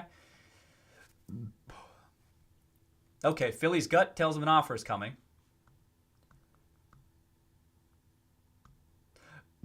$51.49. That's close enough for me, Justin. So that's right. Okay, so Justin says that too. I think we should start with that. The board's going to accept it. You know what I mean? I mean, Justin's fearful, but I think it's likely if we get to that point. So this is why I was saying this. It was more meaningful last time when the stock price was at $6, $7, $8. But I'm like, be careful. Which, not that anyone's wishing for it. I'm not saying that, but I mean, we're kind of entertaining this discussion. I'm like, be careful.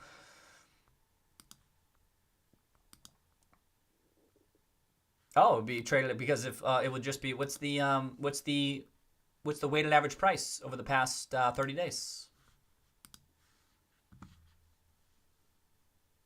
You can take a private 20% premium to what the stock price was traded at over the past 30 days or something. That'll get done. $16.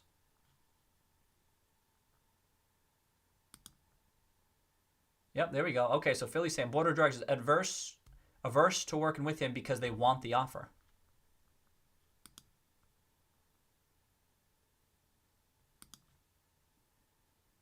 Well, yeah, so Dusty says, if you wanted the offer, why not go back? So I can answer. Dusty, Justin's saying things have changed since then. I mean, they've changed, but not material, in my opinion, but Justin's saying they will. So that's the reason not to buy back then.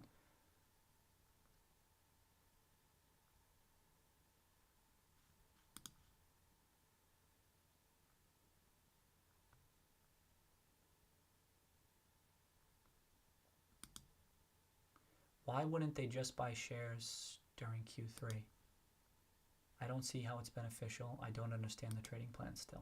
Oh, no. So removing from GameStop, away from, when my comments about the trading plan, Justin, not even related to GameStop. I'm saying, generally speaking, you always want that flexibility. You always want that opportunity. I personally, it's free optionality.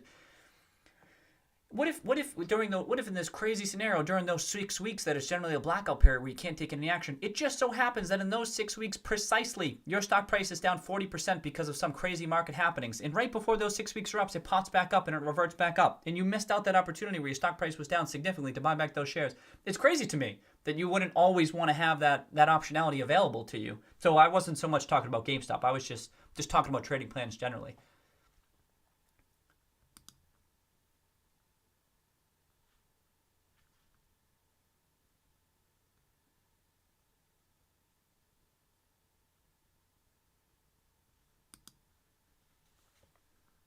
I don't even know. Mid-teens, I think, could get accepted. I don't know. None of us are on board with that. I think for many of us on here, our fair value is much higher than that. But I mean, this is dated. This is as of September 30th. We don't know who it is now, but FMR, BlackRock, almost 30% of the shares. Ryan Cohen, 40%. Boom.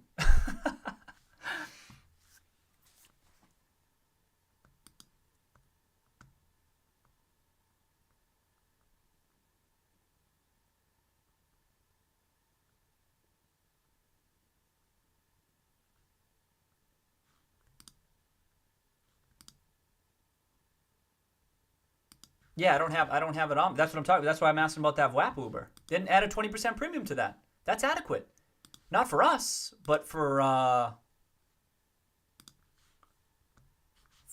these folks. For these folks who maybe have been sitting on, who maybe held this all the way down and are happy to get out at in a mid-teen number when it was priced for zero and shorted for because it was going to zero. Hell yeah. I don't even disagree with them.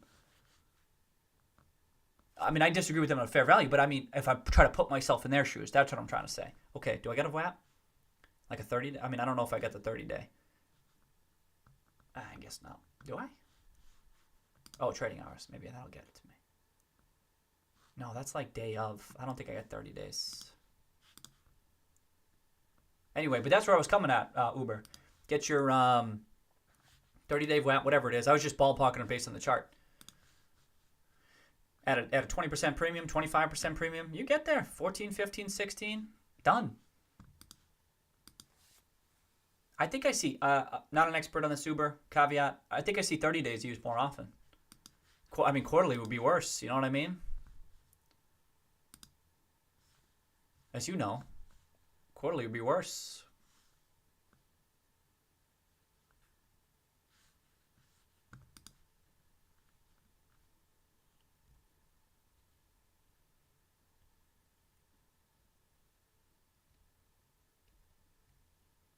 Oh, you don't have to price in the free cash flow from 4Q. Certainly not. In theory, super saucy, that should be priced in right now. If I were them, I would argue it already is priced in. How could you not argue it's already priced in? You can come. What are we going to approach it from a value investor perspective? You can't do that with these types of deals. That's not how that stuff works. You and I would super saucy. We'd be like, oh well, shit. This is why we're bullish on the stock, right? But for these types of deals, that don't matter. That stuff should already be priced in. That's how the market is perceived to function.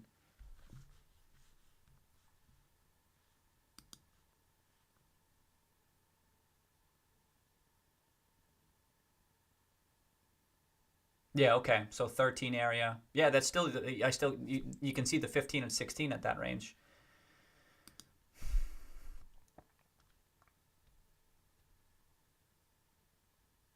Okay. I waited some other people saw the letter before. Yeah, it could be Gats. Did you see the volume picked up? The volume picked up early yesterday.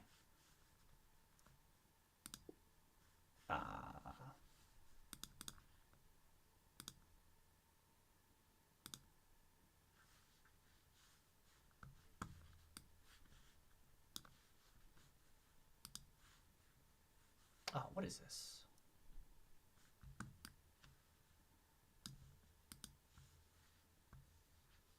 Oh, this was what's today? Oh, this is the 16th. It was down at first. Oh, that's what I wanted to do. Oh, that's what I wanted to do. 1 day, 2 days, 3 days. So it was down at first, and then boom, boom, boom, very, very quick run up, and that was by 10 a.m. And then it was up even more by noon. And then the article, I believe, didn't even come out till after hours, right? So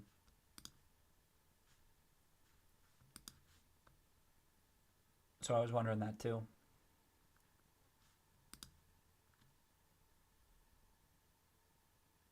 I know. Can anyone call Ryan Cohen? Ryan Cohen, are you here? Ryan Cohen, if you're on the stream right now, can you just post in the chat and let us know what you're thinking? No, we don't want any inside info or anything like that. We just want to know what's going through your thought process, huh? What are you thinking about?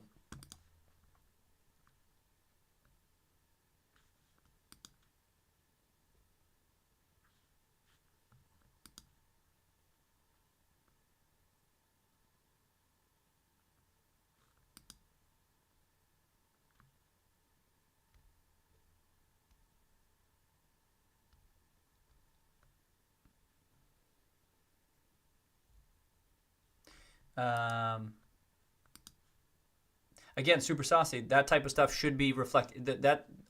These fundamental balance sheet items or even future free cash flows you're talking about, it would be argued these are already priced into the stock price right now. The stock price that it is right now. That's how that discussion will go.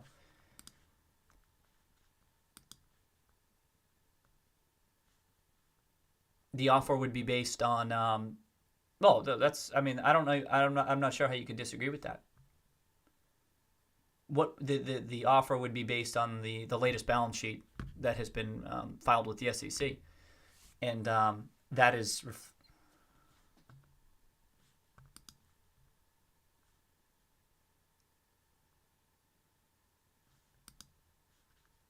Oh, me too, Uber.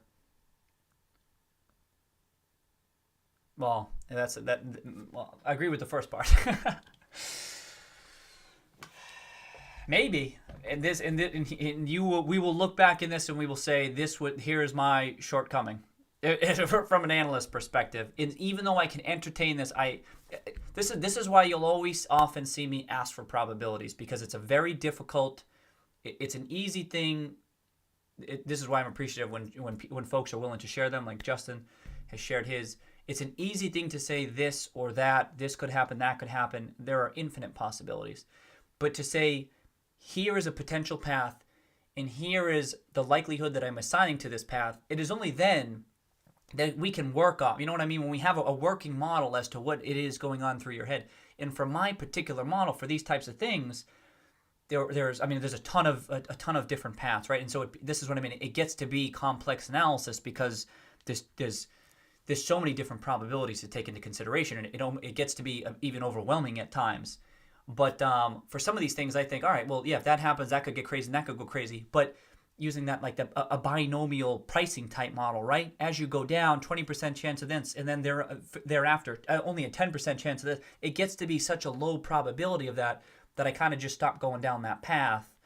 And sometimes that results in me drawing the wrong conclusion and not weighting certain of these eventualities heavy enough, you know what I mean? And that's why Super Saucy was saying, well, you might be discounting this too much. And indeed, I might be. But I have to. I have no choice. And so some of these things...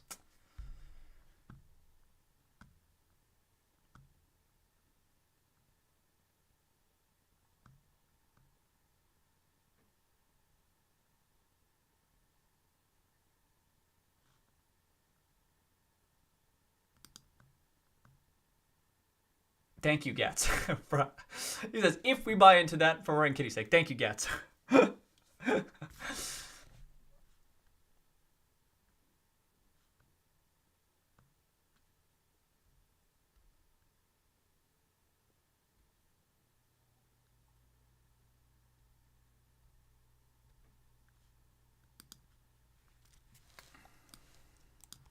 Is it up? Hugo, I want you to toss a loser my way, okay? Because Hugo, did I tell you it is confirmed that the Marty at our supermarket is by what's it called? Electrovia's partner there. It says what is it? Band something starts with a B. Maybe I already told you that. Confirmed. It's the same. So now I'm more intrigued. What the heck was it? I can't think of the name. We just said it today because they went to the supermarket today.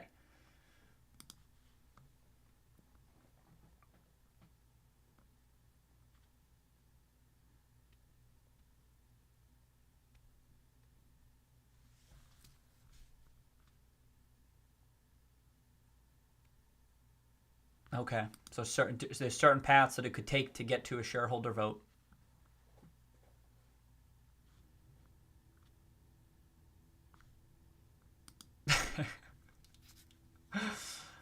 We're gonna invite everybody, Gats. You got that shit right. We hit Justin's $100 number he's throwing out there. Forget that shit. Cigars for everybody. Know what I mean? Oh shit. It's falling apart.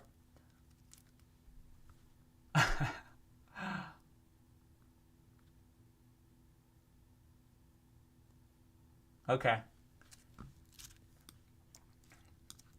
AKS and CLF, yeah. I remember that. I'd owned CLF back in the day.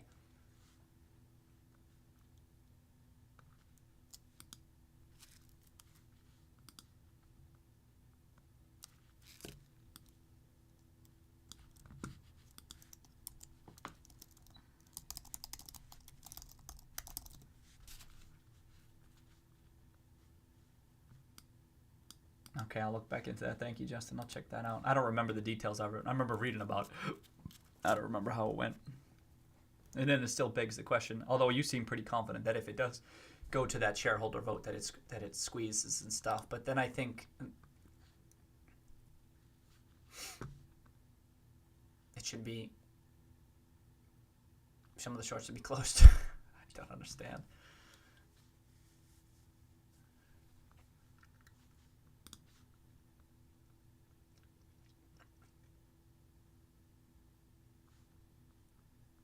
That's what I mean. So at times like this, for what? Oh no, I don't really know. Times like this, sounds silly. I feel like the charts are a little bit helpful for this, right? I mean, we have our fundamental analysis that we're doing, and future. This is the thing. In all of our conversations, any incremental news that we're going to get is kind of bullish, and that's good. And the chart is kind of reflecting that. It's almost like you're kind of paid to wait. We can kind of just wait to see how this unfolds, kind of watch and see what happens. If it starts to break down, all right, then maybe we'll reconsider. But it's almost like is the market really going to price in exactly when we're about to get news again? It's just crazy. Look at it, it's right at that 50 RSI on the daily.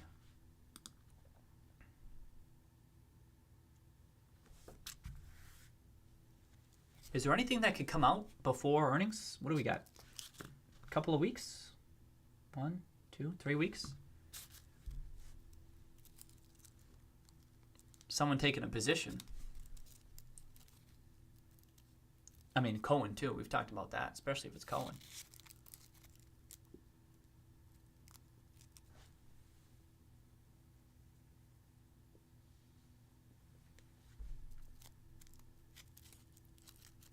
I know, I was thinking that. Yeah, that if there's nothing that causes anything. I know we got Black Friday last week, but look no further than last week to see that just because there's a lot of foot traffic doesn't mean it's going to have an imminent impact on the stock price, right? So it's not to say it can't happen, but I just mean it's that too is a risky thing to bet on. They might have some, although they had surprisingly little console-related news, but maybe they have some Black Friday-related news, you know what I mean? But they already issued some of that last week, so there might not be much, and then it might just be waiting until earnings. And now Roy and Cohen has already spoken. He's unlikely to speak about this stuff. They may be having conversations, but it could just be a quiet. And remember, that KBIO squeeze, we talked about that with which someone may even mention this on the stream, where that squeeze kind of happened around that Thanksgiving time, right? Highly unlikely it would be relevant here, but the timing of it, you at least think about that. It's right around that Thanksgiving break. But management's probably going to be hush-hush. Cohen's probably not going to talk because he has made his request, and now he knows he's just going to await their next actions. And then really, so the only other thing, you're not going to get any like analyst change or anything like that. Everyone's kind of waiting for Q3, and that's why you see this chart doing what it's doing. Everyone's in a wait and just waiting for what happens next. And other than that, there would just be someone taking a stake, which isn't, I mean, it's not a high probability, but it's not a super low probability because this is going to get people talking, get the chatter going. You want to do what? The short interest is what? You actually, they're going to see this and they're going to have maybe a strategic investors, I should say. Not so much those large institutional investors we've been talking about who take time to build their position, really buy into a story, but more strategic type funds might say, or in funds who might already be at 3 or 4%, be like, Wait a second. Do you want to be the CEO based on what I'm seeing here? Are you willing to take this over and take the reins here and get us to some crazy price point? And then say, all right, well, let me take a stake or add to my stake and build a position. So again, shouldn't be a base case or something, but that's really the only thing I can really envision happening. And then watch tomorrow GameStop announce something. I'll be like, I'm an idiot. But so it could just be a quiet couple of weeks. I mean, lots to mull. But then headed into earnings, this is going to be a question for the next couple of weeks is what's the market tilting? And you'd have to think bullish right now, I think.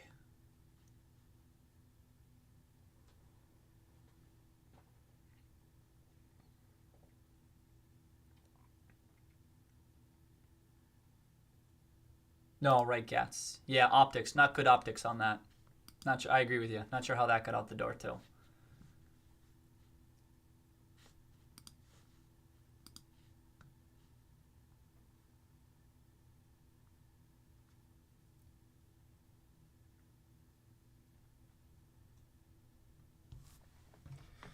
Yeah, people talking about that offer following Q3 and a weak Q3.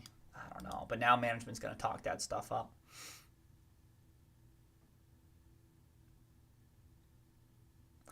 My issue is this: is that I mean, it could be his waiting to see how they were going to share some news heading into the console cycle, kind of like us. Is that a lot of his critiques would have been critiques 6 months ago? Would they not?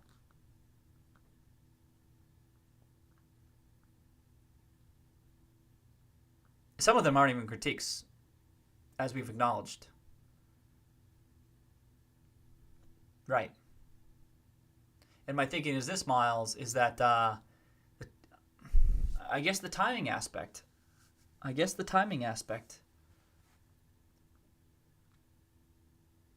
If it's taken at face value, exactly, Miles, exactly. Which is, yeah.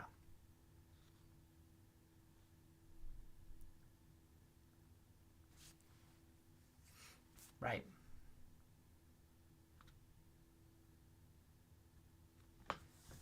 I know we've been talking about that timing, but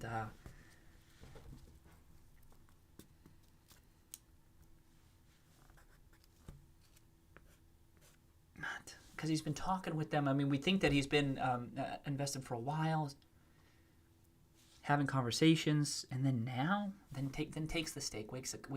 Takes the stake. You think once you're taking 9.9%, you kind of have a plan in place, right? And even though I didn't think that was the plan at the time, now I'm thinking, all right, well, at least this was the plan. And then I think,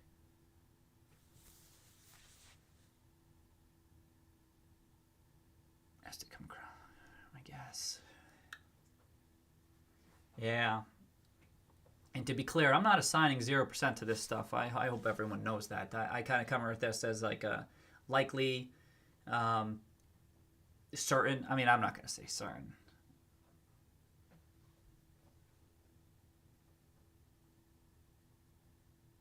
Maybe.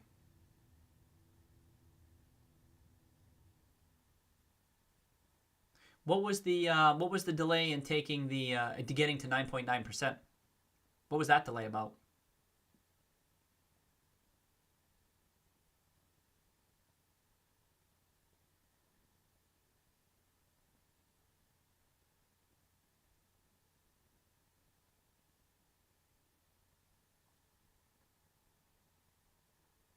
Well, I mean, COVID was, we think, almost 12 months later. But indeed, a major variable. All right. Yeah, when was that? I forget the date of that. True. Yeah, Justin doing the work he didn't want to do. True. The nuts and bolts, for lack of a better phrase, because I haven't been able to come up with something being like, go take care of that stuff. I get that. True.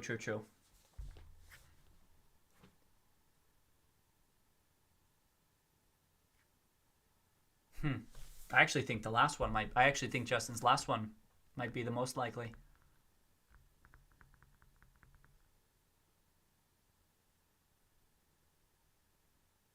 Stack. Didn't buy in the twos. Whoa, he could have. He could have bought in the twos. Oh, did I miss that? Okay. My bad, Gats. I was trying to scroll through everything. If you had said that earlier, my bad. Oh, whoa, whoa, whoa. So just to be clear, well, sorry, I noticed you said I wasn't what I disagreed with Gats when you had said that was they were gonna make it through to the consoles. What I'm saying is it could have been I don't want to have to deal with SG&A cost cuts. Um, you know what I mean? His visionary type stuff is more. Yeah, okay, that's what I meant, Gats. It wasn't so much like I think it was high probability that they were gonna make it. Yeah. That's all I meant. But even still, if that was your intention, my bad. I was just getting the wrong take from it. But maybe the debt. It's interesting timing with the debt. It came a week. It came a week later. I don't think. I still don't think that's all that meaningful for someone like Cohen. I also don't think even know that if you're Cohen, Gats, it may be that you don't want. Well, okay, maybe that's why you speak up. He doesn't mention the debt in here, but using the cash to pay off the debt might not be an optimal use of the cash in Ryan Cohen's mind. You're thinking like, well, wait a second, what the hell are you doing? It may have made better sense to refinance, although they wouldn't get great rates right now, so maybe not. You'd want to not, you know what I mean? But that cash is valuable cash. It's optionality, right? That you now don't have because you paid it off. But what are you going to refinance at high rates? I don't know about that.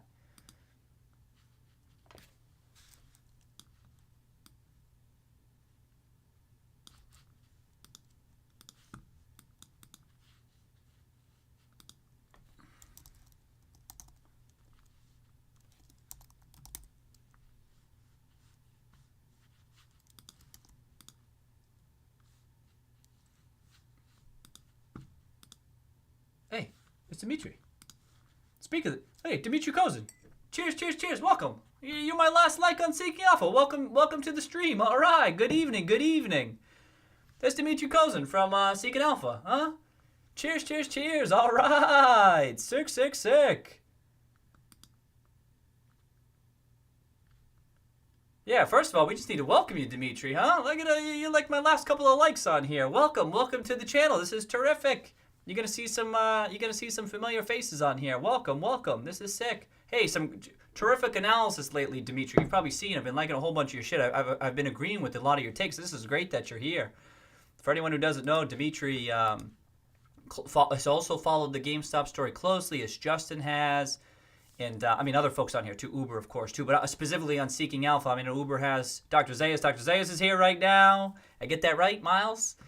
And but has written a number of articles on GameStop. You can check them out.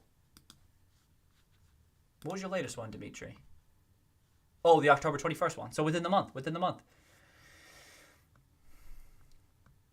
Okay, what'd you say? Would he be so self-promotional to shareholders and mentioned?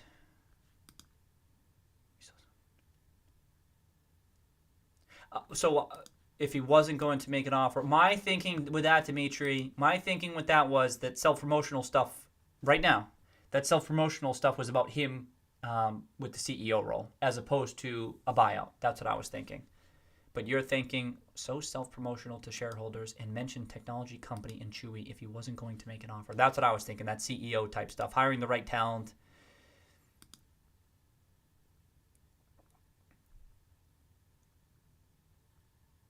Offering shareholders a better alternative. But again, I was approaching it, for better or worse, from the CEO perspective. But let me keep going. It's an enticement to institutional investors. I agree with that, Gats. Do you want a tech valuation? Absolutely. This is how you get tech valuations. Telegraphing to these folks, this is what you want. This is, he doesn't so much as say me, but you want someone else. You want the right talent to be leading the ship to get to what I accomplished with Chewy. I agree with that, Gats. Peace out, Jorge. You have a nice night, Jorge. Adios. That's right. I've done it before. I would do it again. Peace out, Jorge. Peace out. See you next time. I mean, tech valuation and offer in teens. Wait.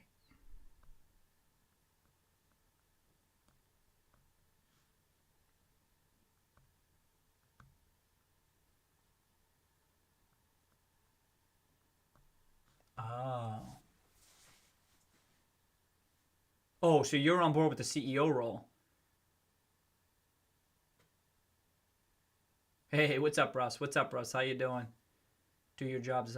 Oh, okay, Dimitri. So, okay, I misread your first comment. So you're saying would he talk up this whole Chewy stuff and the tech valuation levels and then take out GameStop at a discount price, like in the mid-teens, because that's ridiculous?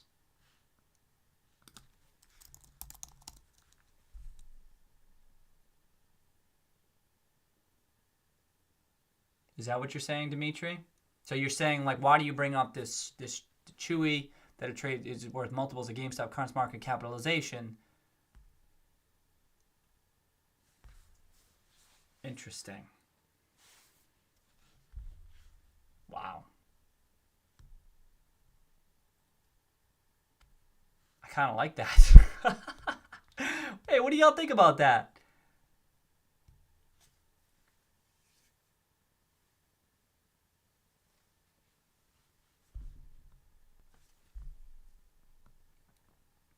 Okay, so then you say CEO role makes sense. The story is brewing about he implies he knows what to do, and the current management doesn't. Right? CEO makes sense to me, or having his guy as CEO is fine. Do your jobs. Yeah. Okay.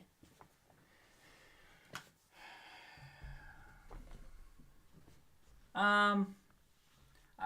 This is a good point. What's the he wants more control, be it more board executive than one, or some role for himself. So that's my default. That's my base case right now. If I were to take the other side of this, I'd say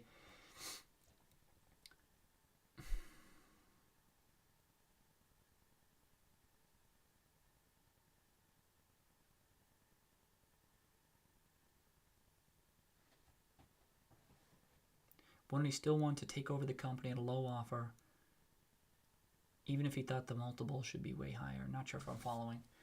Well, what he would be saying is,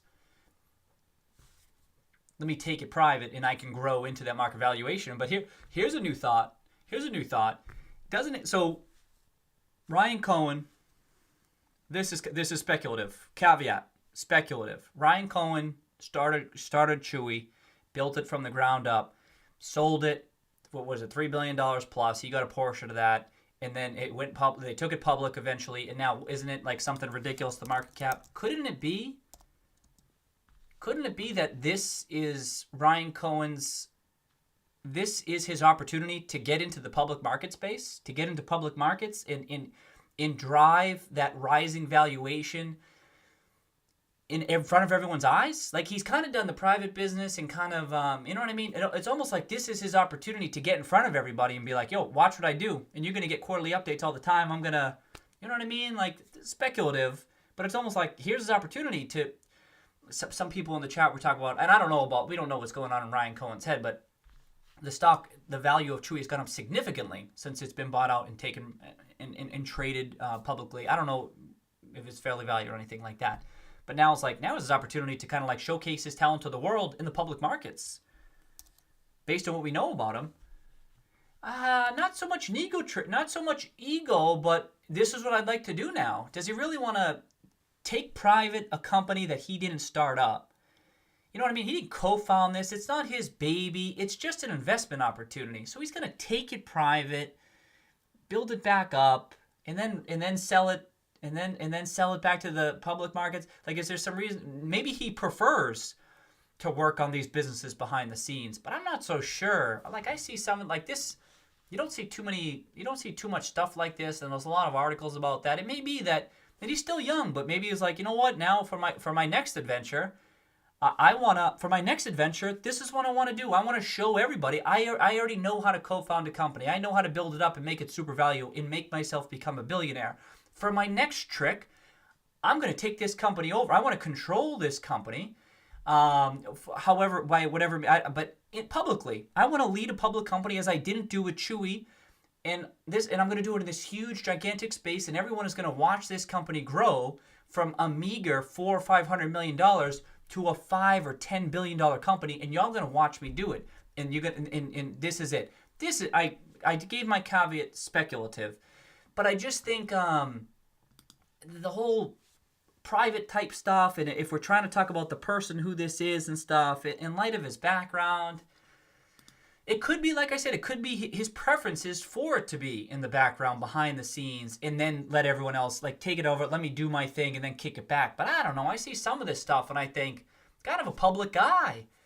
And he's already done it with Chewy. He's like, now on to my next one. I'm not saying this is definitely what's happening, but when I forget what I posted in Twitter, but this was kind of my thought. Is like, this is his next adventure, and he has picked his next space. It is gaming.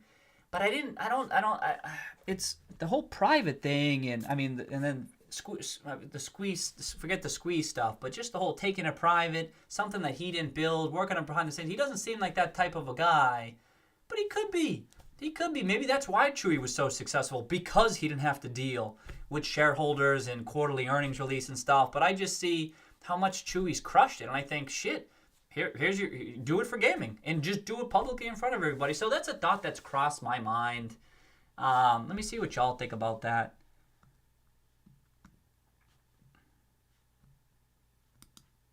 Okay, so Super Saucy 3 thinks that we got a lot of Super Saucies today. Oh, Jordan, cheers, Jordan likes that idea. Doesn't need to bring this private. He shines in the public markets. Yeah, it's just an opportunity to do that, right, Jordan? He doesn't have to deal with IPO type stuff or find a suitor. He's already done that. He's already done that with Chewy. And this is an opportunity to just crush it for everybody right out the gates, because it's a huge industry. There's not too many opportunities like this. What has caught our attention with GameStop, the major upside opportunity, is what caught his attention as well. And as far as what's trading publicly in the markets out there, there's not many opportunities like this. This is it. So you could just get in. It's already public. You don't have to worry about that stuff. Crush it, and then I don't know. Just a thought I had. Cheers. Cheers, Jordan. It's going to turn around. Very annoying to do in the public market. So this part's true. The whole it can be challenging to do in the public markets. What I'm suggesting is maybe he's up for that. You know what I mean? Like, he's like, whatever. Like, it's almost like it's his next adventure. But indeed, I hear you, Super Saucy 3, talking about how it can be easier kind of to do this stuff behind the scenes.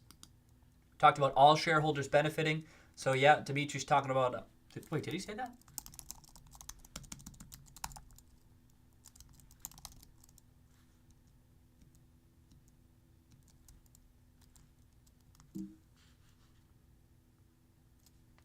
Oh, his 13D? The 13D was boilerplate language, though. That's the only thing.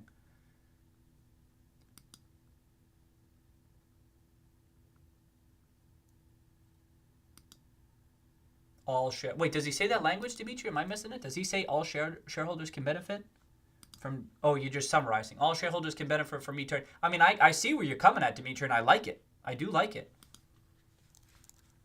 All shareholders can benefit from me turning GME into a tech company. It does kind of seem like it's broadly speaking to that stuff. I can see that.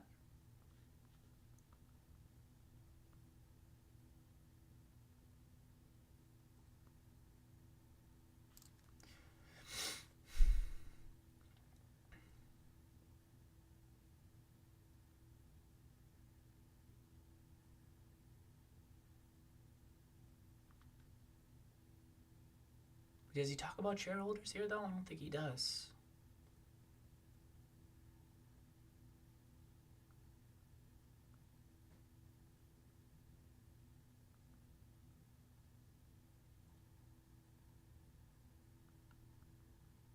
Just checking real quick.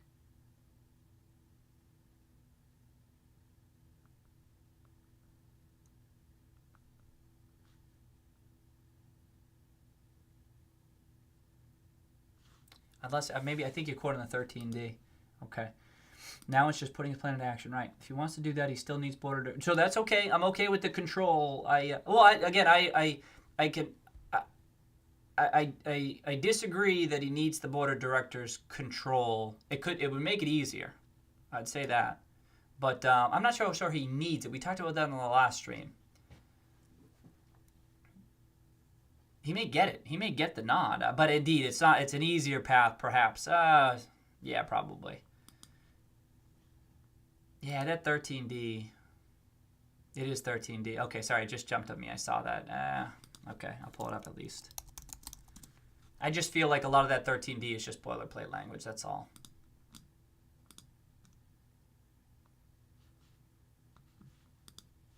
Because as we talked about at the time when it was filed, what are you going to say? Some shareholders, you know what I mean?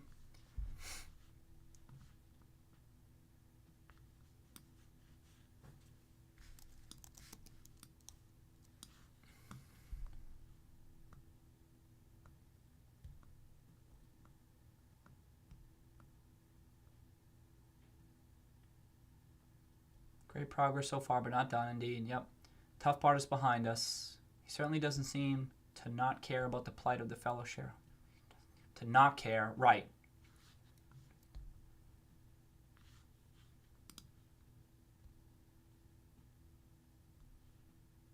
Oh, you're the same super saucy. I was going to say, that's a lot of super saucies for one chat, huh? Oh, you're the same one. Okay. Can you imagine Ryan Cohen dealing with shareholders, analysts asking for dividends? Yeah, I can. I mean, we don't have. Yeah, I can. Because he's gonna stifle these inquiries. He's gonna be like, you know what he's gonna say? He's gonna be like, get the hell out of here. No, we're not doing that. I've laid out my vision. I told you in my letter and in my subsequent letters, this is what I'm gonna do. If you don't like that, get the hell out of here. Go buy Best Buy stock. You know what I mean? Like, go move on. Like, he's gonna paint the picture. Like, this is what I'm doing. Get on board with this or get out. You want dividends? Get the hell out of here. Like, he's gonna change the investment opportunity from what it has been to what it will be.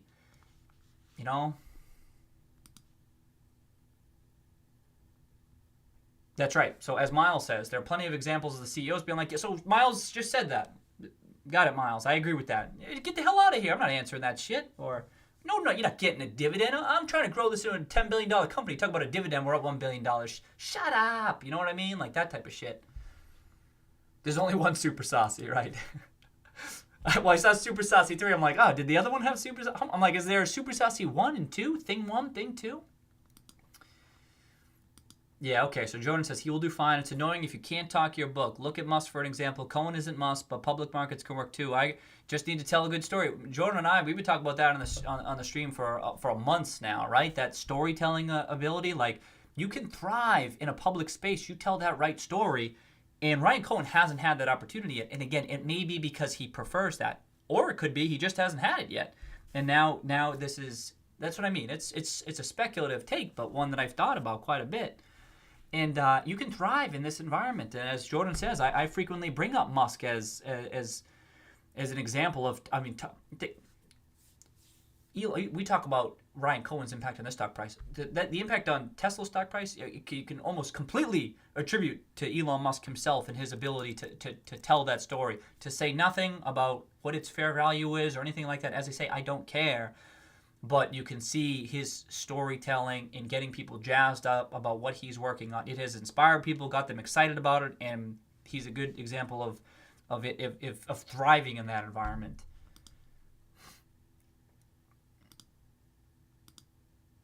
Changing people's minds is harder than painting a new story. Overall narrative from him. Management is slow, don't count on it. Signed Magic 8 Ball. He doesn't need to change our minds. Right, he doesn't need to change our minds. As much as it is to these folks, I think it's like to some new folks too. Like, get on board with this is what I'm doing. Like, pick up they could like looking out 5 years from now, right? If you look out 5 years from now, let's say it's still a public company, Ryan Cohen achieves what it is he's trying to achieve. The investor base is going to look vastly different than what you're seeing here. You know, it's not going to be the Scions and Hesty and Permits. It's going to be tech funds invested in something like this. That's what he's envisioning. Like, let's look up Chewy right now. He's pitching it to these folks. Hey, Chewy investors, here's your next Chewy. Get in while we're still sub $1 billion. You know what I mean? So as much. Oh yeah, Argos. Okay. BC, Bailey, I don't even know these firms. Jennison, Robeco. Oh, they own very small. I mean, it's mostly owned by okay. So it's a very low float. But I don't even know these firms. I know some of them. Well, that's the same one. But he's talking to those people as well. I think. But to first order, he's talking to like the current shareholders, I suppose, and trying to get them on board with some of this stuff.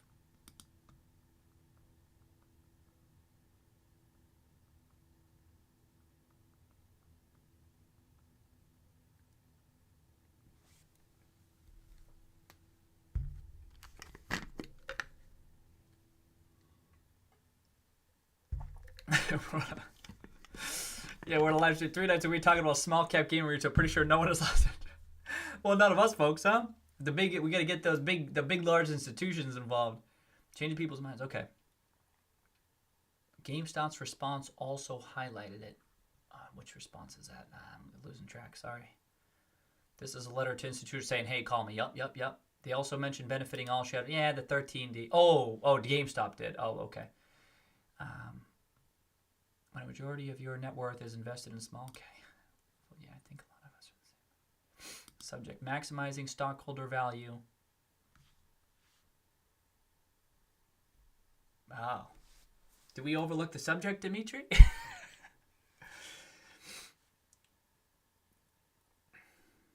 Wow.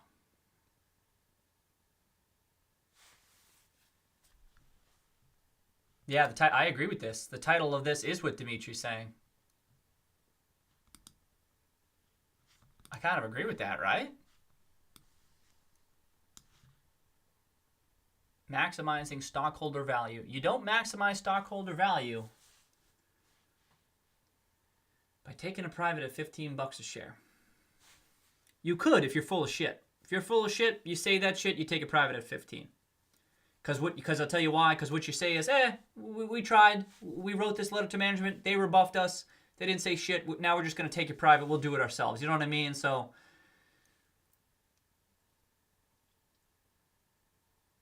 you know what I mean? If they don't play ball and then maximizing stockholder value by becoming the ultimate destination for gaming. All right. Yeah.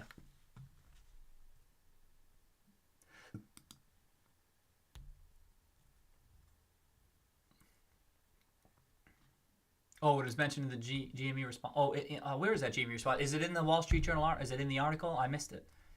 It is all one coherent narrative. Hey, shareholders, accept my offer. That's the thing, though. It doesn't. If you accept your offer, that's not maximizing stockholder value. It's not maximizing. Maximizing isn't the word you use there. Again, it would be if you were bullshitting, because you just try. It's a good word to use. It sounds good. And you say, hey, I'm trying to do this, but the management team rebuffed it. Now I got to take this shit private. The letter is hearts and minds. The letter is courting, and so when he gets calls, he can gauge how much support he'll have in my mind. Yes. Yeah, I agree with that, Gats. He's courting.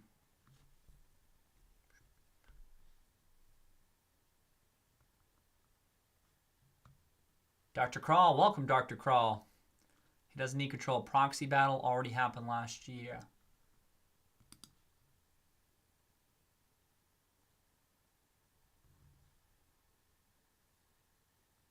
I tend to think he wants you personally.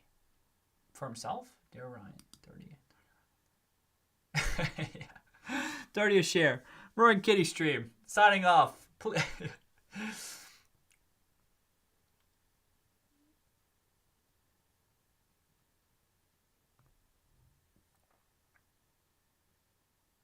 ARK, yeah, well, exactly. I know we're talking ARK about the new shareholder base, right?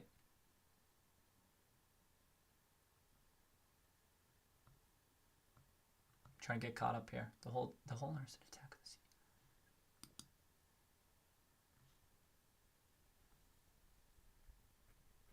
The whole letter is an attack on the CEO and the board. Being at 9.9 is an implicit threat of leaving. Shareholders will be with him, and he needs that to take control.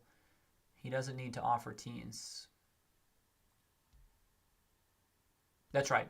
I think we talked about in the last stream, Dimitri. We were talking about how... That's why I was saying... So people were saying, like, he needs certain things. I'm like, I think he just needs to get some shareholders on board with him. I think he's going to get it. I'm not saying he's going to get 100% or that everyone should go with him. I'm not saying that. I just think... I think he's going to get it. Investor support from the current investor base. Some people were saying, well, be careful because institutions may side with the current management team. I can get that, but I think he's going to get enough support. Tinny Foiler. Tina. Welcome to, he says, call Ryan Cohen. Does anyone got him on speed dial? Is he? Some of us think he's here. slash no one. But who knows? Maybe he's reading this. Ryan, you can chime in.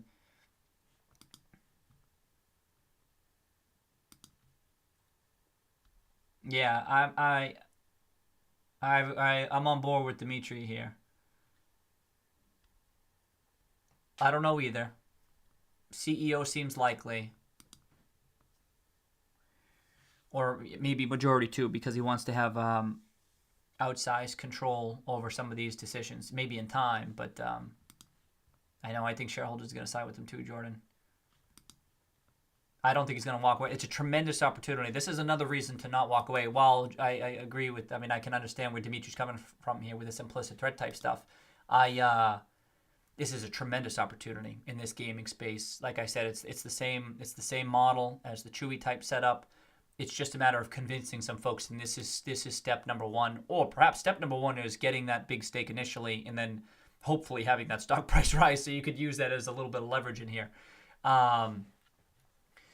But I don't think that's like I said. I think that's a low pro, especially in the short term. It's very low odds. But I think he's coming intending to succeed at what he's working towards. There's no guarantee that it happens.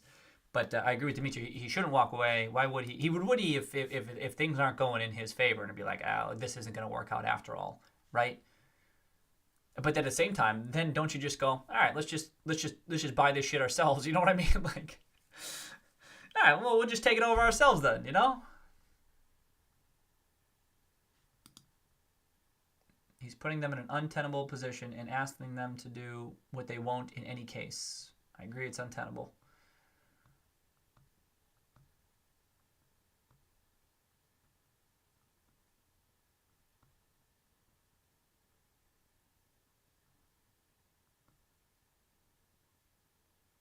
The company shared a similar goal as Cohen to pursue a strategic plan that is in the best interest. Oh, okay. Thanks, Justin. Appreciate that.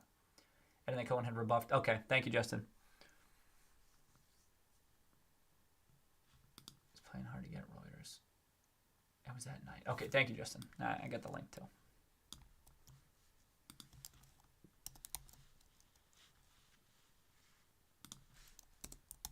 Pull it up.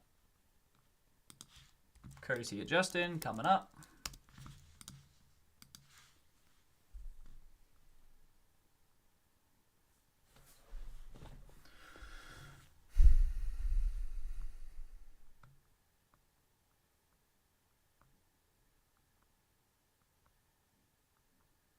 All right, yeah.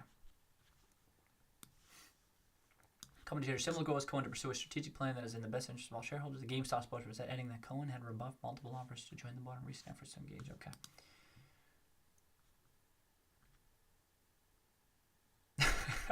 Miles, can we let Miles finish the book? Miles, is it about something? Is it any? Can we argue that it's relevant to this discussion here?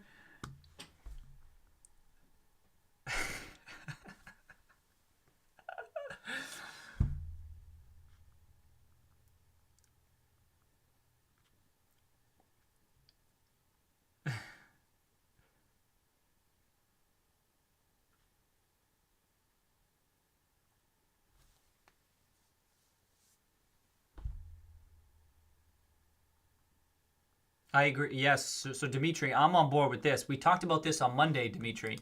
I believe that this was largely directed at the CEO. Some folks are saying it's at the board too. I get that, but my issue was a lot of the board critiques are related to like past board stuff. Not totally, and this is definitely in some ways directed at the board, but it stands out to me that it's much more at the CEO. I agree with you, Dimitri.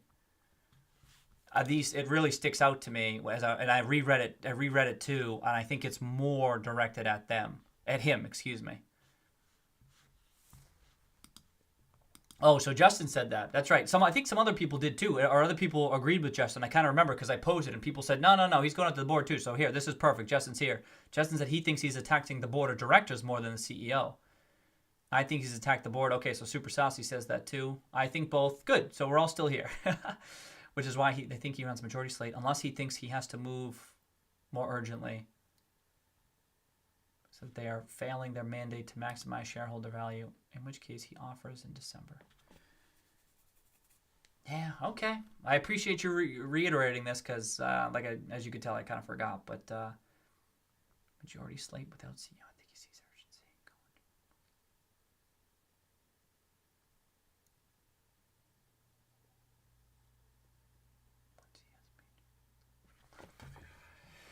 He's just make himself CEO. He specifically cited 2020 and 2021 cash flows.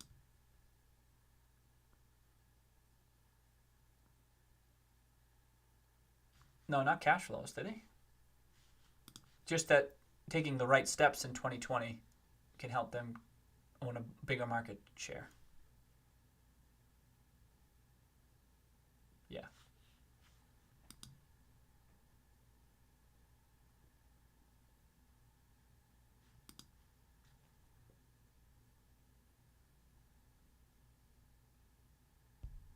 Him being CEO if he doesn't control the board.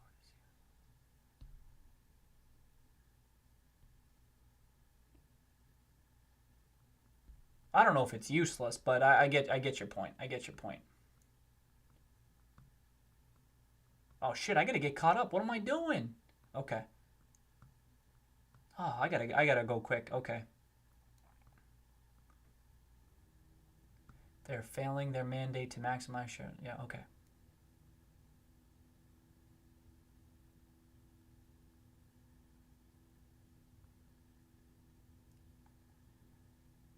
All right. Super Saucy on page with Justin.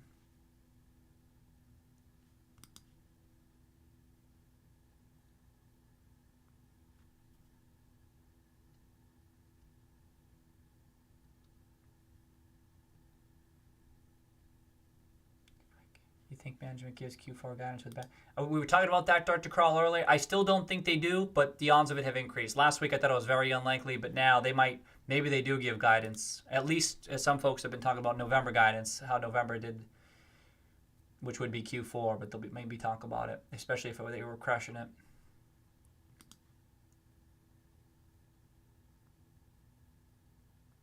Yeah, so Dimitri says CEO critique is more detailed. I feel the same way. It's both, but I think that it's the CEO stuff that sticks out to me. Is more detailed and spelled out. Disagree is more detailed. Okay.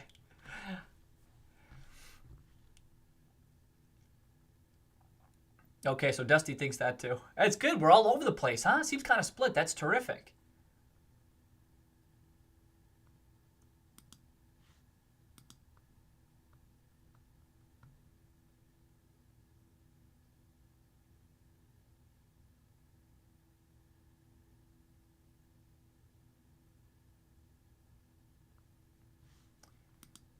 I mean, I don't know about Justin saying the only reason Sherman is committed to a 20th century focus is due to board of directors' direction. But if that were the case, you don't phrase it like that. The way it's phrased is the way. Excuse me. Oh, what time is it? Oh, it's the way it's. Wait, what word am I trying to say? The way it's phrased puts the blame on Sherman. The way it's worded there. You don't even think he really went after Sherman. All right. Moore said the board picked the wrong guy. Board of directors is an easier target.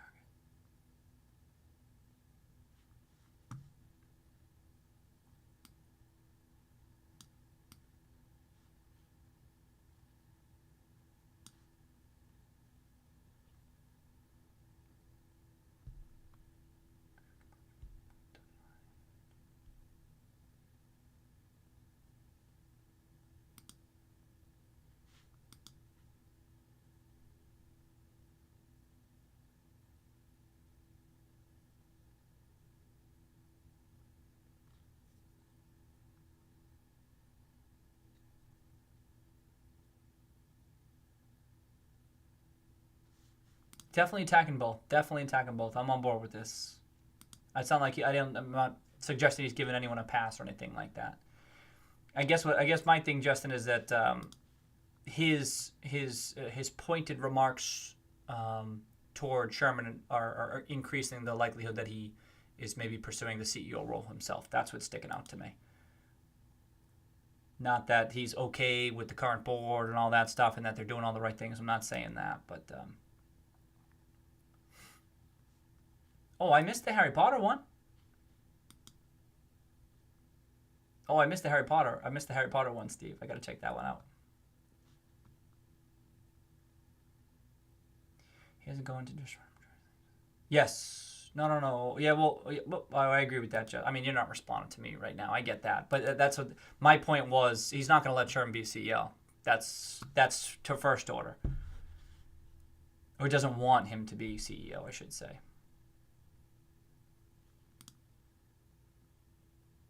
Yeah, I'm with Justin. Wants to be CEO. I think so, too. I'm coming around to that. Took me a while.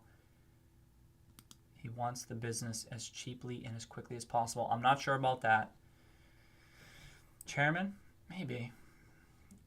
Definitely he wants and needs the board to be on the same page as him if he wants to pursue this. Absolutely.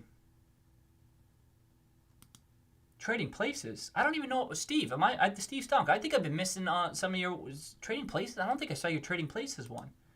I got to go check that shit out. My bad. CEO and chairman as cheaply and as quickly as possible.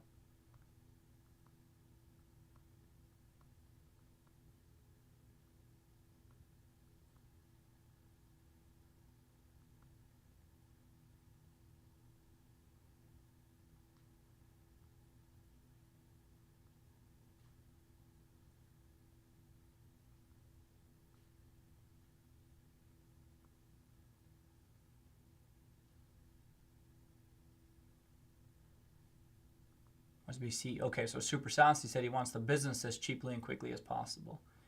And then Justin said he wants to be CEO and chairman as cheaply and quickly as possible. I understand calling the shots. He's too rich, doesn't want that. So that's what I was originally thinking, Dr. Kral. Maybe he doesn't want to be CEO. It's not really his cup of tea.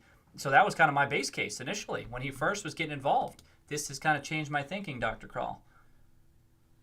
That I thought maybe he doesn't want the headache, but this kind of seems like he's asking for it. You know what I mean? Like, no. I mean, maybe not. Maybe he just wants to. He's a 10% shareholder, and he just wants to put the right talents in place. That definitely could be it. But this has increased my odds quite a bit that he is willing to take on that CEO role.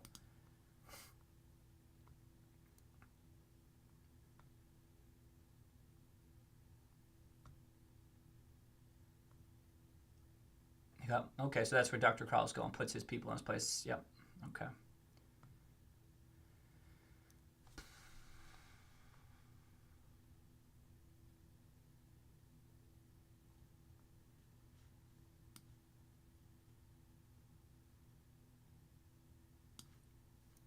I want to get involved. Just want to spend his money. He is the one with the ideas.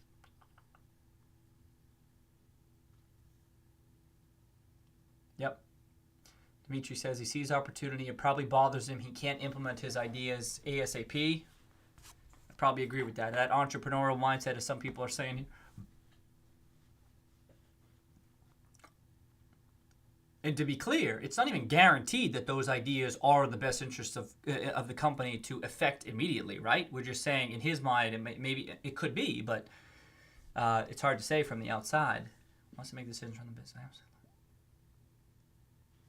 Oh, he made a Harry Potter one off the letter? Oh, I gotta check that out.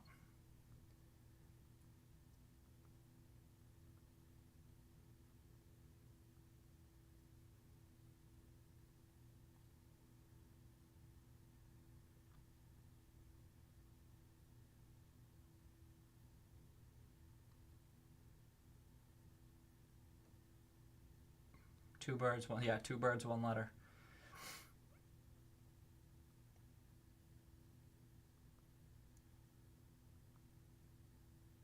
All right, peace out, Super Saucy. Good chatter tonight.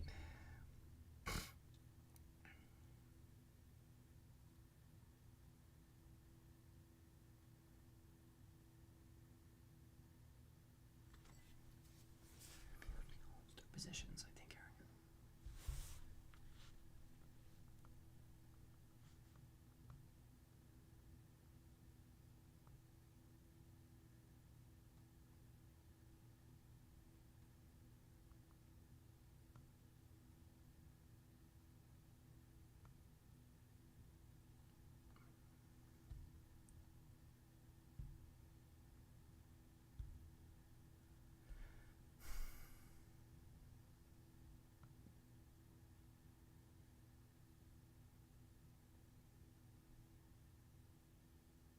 Trying to get caught up. I fell behind. I think I'm kind of close.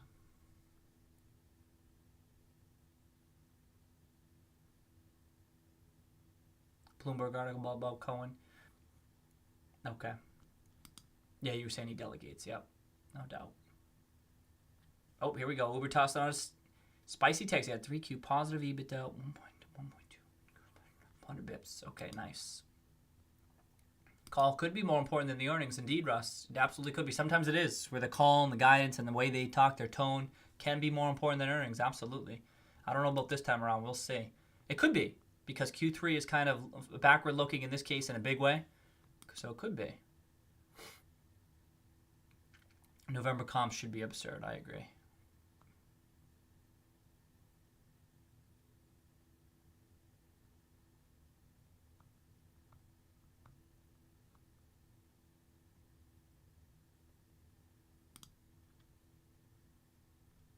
Revenue sharing guidance. There were a lot of pre-orders. Same matches. No, not sure how much impact. Pre-orders.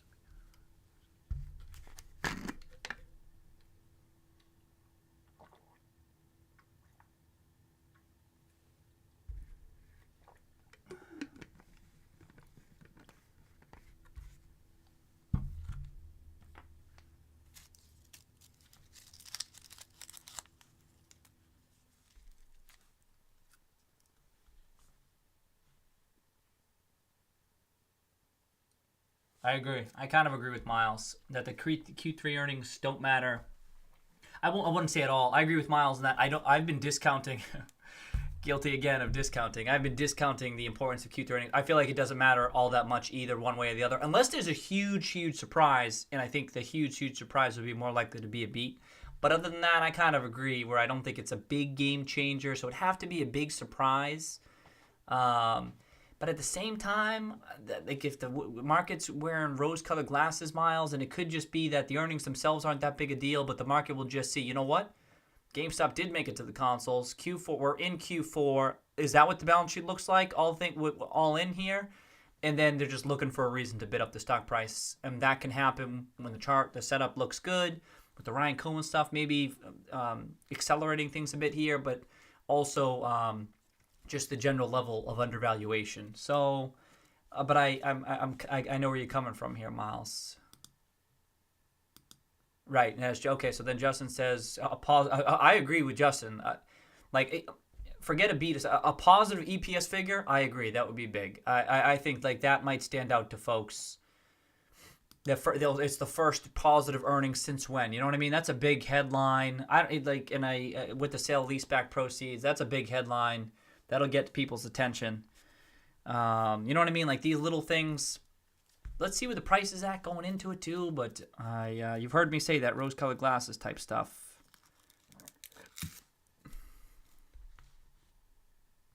All right, so Dimitri thinks that same thing. Q3 doesn't matter much. But what I'm trying to get at here is that like the setup, like the market's. I know. I'm sorry. I keep saying the same phrase here, but I feel like the market's looking for a reason. And just confirmation that the prevailing thesis remains intact could be enough. Sometimes once the chart turns and it starts to tilt in your favor, the market just waits to be like, it's like this. Is it still on? Are we still doing this? Boom, let's go. They like just making sure it didn't break down a little bit. It's hard to predict this stuff. This is messy. But things like a positive EPS, as Justin pointed out, I mean, we're probably going to have huge revenue and gross revenue beats. I mean, revenue comp sales, e-commerce sales, as Uber's been pointing out as well. That's going to be big. If gross margins up, he said it's saying 100 bips.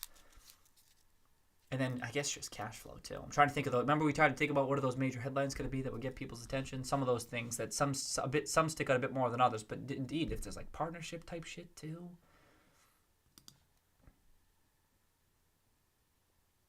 Yeah, I kind of agree with you. If it's positive, like in a big way, it'll matter. Yeah, probably the Cohen stuff is getting more meaningful now. Yep. I know. I'm kind of wishing they do guidance, unless it's real bad guidance. I guess that'd suck.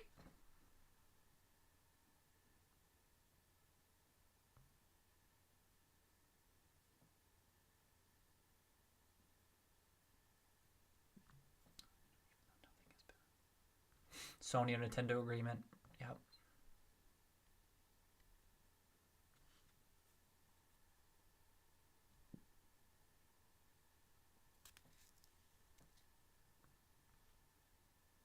Market's forward looking, yep. As long as managing gives us something forward. Yeah, I'm thinking they do announce year-over-year comps too, Justin, especially in light of this Cohen letter. Unless it's terrible, but none of us expect that, right? How could it be? There's no way. Allocation is important indeed. From what everything we could tell, Dr. Kral, that it appeared as though allocation was in line with previous cycles and that it was going to be decent for GameStop. Huge new game releases.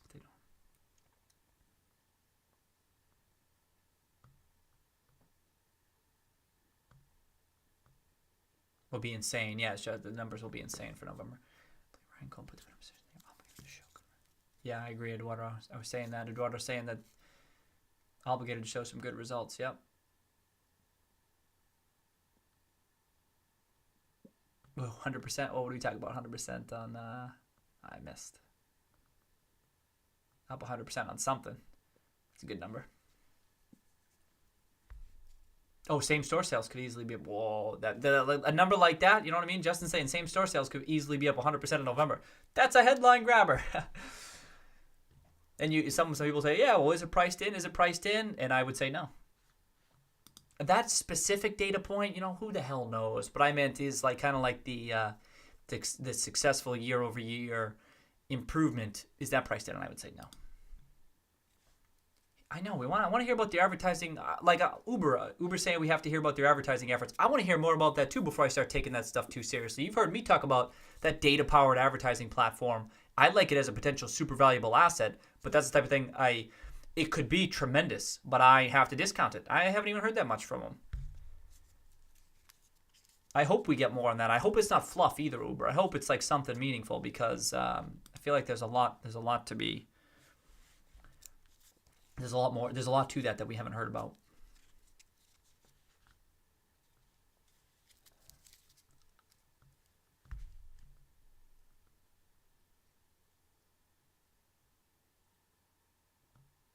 Yeah, Miles is on with that too. That's one of the things I really want to hear about as well. High margin private brand accessories. Yeah, if they we know they're doing that stuff. I hope they start talking more about that stuff. Importantly, I want to see it hit the line, right? Bottom line. PC hardware, yep.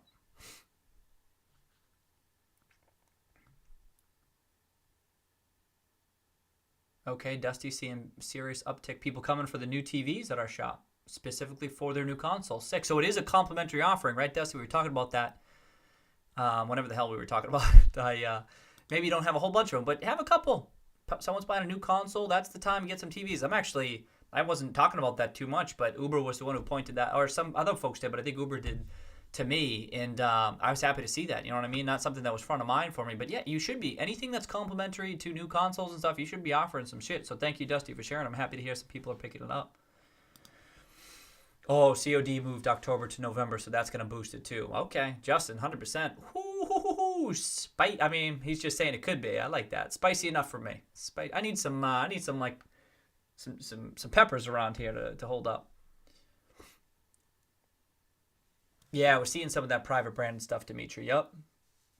Consoles and bundles, right, this quarter. Wavement. Cheers, Wavement. Cheers, cheers, cheers. Yep, so yeah, Dimitri's saying the same thing. Great to hear. Let's see, Uber, do you think it's better to have higher e-commerce rev with the lower share of sales, or lower e-commerce rev with a higher percent of sales for 3? Big drive to LG OLEDs in particular. Nice.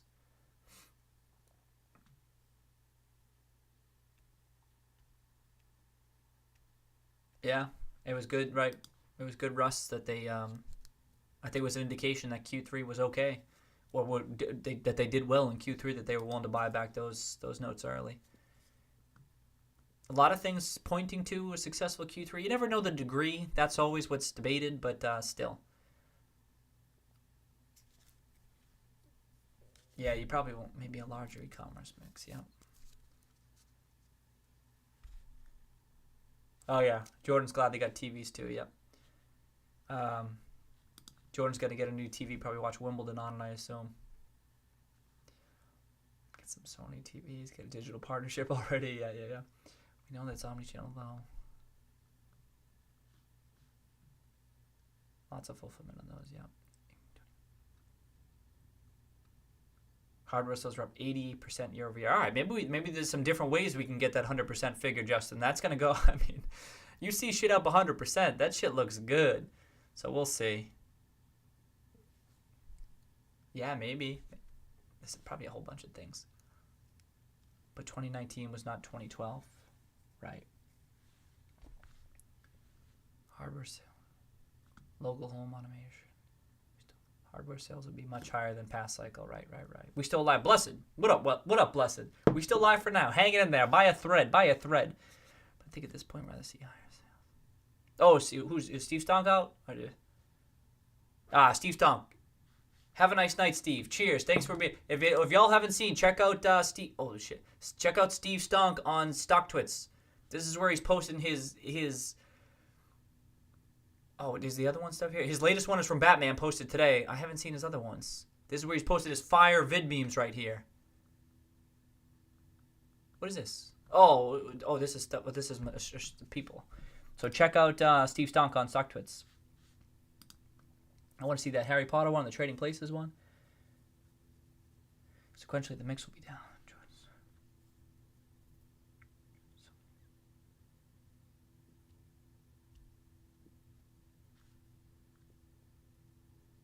2019 was much worse. Right.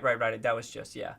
2019 was much worse than 2019, right? And then we expect that 2020 is going to be much bigger than 2013. Shit.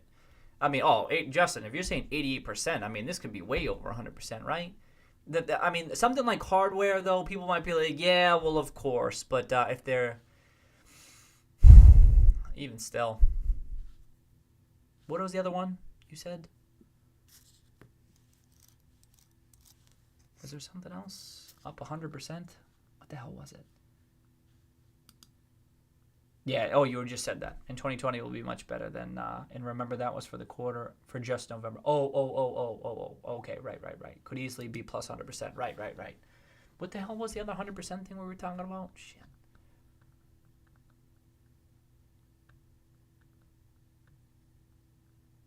I forget. Well, whatever it is. 100% looks good hitting the wire, you know?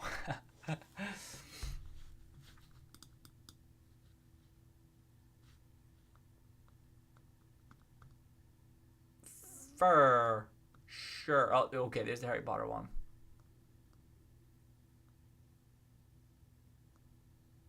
Oh, I think I saw that one.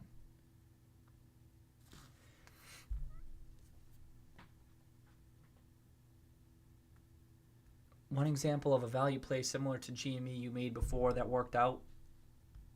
Oh, is Uber out? I'll be rolling too. Peace out, Uber. Peace out. You have a nice night. Cheers as always, huh? Thanks for the great everything, Uber.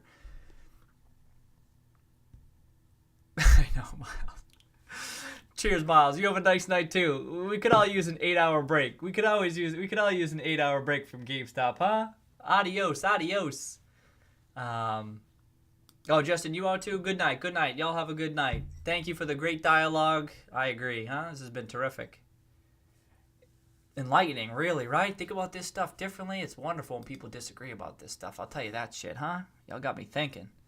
A value play similar to GME you made before that worked out. GME. I'm not even joking around. It's a bit of a unique. I'd say GameStop back in 2012 was a bit similar. Not quite as discounted. This is a bit extreme. I haven't done anything like this with bear sentiment this heavy. This has been pretty crazy. Another one that kind of looks similar, Western Digital, back around this same time where they had some solid free cash flows. The secular risks weren't as big or as legit, like they weren't as prominent. But back in the day, Western Digital focusing on the hard disk drives, and everyone's like, everything's going to SSD, blah, blah, blah. And I'm like, y'all know Western Digital realized that, right? You know, they appreciate that. They understand they were doing some small acquisitions. Oh, let me just pull it up. Oh, did they pay a dividend? I forget. And and it was right around the same time, this $25 range, and it went up 4x, 5x. Did it get to 20? I don't think. I think my average was around 25, $30, something like that. It went up 4x, 5x, but it was very similar. Oh, no one buys that shit anymore. No one buys. Everything's going to SSD. No one's going to use those types of disk drives. And why don't you know, it went down again, went back up. This shit takes time. So that's kind of similar off the top of my head, blessed. But look at Western Digital's historical numbers. They were great numbers. Like, it was just obviously cheap. I like those obviously cheap ones. But GameStop is much more extreme this time around, no doubt about it. Other free cash flow type, like this is a very free cash flow type play.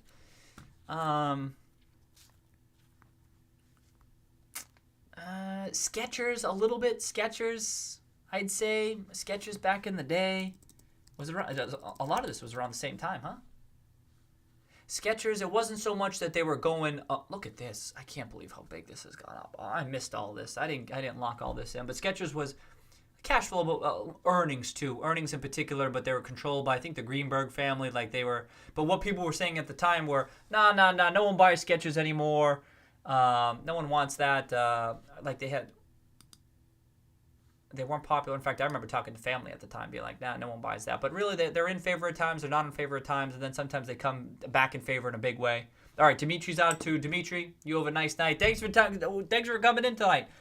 It's been great getting your feedback too. Especially, we're on the same page with some of the things. So, and I follow a lot of your work too, just like I'm following Justin's and Uber's and a lot of folks here. So I always appreciate that. But it was great to hear your thoughts on that letter as well. I hadn't seen that. Well, you had seen. I mean, I've liked some of your comments, so I had a feeling we were on the same page with some of that stuff. But again, if y'all haven't seen Dimitri, I didn't read your background there. Deep Value Investor, Benjamin Graham, Dodd, Klarman, Peter Lynch. Perfect. Okay. If y'all don't know, check them out. Good stuff. So I might say maybe Skechers too. Not quite the same. Plus, they had been growing book value. Like it was like a better run company. So that's not that great of an example. What was the other one with the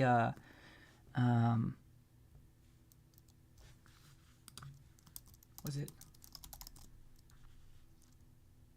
Deckers, right? Is that Uggs? No. Oh yeah, what's Uggs ticker? Let me see.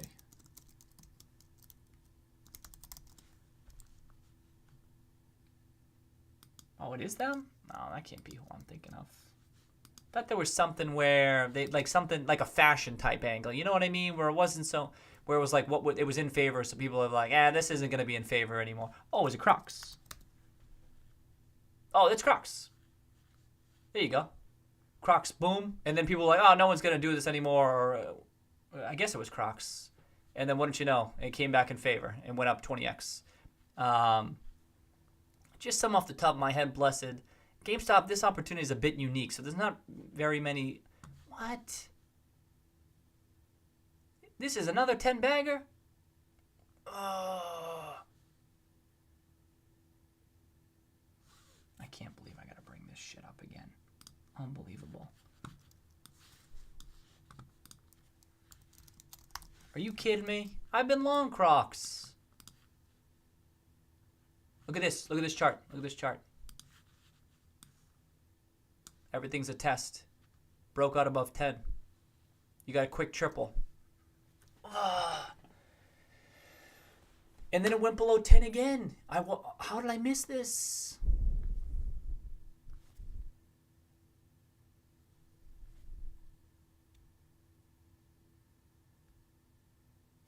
I don't know how I missed this.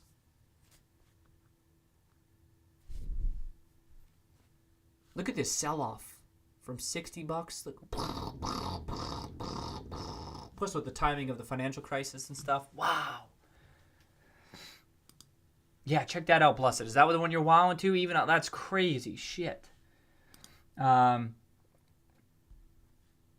Eduardo, so I talk about two things. So in my investment style video, I talk about the types of returns I'm shooting for. So just a reminder for folks, educational channel. I have a very aggressive style of investing. What would you say your percent? Oh, for my my lifetime gains. Well, I won't get into that. I won't get into that tonight. But I would just say that the types of returns that I They've been good.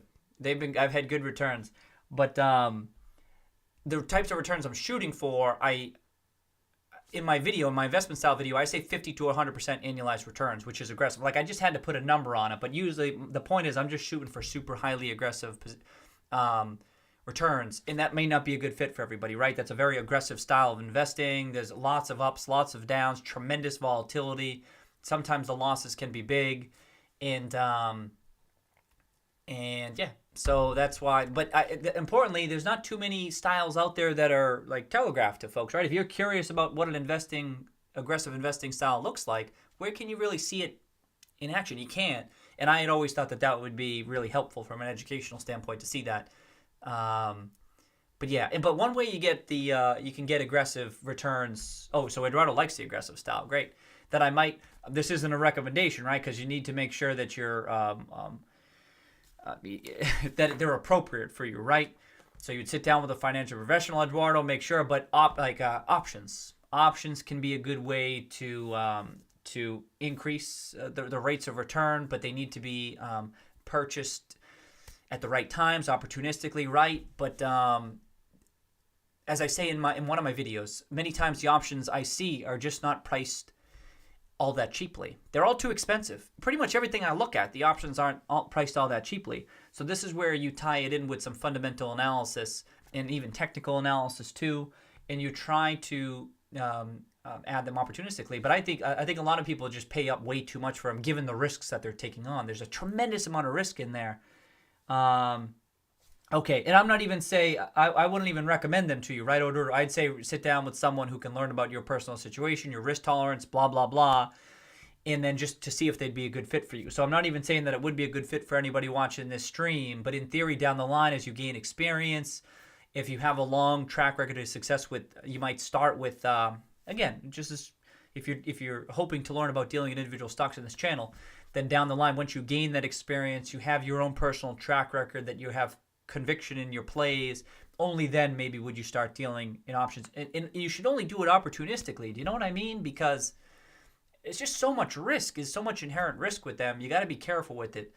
And that's why if you do the fundamental analysis, you got a little bit of an edge, because you might know of an upcoming catalyst that might be ahead, or that the stock is undeniably super cheap. And that when you know it's super cheap, when you're a value investor, it re-rates and it reverts back to fair value in time. So sometimes it can be those longer term options that might be more appropriate. Not always, but like it kind of just depends on the setup. What if you've known it's been cheap for the past year or so, and you're thinking usually in your plays they turn in about 2 years or so? Well, maybe you might be able to deal on some shorter term ones. You know what I mean? But that's just another way to that can add to your returns. You know what I mean? Magnify the returns and blah, blah, blah. But very risky. Very risky. And I certainly wouldn't recommend anyone go down that path in this stream. You definitely want to start with the stocks.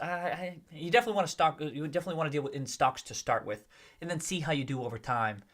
Get a feel for it. That's why I don't spend any time really getting into options too much. I know people talk about them on the chat during the stream, but I don't get into that too much, because that's a whole different level of education. It's very complex when it can be complex. I personally don't think it's too complex, but you really want to understand the ins and outs of it first, and that part's complex. But when you actually get around to incorporating them into your part of strategy, I keep it fairly simple, I think. And in that light, it usually just starts with, is it an undervalued stock and that type of stuff, you know what I mean? But that's why I don't spend too much time. I don't want it to be like it's a different type of education. Maybe down the line I'll get into that, you know what I mean? But right now this is what I wanted to start with, and same thing. And like I say, there are positions outside of this Roaring Kitty model portfolio, but we don't get into them here. Like, this is, I feel, the most educational for the people turning into the stream. So when you have questions, I can answer the questions related to this, because I feel as though that's where you'll get the most out of it. For right now, this channel will evolve. I'm in the early stages. We'll see where it goes. Yeah, you said you love the aggressive style. Do you do options? Often. But do I do them often? Yeah, I'd say somewhat often. Nah, I don't know. It's definitely stock first. I'm focused on the stocks first, and only if there's something unusual happening with the stock where it might make sense. Unfortunately, I have not found any broker. Any reason? Well, I have positions outside of this, Eduardo. In this model portfolio, this model portfolio is stocks. But I have some positions outside of here too. But like I said, we don't usually get into that too much. I like to keep it about this from an educational standpoint. I think that makes the most sense. But again, down the line, so it's interesting. I mean, I'm sure there's maybe some people. And I mean, Eduardo, are you curious about options? I mean, this is why it's always good to get some feedback, because as the channel evolves, I can think about maybe where to. Some things should just be a video, right? Not everything needs to be a stream. It could just be spin up a quick video on how I approach some of these things like options or whatever it is. I mentioned some of those options, my approach to the options in the investment style videos too. Again, anyone, if you have questions about my investment style, definitely check out this. They're 20 minutes total, which is kind of long in my mind. These streams, maybe not as long, but I kind of touch on some of this stuff. But maybe certain aspects of that should be its own. Their own video. Maybe I'll get around to that. Just low on time these days. That's it. And so we'll see. But those are good questions. I didn't even see what moved today. I pulled this up. Okay, so same thing. Yeah, similar for Dusty. Not all. I mean, I'm very selective. I think I say this in one of the videos. I'm very particular about when I'm willing to get involved. It's got to be the right setup and everything, because they're very risky. Oh, but yeah. And sorry, no, Eduardo, on the percent between stocks you've lost and won, I certainly don't have that number off the top of my head. I would just say I have a high hit rate. That doesn't mean every single one works out, but and when I'm dealing in these, although I have a pretty high hit rate even with this big portfolio I got, with this Rowan Kitty portfolio, I think a good chunk of these, it was the nature of the market, right? I think a lot of people may have bought, but at opportunistic times. But a lot of these, even though there's a lot of them, I think a very high percentage of them have worked out. Yeah, I'd say a very high percent. But in general, I would say it's a higher hit rate, which has gotten better with time. Yeah, but I don't have the odds like wins versus. What do you say? Wins versus. Or loss versus won. Yeah, I have to think about that. Let me give that some thought as to what that is. It's tough to go through all of them. I have to do it off the.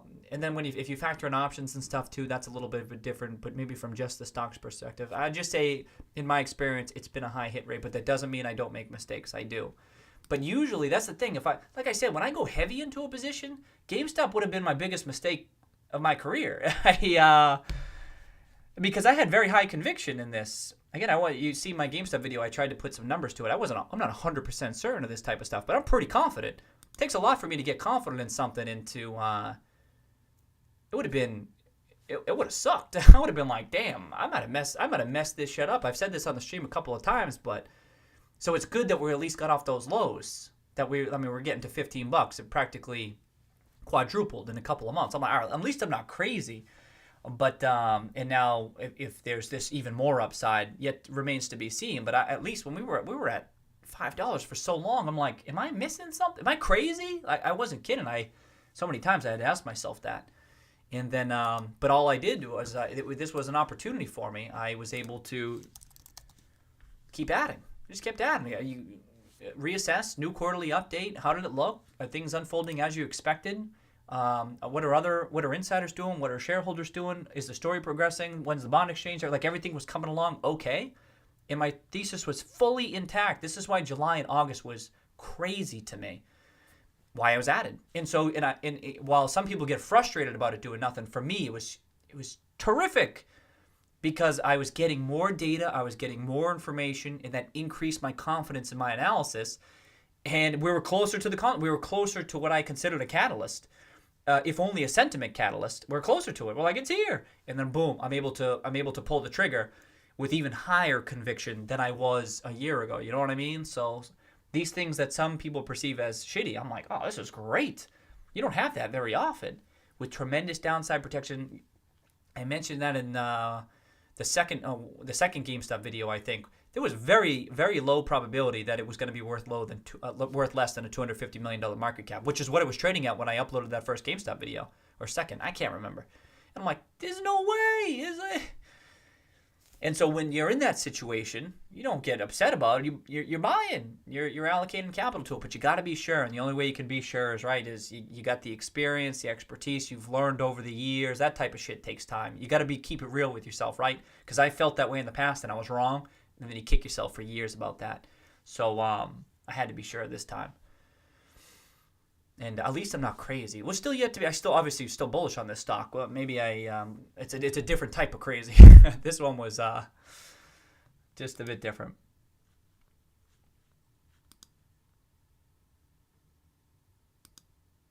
Yeah, look for upcoming catalyst if possible. Yeah. Oh, Cheyenne. Good night, Cheyenne. Do I still have my thing? Hope you have a nice night. We had Cheyenne home, at work, all over. Look back on that time and kick myself. Not grabbing more of the April calls when they were basically free. Well, for the record, Dusty, a lot of stuff was cheap. In my approach in March and April, as I had seen Michael Burry's approach as of June 30th, this type of sell-off was catered to our style of investing because a lot of options were very, very cheap back then, Dusty. It wasn't just GameStop, but because the market was selling off, some of these options were trading for a song, you know what I mean? And the market kind of messed up. And yeah, it was just kind of interesting. And so you can see a lot of these stocks were built, the positions were built during that time. But I was also picking up some options positions, which turned out to be, it worked out well. But that's the thing. You got to wait for those opportunities. Nothing's happened. And I think some people, and you hear this a lot, some people just tend to be overactive, but you just got to wait. The times come with individual stocks, but also with the market. But as far as like the market goes, I'll just pull up IWM. Like, this is absurd. Like, you don't get those opportunities very often, so you got to strike. You got to be prepared for it. How do you get prepared for it? You definitely want to make sure you have some capital that could be allocated to it. You also want to make sure your education is, you've been educating yourself over time, tracking stocks, be ready to pull the trigger. I mean, this moved even more quickly than I was expecting. I talked about this in my spreadsheet video that I uploaded to the YouTube channel. Actually, I should probably make that its own video where I was talking about my actions in March and April, how I was gearing up for a longer term.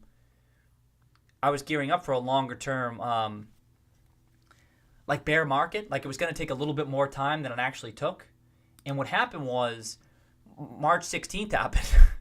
And so first the March 10th this week happened. I'm like, oh shit, okay, things again. I need to get going here. I need to be dialed up. Then March 16th happened, and March 16th was crazy. Then I was like, all right, this is it. Now things are going crazy. It's going way faster than I was expecting, and I needed to get myself up to speed on all these different stocks, the latest where they're at, the latest news on them. And so a lot of the spreadsheets the aspects of the spreadsheet that you see are the result of the actions and the thinking that I was doing at that time. Because I needed to focus on what's the most important. Everything was happening so quickly. And so I needed a spreadsheet that could move as quickly and direct my attention where I needed to as fast as I could. And so I made a lot of changes to the spreadsheet at that time. But then March, that week of March was just absurd. I talk about that in the spreadsheet video. It's like right in the middle of the video, though. How would anyone ever find it? But then I was buying very aggressively. And then March 18th happened. March 18th was crazy. And then I was deploying because I thought we were getting close to lows. As it turned out, I was very lucky. But then I was like, boom, boom, boom, boom, boom. And all these positions, like I thought it was going to take more time. But then March 18th happened. And then I was like, this is it. March 18th, March 19th. And then as it turned out, I sent some emails on March 22nd thinking like we were close to the lows. I sent it to some folks. And then March 23rd, we sold off a little bit on Fed news. And I legit thought, this is it. Like, we're close, not super high conviction, but it was a feeling like I felt like this is it. This is probably the low. And as it turned out, it was the low on the S&P 500, right? Incredibly lucky. I was incredibly lucky. But a big tell for me was the prices of the stocks that I was tracking relative to what my fair value was. Some of these were trading in the crazy in the gutter. And you can really only know that if you have a good sense of what fair value is. And I knew what fair value was for literally hundreds of stocks in the ballpark. It could have been that maybe we were going to be in a bear market for 6 months to a year, and I was prepared for that mentally. It wasn't so much that I was betting on a smart recovery. I was just like, I realized these prices are super cheap, and I realized this because I was a value investor, not because of technical analysis, not because of any of that stuff, but because I knew what free cash flows had historically been for some of these companies, what fair value likely was if things normalize, and at the time I wasn't sure if things would normalize or how quickly they would normalize, I should say. I did think things would normalize, but I thought it may take a bit more time, and as it turned out, things normalized very quickly. But I had a good sense. I had like a pretty strong conviction as to that's a lot of these stocks were trading at 20, 30, at least 40% of fair value. That was high conviction stuff. And so I can pull the trigger. It has nothing to do with the charts or even with the broad. I mean, I was looking at the broad market though, and the charts were kind of lining up with what I was seeing, which is pretty crazy. Like I saw this pullback and I was watching this. And wouldn't you know, we pulled back right there and it bounced from there. Like this is the type of shit I'm seeing. I'm like, yo, we might pull back. I think I said that in my email. I'm like, we're right here, so let's see what happens. But if it does break through that, I was like prepared for this pullback all the way down. But at the time, things were so cheap, I didn't think it was particularly likely. So as soon as things sold off that Monday, I'm like, I'll take this 3% because it appeared as though the Fed was willing to do everything in their power to make sure things didn't get totally out of control, which for me was super bullish. And I'm like, why is the market selling off a couple extra? It was down like 3%, which is a big move, but in light of 10% moves, it wasn't that big.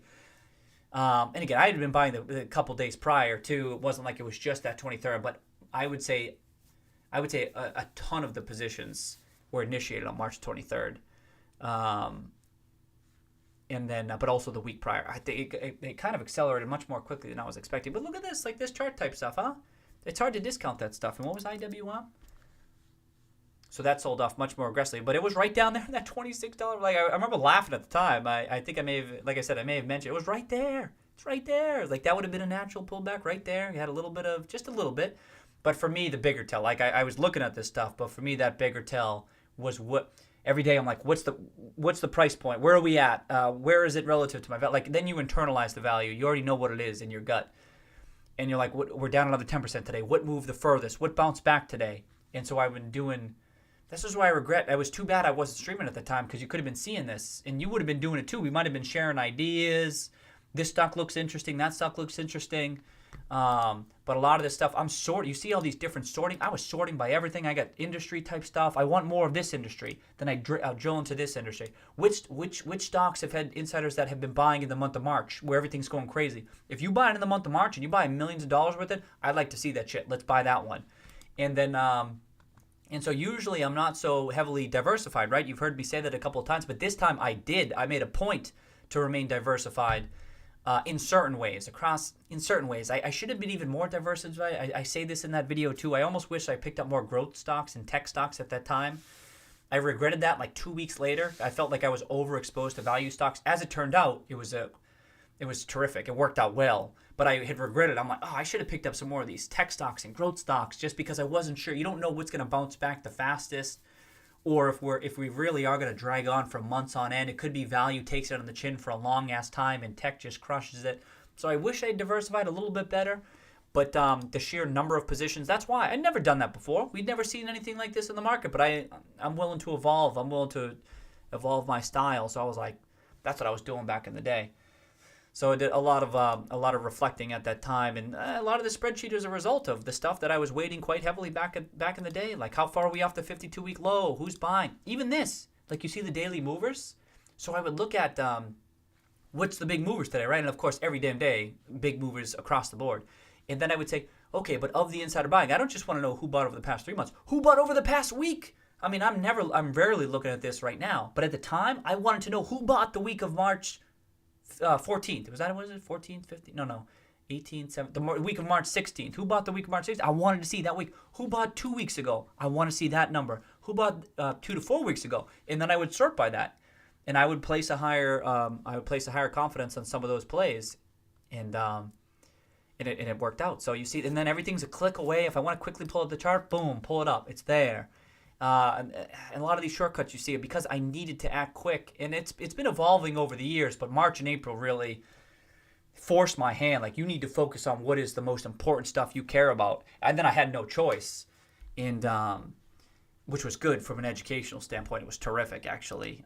Like I say in the video, like a lot of bad things going on, but from an educational standpoint, looking at it from trying to build build out your style and approach to investing and stuff, it was good from that viewpoint, if that viewpoint alone. Yeah, so anyway, most folks might not be curious about spreadsheets, but if you are, check out that spreadsheet video I uploaded to the video. I mean, it's too long. It's like 2 hours. It's like 3 hours total if you include the browser tools. But I've kind of built my strategy around that because you only have so many tools available to you as an individual investor, right? You kind of got to make it work. And so you pick up different bits and pieces along the way and kind of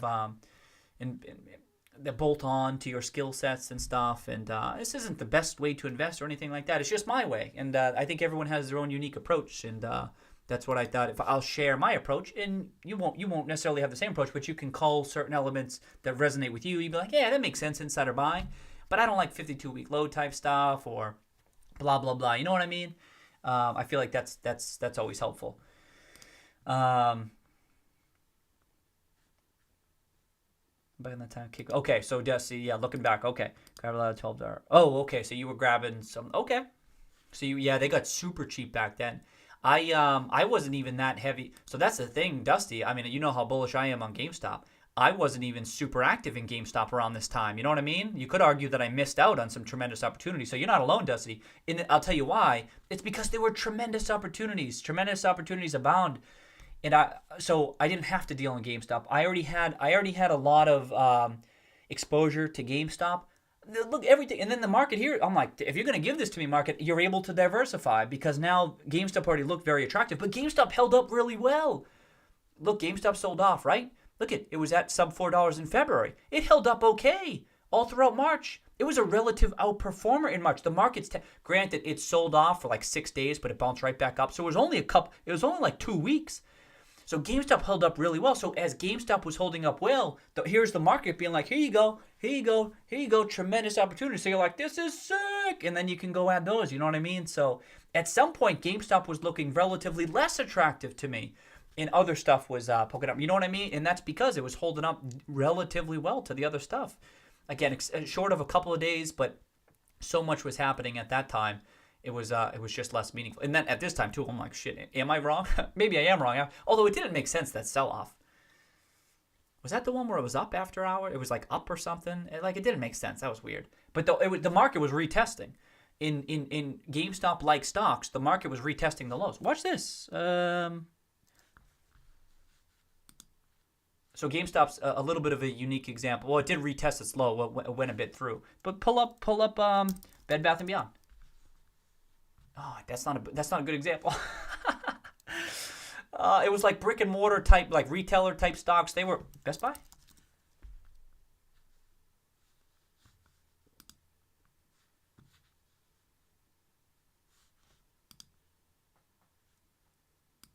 I definitely did a little bit of a mini. Okay, a little bit. Okay, so wait, let me do that again. Is that just the wrong chart I had up? Yeah. Look at this. So here's Bed Bath & Beyond. So it sold off, right? And for the market, these were the lows. These were the lows for the market. Look at Bed Bath & Beyond. Boom, boom, boom, boom, boom. So it wasn't GameStop. It was boom, boom, boom, boom. And then you see, because I did it. I was surmising at the time the market's retesting because people kept on talking about retesting. And everyone was focused on the S&P 500, which didn't really retest those lows. But I'm like, yo, you just took out the lows in a lot of the stocks that I'm following.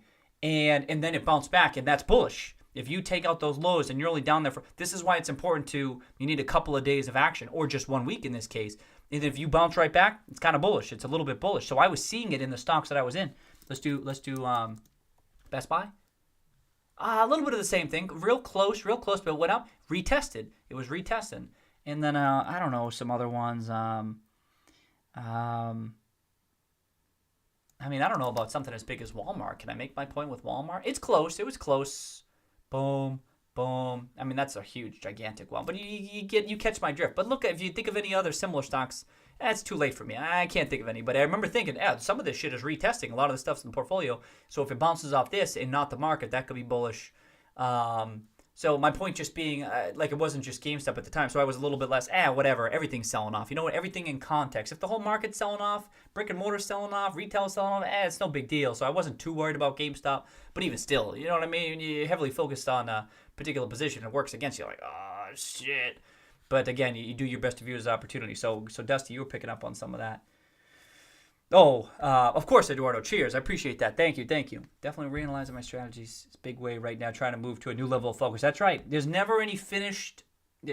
I think I said this in one of those damn videos. Like, you're never going to have a finished style, a finished strategy. Everything's an educational opportunity, right? And the me of 5 years from now is going to look back on me right now and be like, oh, what a silly approach, Rowan Kitty. You know what I mean? Like, you should have been doing this. You should have been doing that. Or even some of the stuff we're talking about on the stream where people are saying, like, I should be directing my attention to this or that. Maybe I should be, but I won't. I need, like, the benefit of hindsight, and I need experience. And so I may look back on my current style and be like, you were doing this wrong, doing that wrong. You could have improved this, could have improved that. But I know earlier, I used to get frustrated about that stuff. Now I'm just like, each year I'm like, how am I going to look dumb this year? What's going to happen? And it could have happened to me right here, but instead I correctly, as it turned out, viewed it as a major opportunity, and it worked out. Doesn't always happen that way. But and I was really happy because it helped me round out some skill sets. You know what I mean? Like, I'm like, all right, I didn't let it go to waste in this case. I have in the past where I've missed out on certain opportunities to refine my skills, but I didn't this time. And so I'll pick up on some new things, and even some things I'm doing right now. I'll be like, that was kind of, maybe I shouldn't have been doing it. Maybe I'm focusing too, like I'm pulling up the intraday chart for GameStop. Maybe this is stupid. You know, we'll look back. I'm not using this stuff too much, but that's the type of thing where, like, maybe I'll be like, or maybe I'll be like, this stuff, I should be looking at this stuff more. Maybe not intraday charts type stuff, but like charts generally. I didn't used to use charts. Are you kidding me? You can't be using charts if you're a value zealot or anything like that. You can't be looking at that stuff. And then I evolved. I'm like, you know what? Maybe there is something here. It's a manifestation of sentiment and blah, blah, blah, all that shit you hear me talk about. And now I use it. Maybe in a couple more years' time, I think, maybe I was overusing it or something like that. I'm always willing to evolve my stuff. This is why these questions are good, too, because I can share with you how I'm thinking about stuff right now. Maybe we talk about it again in a couple of years, and I view things a little bit differently. I certainly would have answered these questions differently a couple of years back. So it's interesting to see it evolve. But then you have like a case study like GameStop, which is, as you can see, we kind of, the channel now is kind of focused on GameStop, right? It wasn't so much the intent. You can see those early streams, we were looking at all the damn stocks, but now it does seem like this is a bit of an educational case study. Now there's so many moving parts. It starts with just value investing, right? But then you loop in some chart action here, and then you got the rank like activist action, and there's a lot of different things. I feel like it could be a good case study. As someone said that on the damn stream, and I thought, yeah, it does kind of seem like that. Where hopefully the learnings here can be applied with other stocks down the road. Not precisely, not exactly. That's not how this shit works, but kind of how we think through some of this stuff. It's not so much GameStop itself, but how we think through some of this stuff, assigning probabilities to outcomes and the actual data that you're basing it on. That stuff's important to appreciate, and I think some people or some investors tend to overlook that. I think that's a mistake. So, look at this. Speaking of retesting, there you go. July 12th. Was this GameStop? Oh yeah, that was 2018. That was a good opportunity. Oh, that was May 2018. Oh, that was. Yeah, every once in a while, the market has some good opportunities to look into some of these, to test some strategies and things. Okay, so you are okay. So Dusty, you are too. All right, yeah. Like I say, it's not high conviction stuff. My thesis ain't technical analysis, right, on GameStop, but it's a bolt-on skill set. You can kind of get a feel, and I pull up some of these lines, and every once in a while I'll draw some lines and stuff on it. But it's really about getting a feel. Can't you see this? You can see this, and doesn't it look kind of bullish? The market bid it up. If you're a longer term time frame, now it's like reconcile. Like you kind of get it. You can kind of feel how the market is feeling it. But all right, so you're testing it out. See how it goes, Dusty. Maybe it's not for you. Maybe you go, this kind of it doesn't really work well with my style. That could be it. There's many successful value investors out there who don't even look at this shit. It's just for some folks, it's something worth testing out. See if it works, and if not, throw it back. It's fine. So that's cool. You either. Okay. If you're on the fence, maybe a little bit extra, maybe on timing. That's how I view it, Dusty. But also, a little bit of conviction. If it's maintaining that bottom like it was right here, like I was thinking, is this going to break below 3 and stuff? A little bit extra conviction. I can see that. Or like adding, and that's what I say. I say like also for screening. Like if someone mentions a ticker in the chat here, and I pull it up, and I see that if I see a chart that's really just real negative, it's hard for me to get really bullish about it. If like not to use GameStop as an example, but if the chart ended right here and that's what I was seeing, I'd be like, what the hell's going on here, right? Because that's a really ugly chart. And this is why there was a tremendous opportunity, because everyone was saying that. And as it turned out, in this particular case, it wasn't. But it can be a good rule of thumb where you just avoid certain things and so on. But also that sentiment be turning gives you a little bit extra conviction. Yeah, agree more on the timing of when, keeps you out of trouble, different things like that. So yeah, see if it works, Dusty.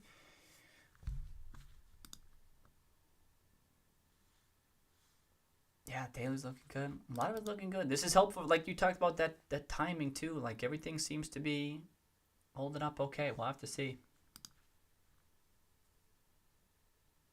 More than just the chart, otherwise you're a GameStop. Have to take into account more than just the chart, otherwise you're a GameStop bear. Well, not anymore. This is the big change, right, Dusty? Is that up till that point, yes, right? Up till that point. But now the chart turned. It's looking good. Now you look at this chart. You look at from this side to this side, and the chart looks really good, right? So now you got folks who don't care about the fundamentals, and they might be bulls because of the chart alone. That's something that GameStop didn't have for so long, and that's why you've heard me talk it up on the stream a lot, even though my thesis is grounded in fundamentals. But now it's in their favor, so it tilts the odds the other way. It's a bit of a tailwind. That's the backdrop. You know what I mean? It's the backdrop. What's interesting too, because going into earnings, Q2 earnings, I was like, I remember, if you remember, I was tilting bullish. I can really only tilt one way or the other, and part of it was because the chart was starting to break out. The market was clearly telegraphing to us that we're a bit bullish about this. And then what happened was it sold off, and then you saw a lot of bears start talking about this, like C, of course. And then what did you know? It retested roughly this line right here. These had that $6 range, roughly mid sixes. It retested and then boom, catapulted up, right? That's even more bullish when you retest and bounce off. But I attribute that partially to that the chart had already broken out. And yes, there's other stuff going on, but it wasn't like anything crazy happened in that Q2 that would suddenly cause that smart bounce back per se. But I would just the chart was kind of telegraphing that to us, right? Look at you hear me talk about so much charts. Even I'm like, all right, stop with the charts. You know what I mean? Yep. You've been hearing the 3-year cup and handle, so matters if it's just sentiment. I've been hearing that too, Dusty, right? I think some people have mentioned on the stream, look at this shit. Let's pop up the 3-year right here. Look at that cup. Boom. And it's a big cup too. That's meaningful because it could mean a long-term runway. And now you're starting to get that handle. Every passing week, that handle gets longer and the chart is kind of validated, right? That it doesn't break down and it maintains double digits. It's bullish. It sounds weird because it's not doing anything. That's why it's always kind of interesting to see sentiment being like, like people kind of giving up on the stock, you know? And I'm just like, yo, it's holding up. It's maintaining. We're at 12. And there's clearly some support there. So, yeah, Sabu, yeah, must-see TV right now. I know, right? Then this letter kind of added to it. It makes the analysis a little bit more complex, but it's also, from an educational standpoint, it's terrific. What are you going to say? But, yeah, now it's must-see TV. Refining to that point before it could be. The setup, this kind of daily setup is definitely a little bit bullish. You still need news, I think, to get things running a bit. But when stocks are undervalued, sometimes you just need a bit of a kick in the pants, whatever it may be. Sometimes the market's looking for a reason. We'll see. I'm not totally we'll see how it holds up. I mean, this chart's getting pretty laughably ridiculous, though. This intraday chart, what the hell is going on here? Maybe one more retest of this line, but that would break below this one. I'm kind of watching this one right now. It's going to be, like I said, though, it could be quiet, though, for a couple of weeks. So you don't want to weight this stuff too heavily. And it may just be, the chart's going to bully the damn stock price. That sounds crazy, right? Maybe the stock is going to, like, bully the chart. Like, you got to go somewhere. You're going higher. And you know why? Because this whole it's been channeling upward here. It's kind of silly, and this is super short-term type stuff. But, yeah, I don't know. Strong fundamental-based catalyst minus callback. Yeah, I think so too, Dusty. I think most importantly, it could just be we could just quickly get back up to this $13 and $14 range, and I don't even think that's that big of a deal personally. I'm actually kind of surprised we got up almost to 13. When was that? Last week? Was that last week? And that's not that big of a deal. We're in this box. I can kind of see us just plodding along there, and you made some people taking victory laps if we get back to 13, 14, 15. I don't think that's that big of a deal.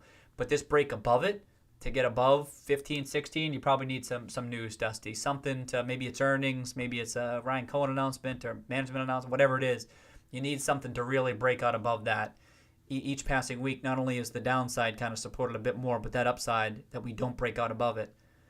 But still, there's only a couple of weeks that was up there. This is kind of old. This is kind of back in the day, but whatever. The fundamental shit will drive this. It's important not to worry about it too much one way or the other. Like you said, timing and stuff. Yeah, the callbacks, I mean, if there's anything on that line, which I'm not so sure about, but that type of stuff, we'll have to see. I think it's right at the right at that intraday line. Where's that intraday? Right at that 20-day. Oh shit, I meant the 20-day moving average, which usually I don't give a shit about, right? I don't care about that. But it's like right at the 50-day. The red is the 50-day. See the red? Can you see that red 50-day? It like pulled back right down to that, and then I got so much shit on there, right? I kind of don't like that. Let me just add it real quick. Watch this.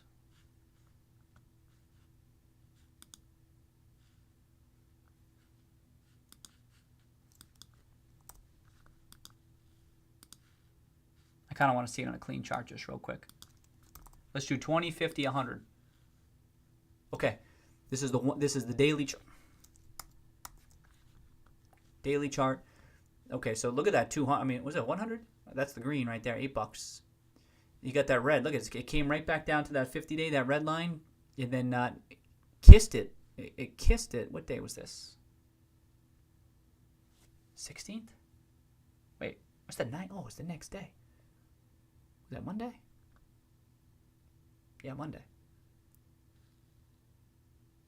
But right in there, and then it's having trouble getting above the 20. Now the 20 days coming. But importantly, that 50 day is still rising. See how it's rising? It's going up. That's good. The green's still going up. That's good. The 20 day, that's that short term. But when we break out above that, it's having trouble getting above that, I'm noticing. But you see the RSI really stuck around that 50. It's good. It's decent. It's holding up. It's holding up. Oh, actually, what if I do this? Can I do this anywhere? Look at this shit. Some people do this. Look at this. I mean, that's kind of funny. It's kind of funny.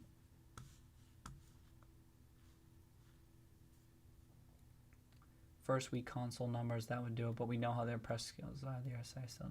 Yeah, we'll see. They'll probably announce some of that stuff during the quarterly earnings call.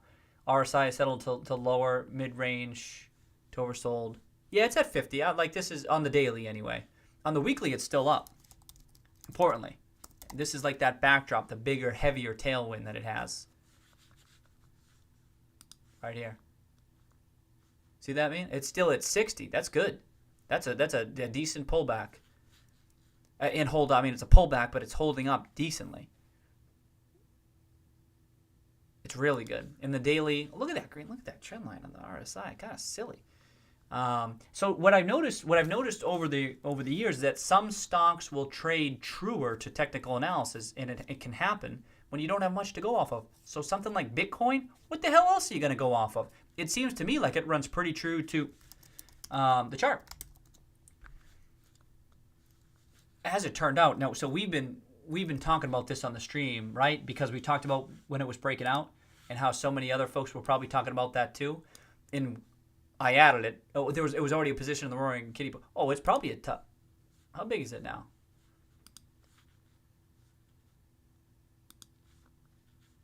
Look at this. It's a top 20 position now. You believe this shit? Bitcoin. Value investor, my ass. You know what I mean? But there you go. Like once it broke out, and it broke out in particular, broke out about like this level here. Everyone else was buying. We said that. We said it on the stream. Everyone else is saying the same analysis. There ain't nothing proprietary. There ain't nothing sexy here. That's what it's doing, and it's following it. We'll see if it sticks, but it's laughable. So some of them trade truer to the charts, and I actually think that GameStop might be one of them. I mean, it's a value stock, which makes it kind of weird, but I think the short interest. So there might be a lot of trading action in it, but it could be that it's following it pretty closely. We'll see. I'm not totally convinced of that, but I keep on sharing those charts because I'm just like, wow, it really is holding up, bro. Look at these retests of the 20 on the way up. Boom. Boom. And then it broke through, but it was held by the 50. Did you see the projection today or yesterday? Oh, I did not, Dusty. I'm not dialed into Bitcoin at all. This is a low conviction chart play only. And I mean, it's low conviction, but it's because of the sentiment around it too. But no, I didn't see the projection. What are we at? Is it 100K? What's it at? Maybe even more than that? A million? Oh shit! This might do. 318K. Okay. Oh shit. Hey, I think we might have broke. Did we break our longest stream record? I think we might have did it.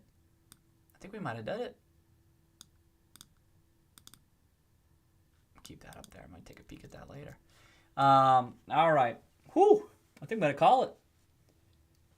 Wait, what time did I start this? Oh, I gotta wait a couple of minutes now. I feel like I got. What time did we start this? 6 hours ago? We gotta wait a couple minutes. Okay. Let's see. Let's see if we can make it, Dusty. At least gotta wait 3 minutes. I got to. Of course, Dusty. Of course. Let's see what moved today. Was it a bullish day? Oh, so you saw GameStop sell off a bit? I meant to mention that, not that anyone gives a shit. No, and you shouldn't about that very short-term price action. But if you saw the, see that late day action, those last 15 minutes, it kind of sold off a bit, but the whole market was doing it, right? If you take a peek at watch this. Boom, boom, boom, boom, boom, boom, boom. That's IWM Russell 2000. Boom, boom, boom. The past couple hours, everything kind of started selling off. Oh, what are futures doing? Flat. Oh, of course, Eduardo. Thank you. I appreciate it. And you're always asking great questions, so I appreciate that. That's terrific. A little after hours, but sure low volume. Oh, yeah, was it low volume? Okay, spend last week. SBE.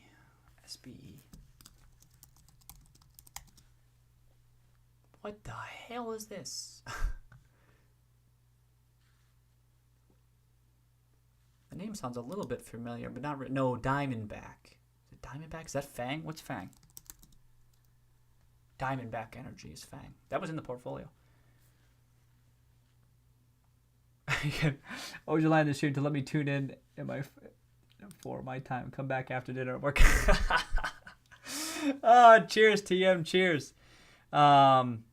I walk the dog for an hour. I come back, still good. Cheers, Space. We're round it. We're finishing it up. We're trying to make it to the, what would it be? We're trying to make it to the 6 hour mark. I think this would be our first time, right?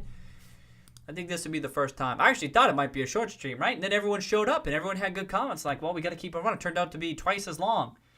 Dog's looking at like Dusty, like, what the hell, huh? Great. Thank you, Sabu. I appreciate it. Thank you. Cheers, cheers, cheers. I don't know this name. Is this a SPAC of sorts? Interesting looking chart. Oh, it is a SPAC acquisition company, of course. Is it an energy acquisition? Merger? Upstream and midstream energy sectors.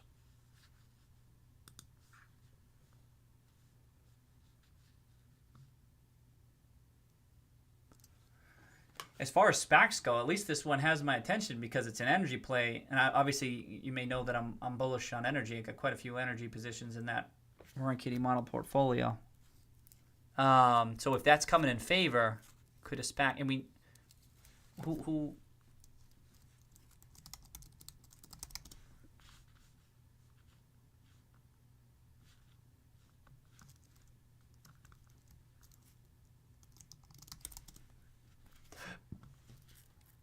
I mean, I got plenty of energy exposure. I'm not sure. Oh, Heyman Capital? Heyman? Is that Bass? Is that Bass?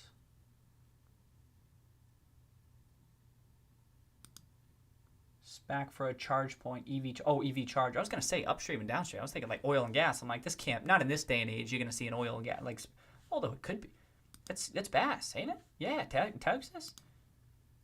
Electrical engineering. This is a major player in general purpose EV chargers. This is like one of 2 EV chargers we spec install on commercial sites. Seems to be a big question lately. Whoa! So right off the bat, this is a value investor. I believe he was. I think he had quite a bit of success during the financial crisis. He was kind of on the ball. Oh, it is Kyle Bass. Boom. Seems like a bright guy. I need to. So EV, huh? SPAC for a charge point. EV chargers. What's the balance sheet look like? Hugo would be upset. Hugo would be like, yo, all these EV names, this is the one you talk about? What's the balance sheet look like? What's the market cap? 772. Not bad.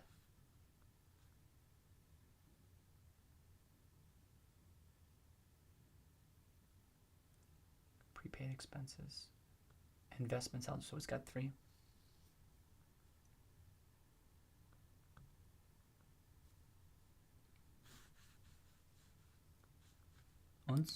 Oh yeah, I wasn't tracking that one, Dusty.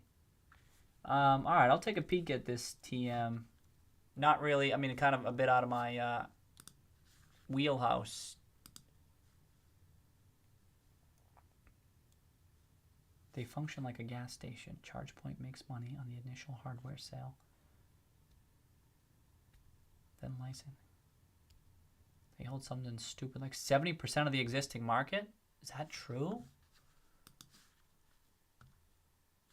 Seems almost too good to be true. This is Haven Capital just bought, right, because they just, then they charge customers accordingly at whatever rate. You see this shit.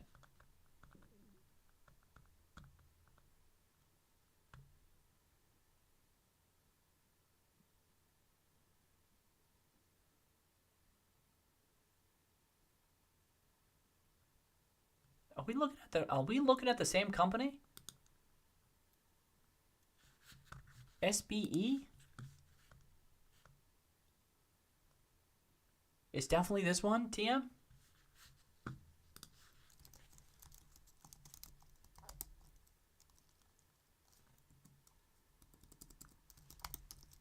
The word charge point isn't even in the 10K. What else you say? Charger?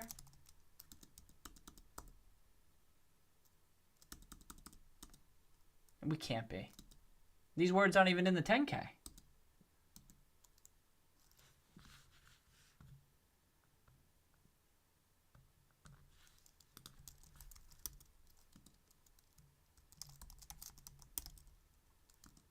I don't think so. You sure? I don't see anything you're talking about. Business.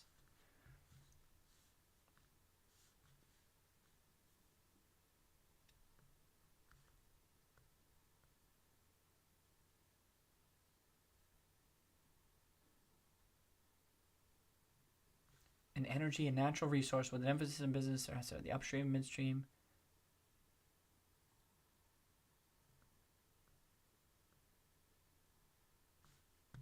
No, this can't be.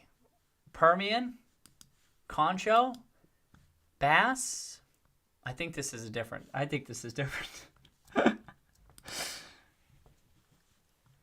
Pipe?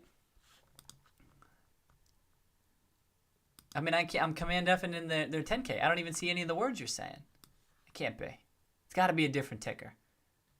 What's the name of the companies? You tell me this is the name of the company. Switchback Energy?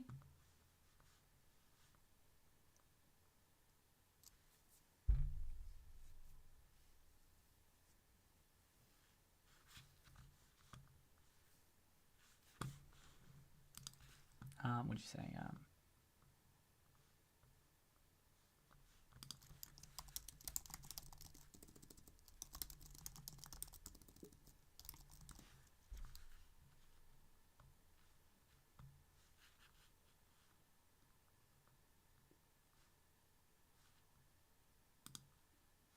What the hell?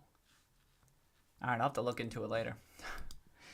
Hey, we made it to the 6 hours. Hey, we spent 10 minutes on that. Google ChargePoint IPO. Okay.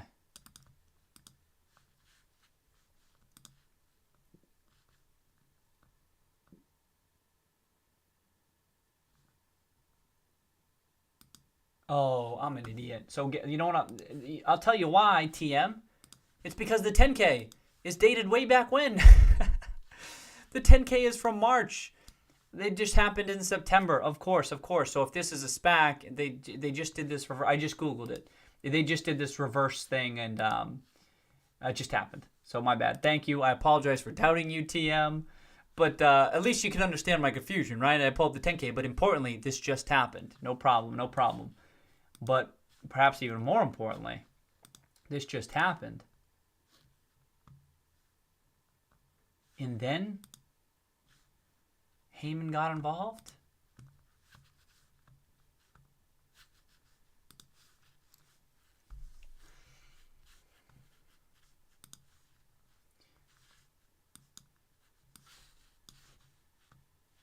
Then they charge. Okay, let me see this again.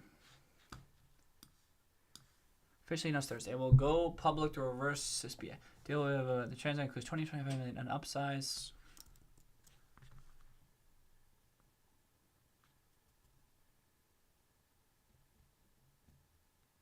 Permanent capital to fund growth in years ahead. Approximately 500 million expected to fund expansion of the commercial fleet. In August, we were bought on charge point.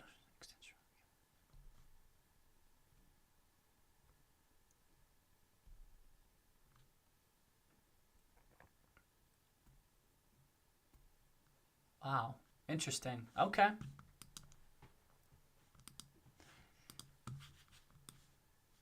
If it weren't for so first of all, the chart looked good, right? You got my attention with the chart. Kind of an interesting looking chart. You can kind of tell it's a SPAC, right? Tell it's a SPAC. No, not much of a surprise there.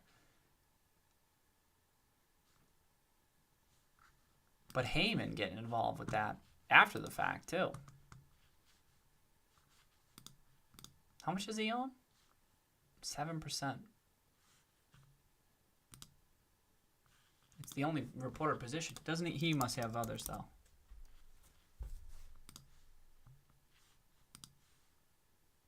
He doesn't. This is his one.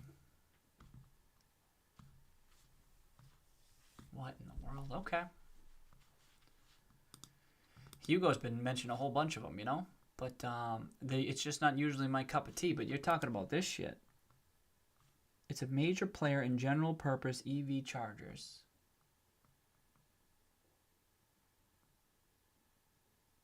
This is like one of two. And then what'd you say too? Did you say 70% of the existing market? They function like a gas station. ChargePoint makes money on the initial hardware sale. Then licensing and support. They hold something like 70% of the existing market?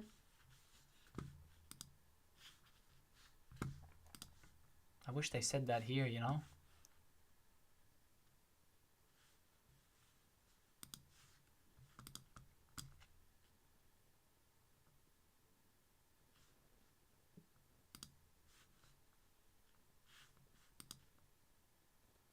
Advancing EV charging networks.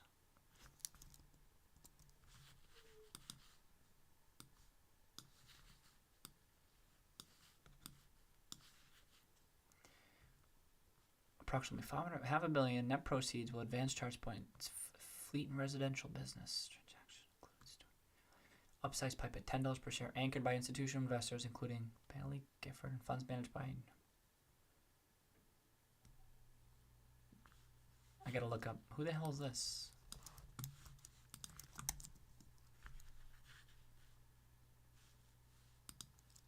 I don't know who that is.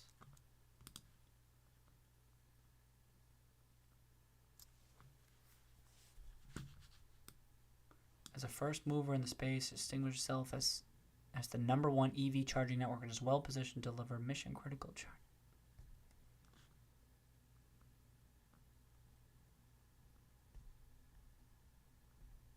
All right. I'll probably what I would probably do too is track down a just to what the hell is it?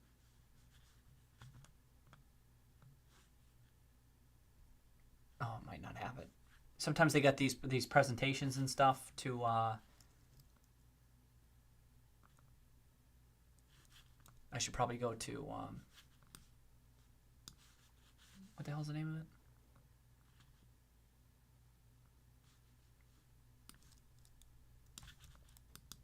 No, it should be here. Press room.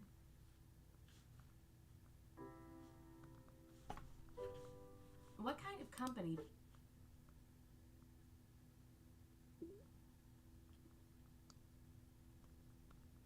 All right, I'll track it down another time. Unless I can just do it through here. Can I do this? If you don't find, I will dig. They have a pretty aggressive growth plan. Okay. Yeah, I'll track it. Analyst Day, November 17th. Was that today? Was that yesterday? Holy shit, dude. It's right there.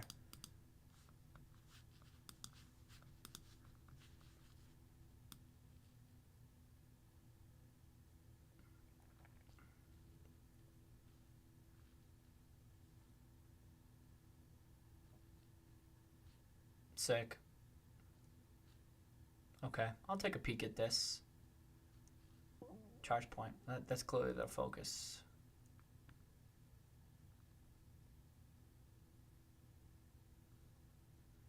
With a lot of these presentations, as I've said, because some other people have mentioned some companies, they always talk a big game. It's always a big, huge market. They're going to crush it and stuff and blah, blah, blah. So you always enter these presentations knowing that you're going to be told a sexy story. And yeah, got to force yourself to discount some of this stuff, blah, blah, blah, the likelihood of them pulling some of this off, and just make sure it's oftentimes I'm just like, is this a legitimate market? And if it is, I'm like, all right, I'll keep listening. This seems to me a legitimate market, just a very, very, very quick take. What's an example of that I was talking about recently? I forget. All right. It would be great if they have like some market cap. They don't have a market share, do they?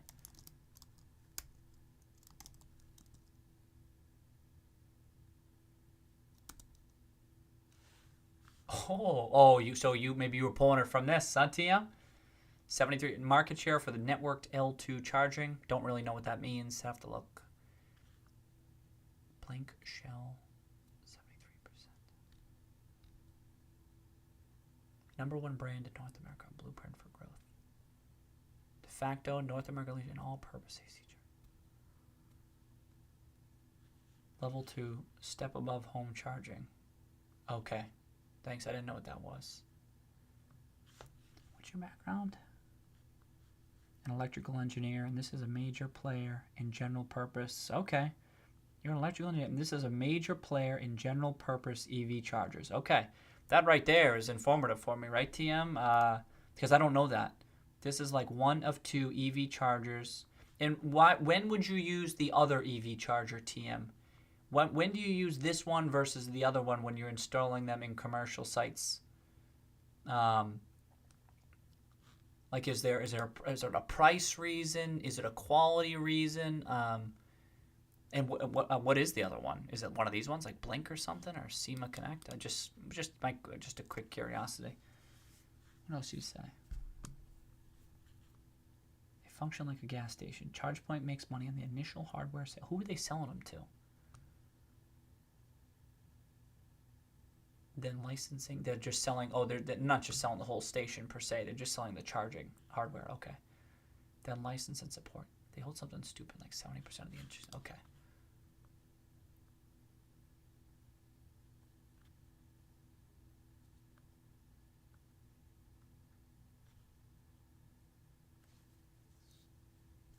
Let me keep. Well, it's a long presentation. But it just came out today. Couldn't ask for one that's more up to date, but it's perfect because if they just did this, then it was probably important they get. Oh, what is this? A whole presentation?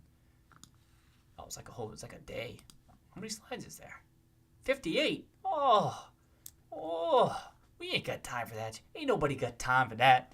Ain't nobody got time for that. Ain't nobody got time. Ain't nobody got time. Ain't nobody got time for that. I'll keep it up. All right. That's interesting, TM. I want to look up those other people too.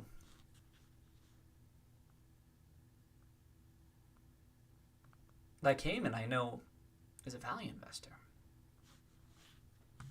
A successful one as far as I recall. He knows the energy space too. We had some overlap in oil and gas stocks back in 2016. Some overlap, not a ton of overlap, but he seemed like he knew the space. And now he's dealing in this type of stuff. Not quite the same, but energy nonetheless. Seems like it could be. This isn't the type of thing I could ever have high conviction in, but I'm saying his name right? Heyman. Chart. EV.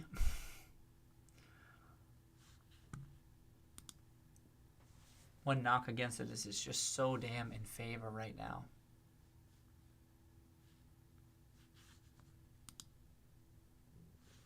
What's Tesla doing?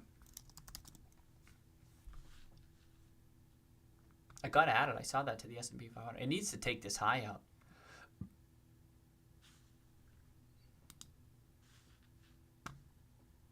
Oh, it's on the verge of closing at a weekly high. Just trying to figure out if this is back in favor. We know things, it's kind of coming in favor, right? Is that it? BYDDF? A little bit. Today, mooning. I did see it was 2 days ago. It was up because it was that was yesterday. It was up because it was added to the S&P. Oh, Search One. Uh-oh, Search One is back. 25 minutes back and you're still going. I'm so new to stocks and I've always been bad with numbers and maps. Just listening has helped me out a lot. Oh, cheers. I'm happy to hear that, Search. You know what I mean? Like that's good because I think that too. That kind of just understanding the story and the thought process of some of these things is a good step forward in the right direction. How people think about some of that stuff because I feel as though it's not really readily available out there. So thanks for sharing. I appreciate that. You searched left. I probably said goodbye a long ass. I did 25 minutes ago. I said we were wrapping up, huh? Then TM tosses out one damn ticker that just happens to get my attention, and it's not even my cup of tea. It ain't. But something like that, like it was Heyman. That's the thing. So when you're tracking a lot of stuff, you just get one little thing that kind of pushes in that direction. I try to always keep my universe broad. Everyone always says I have a particular style, and we know how Buffett talks about your circle of competence. But like I'm always trying to expand my universe. I like to keep it broad. There's certain things where I just like I can't go down that path. But at the same time, like I don't want to rule something out because I'm not an expert on EV. I mean, TM says that an electrical engineer. These are two of the types of things we use. 70% of the market share. And then I see him in like just within 2 minutes. I see something that gets my attention. And I know off the bat, I'm never going to have super, super high conviction in this. But that doesn't mean I won't dabble. You know what I mean? And then maybe as the story unfolds, maybe 12 months from now, the stock price is still at 20, wherever the hell it went. And but the story has gotten stronger. I've gotten more confident as I got more time. So I may just add it in the portfolio and be like, all right, let's see what happens. And plus, with something like this, there's always the chance it's like a 10-bagger down the line. You know what I mean? I'm not betting on something like that. I'm just betting on a couple of things and see how it works. But that type of stuff can. But at the same time, I also know EV is kind of super in favor right now. Will it remain in favor? I don't know. Could also be a little bit of a hedge against my oil and gas exposure. Do you know what I mean? I don't have much. I have said that I wish I had more EV exposure. Hugo's always talking about BYDDF there, and that's.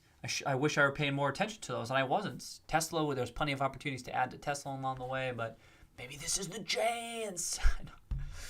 But all right.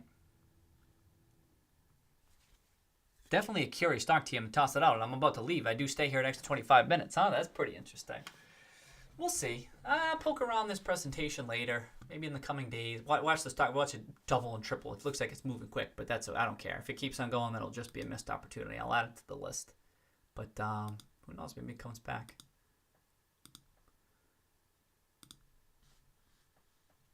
Futures. Okay. All right, everybody. Y'all have there we go. It's longer stream tonight. It's the next day for me. It's the next day. Have a nice what is it? Have a nice day today. Peace out, TM. Peace out. Have to check back in at some point and see what you have to say. Always interested to get your take. Okay, TM. Yeah, I'll let you know. Right off the bat, it's almost like one of those ones that I might just get a starter position just to get me thinking about it and watch its market action in the portfolio. That's what I was doing like March and April. I was like adding it just to see how the stock performs in the crazy volatility of the market. And then if it takes off, it can get my attention. But I'll look through this. Oh, yeah. So have a good night, T-Tree. Finger crossed for this Friday. Yeah, what's Friday? Is there something Friday? What's this Friday? Just potential. Oh, it's Thursday. That's right. Yeah.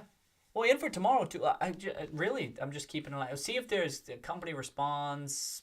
I doubt we're not going to. I doubt it could just be quiet. So if it's quiet like this, I'm watching that short-term price action.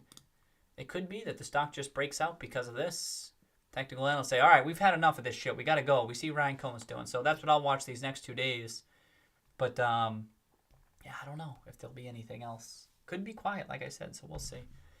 But the general, just generally on the market, watch that Russell 2000. This is holding up. This is holding. This is another week we're on where this is kind of meaningful for someone like me. That was a big leap up. It didn't give it all the way back. It's staying up. Sure, it's not continuing to break out, but if that does, this is a general tailwind for a lot of the types of stocks that you see in the Roaring Kitty portfolio because that's how I interpret this. But like that's the other thing I've been keeping my eye on. I don't even know what the S&P is doing. It too is a bit bullish, but this is the bigger story for me. QQQ kind of relatively underperforming, if you can believe it. Lots of, some stuff expiring. Yeah, I know, but usually we don't see too much crazy stuff on Friday. Oh, I mean, it could be. This will be one of those things, T-Tree. I'll look back on this and be like, damn, T-Tree was telling me. I wasn't paying too much attention, but sometimes I'll see like a lot of open interest. And this is one of those ones where I've seen kind of a lot of open interest stuff in the past and not much has come of it, but we'll see. Never know. Good opportunity for education for me right there. Let's see what happens. But, all right, everybody have a nice night. Keep an eye on this stuff. All this stuff, and we'll regroup Friday. Yeah, Friday. All right, good night, T-Tree. Dusty, of course, Dusty, been in here this whole time. Hope you have a nice night, Dusty. Search one. Peace out. I guess it's just us. I see twice. Sabu, Space Burrito, peace out. Eduardo, adios. Have a nice, I can't believe I still have, I mean, this is embarrassing that I even have this sip, but now I can finish it as I say farewell. Ooh. Oh, that don't taste that good. Oh, shit. Okay, which one to go with today? I'll go with this one. All right. Peace out, everybody. Good night.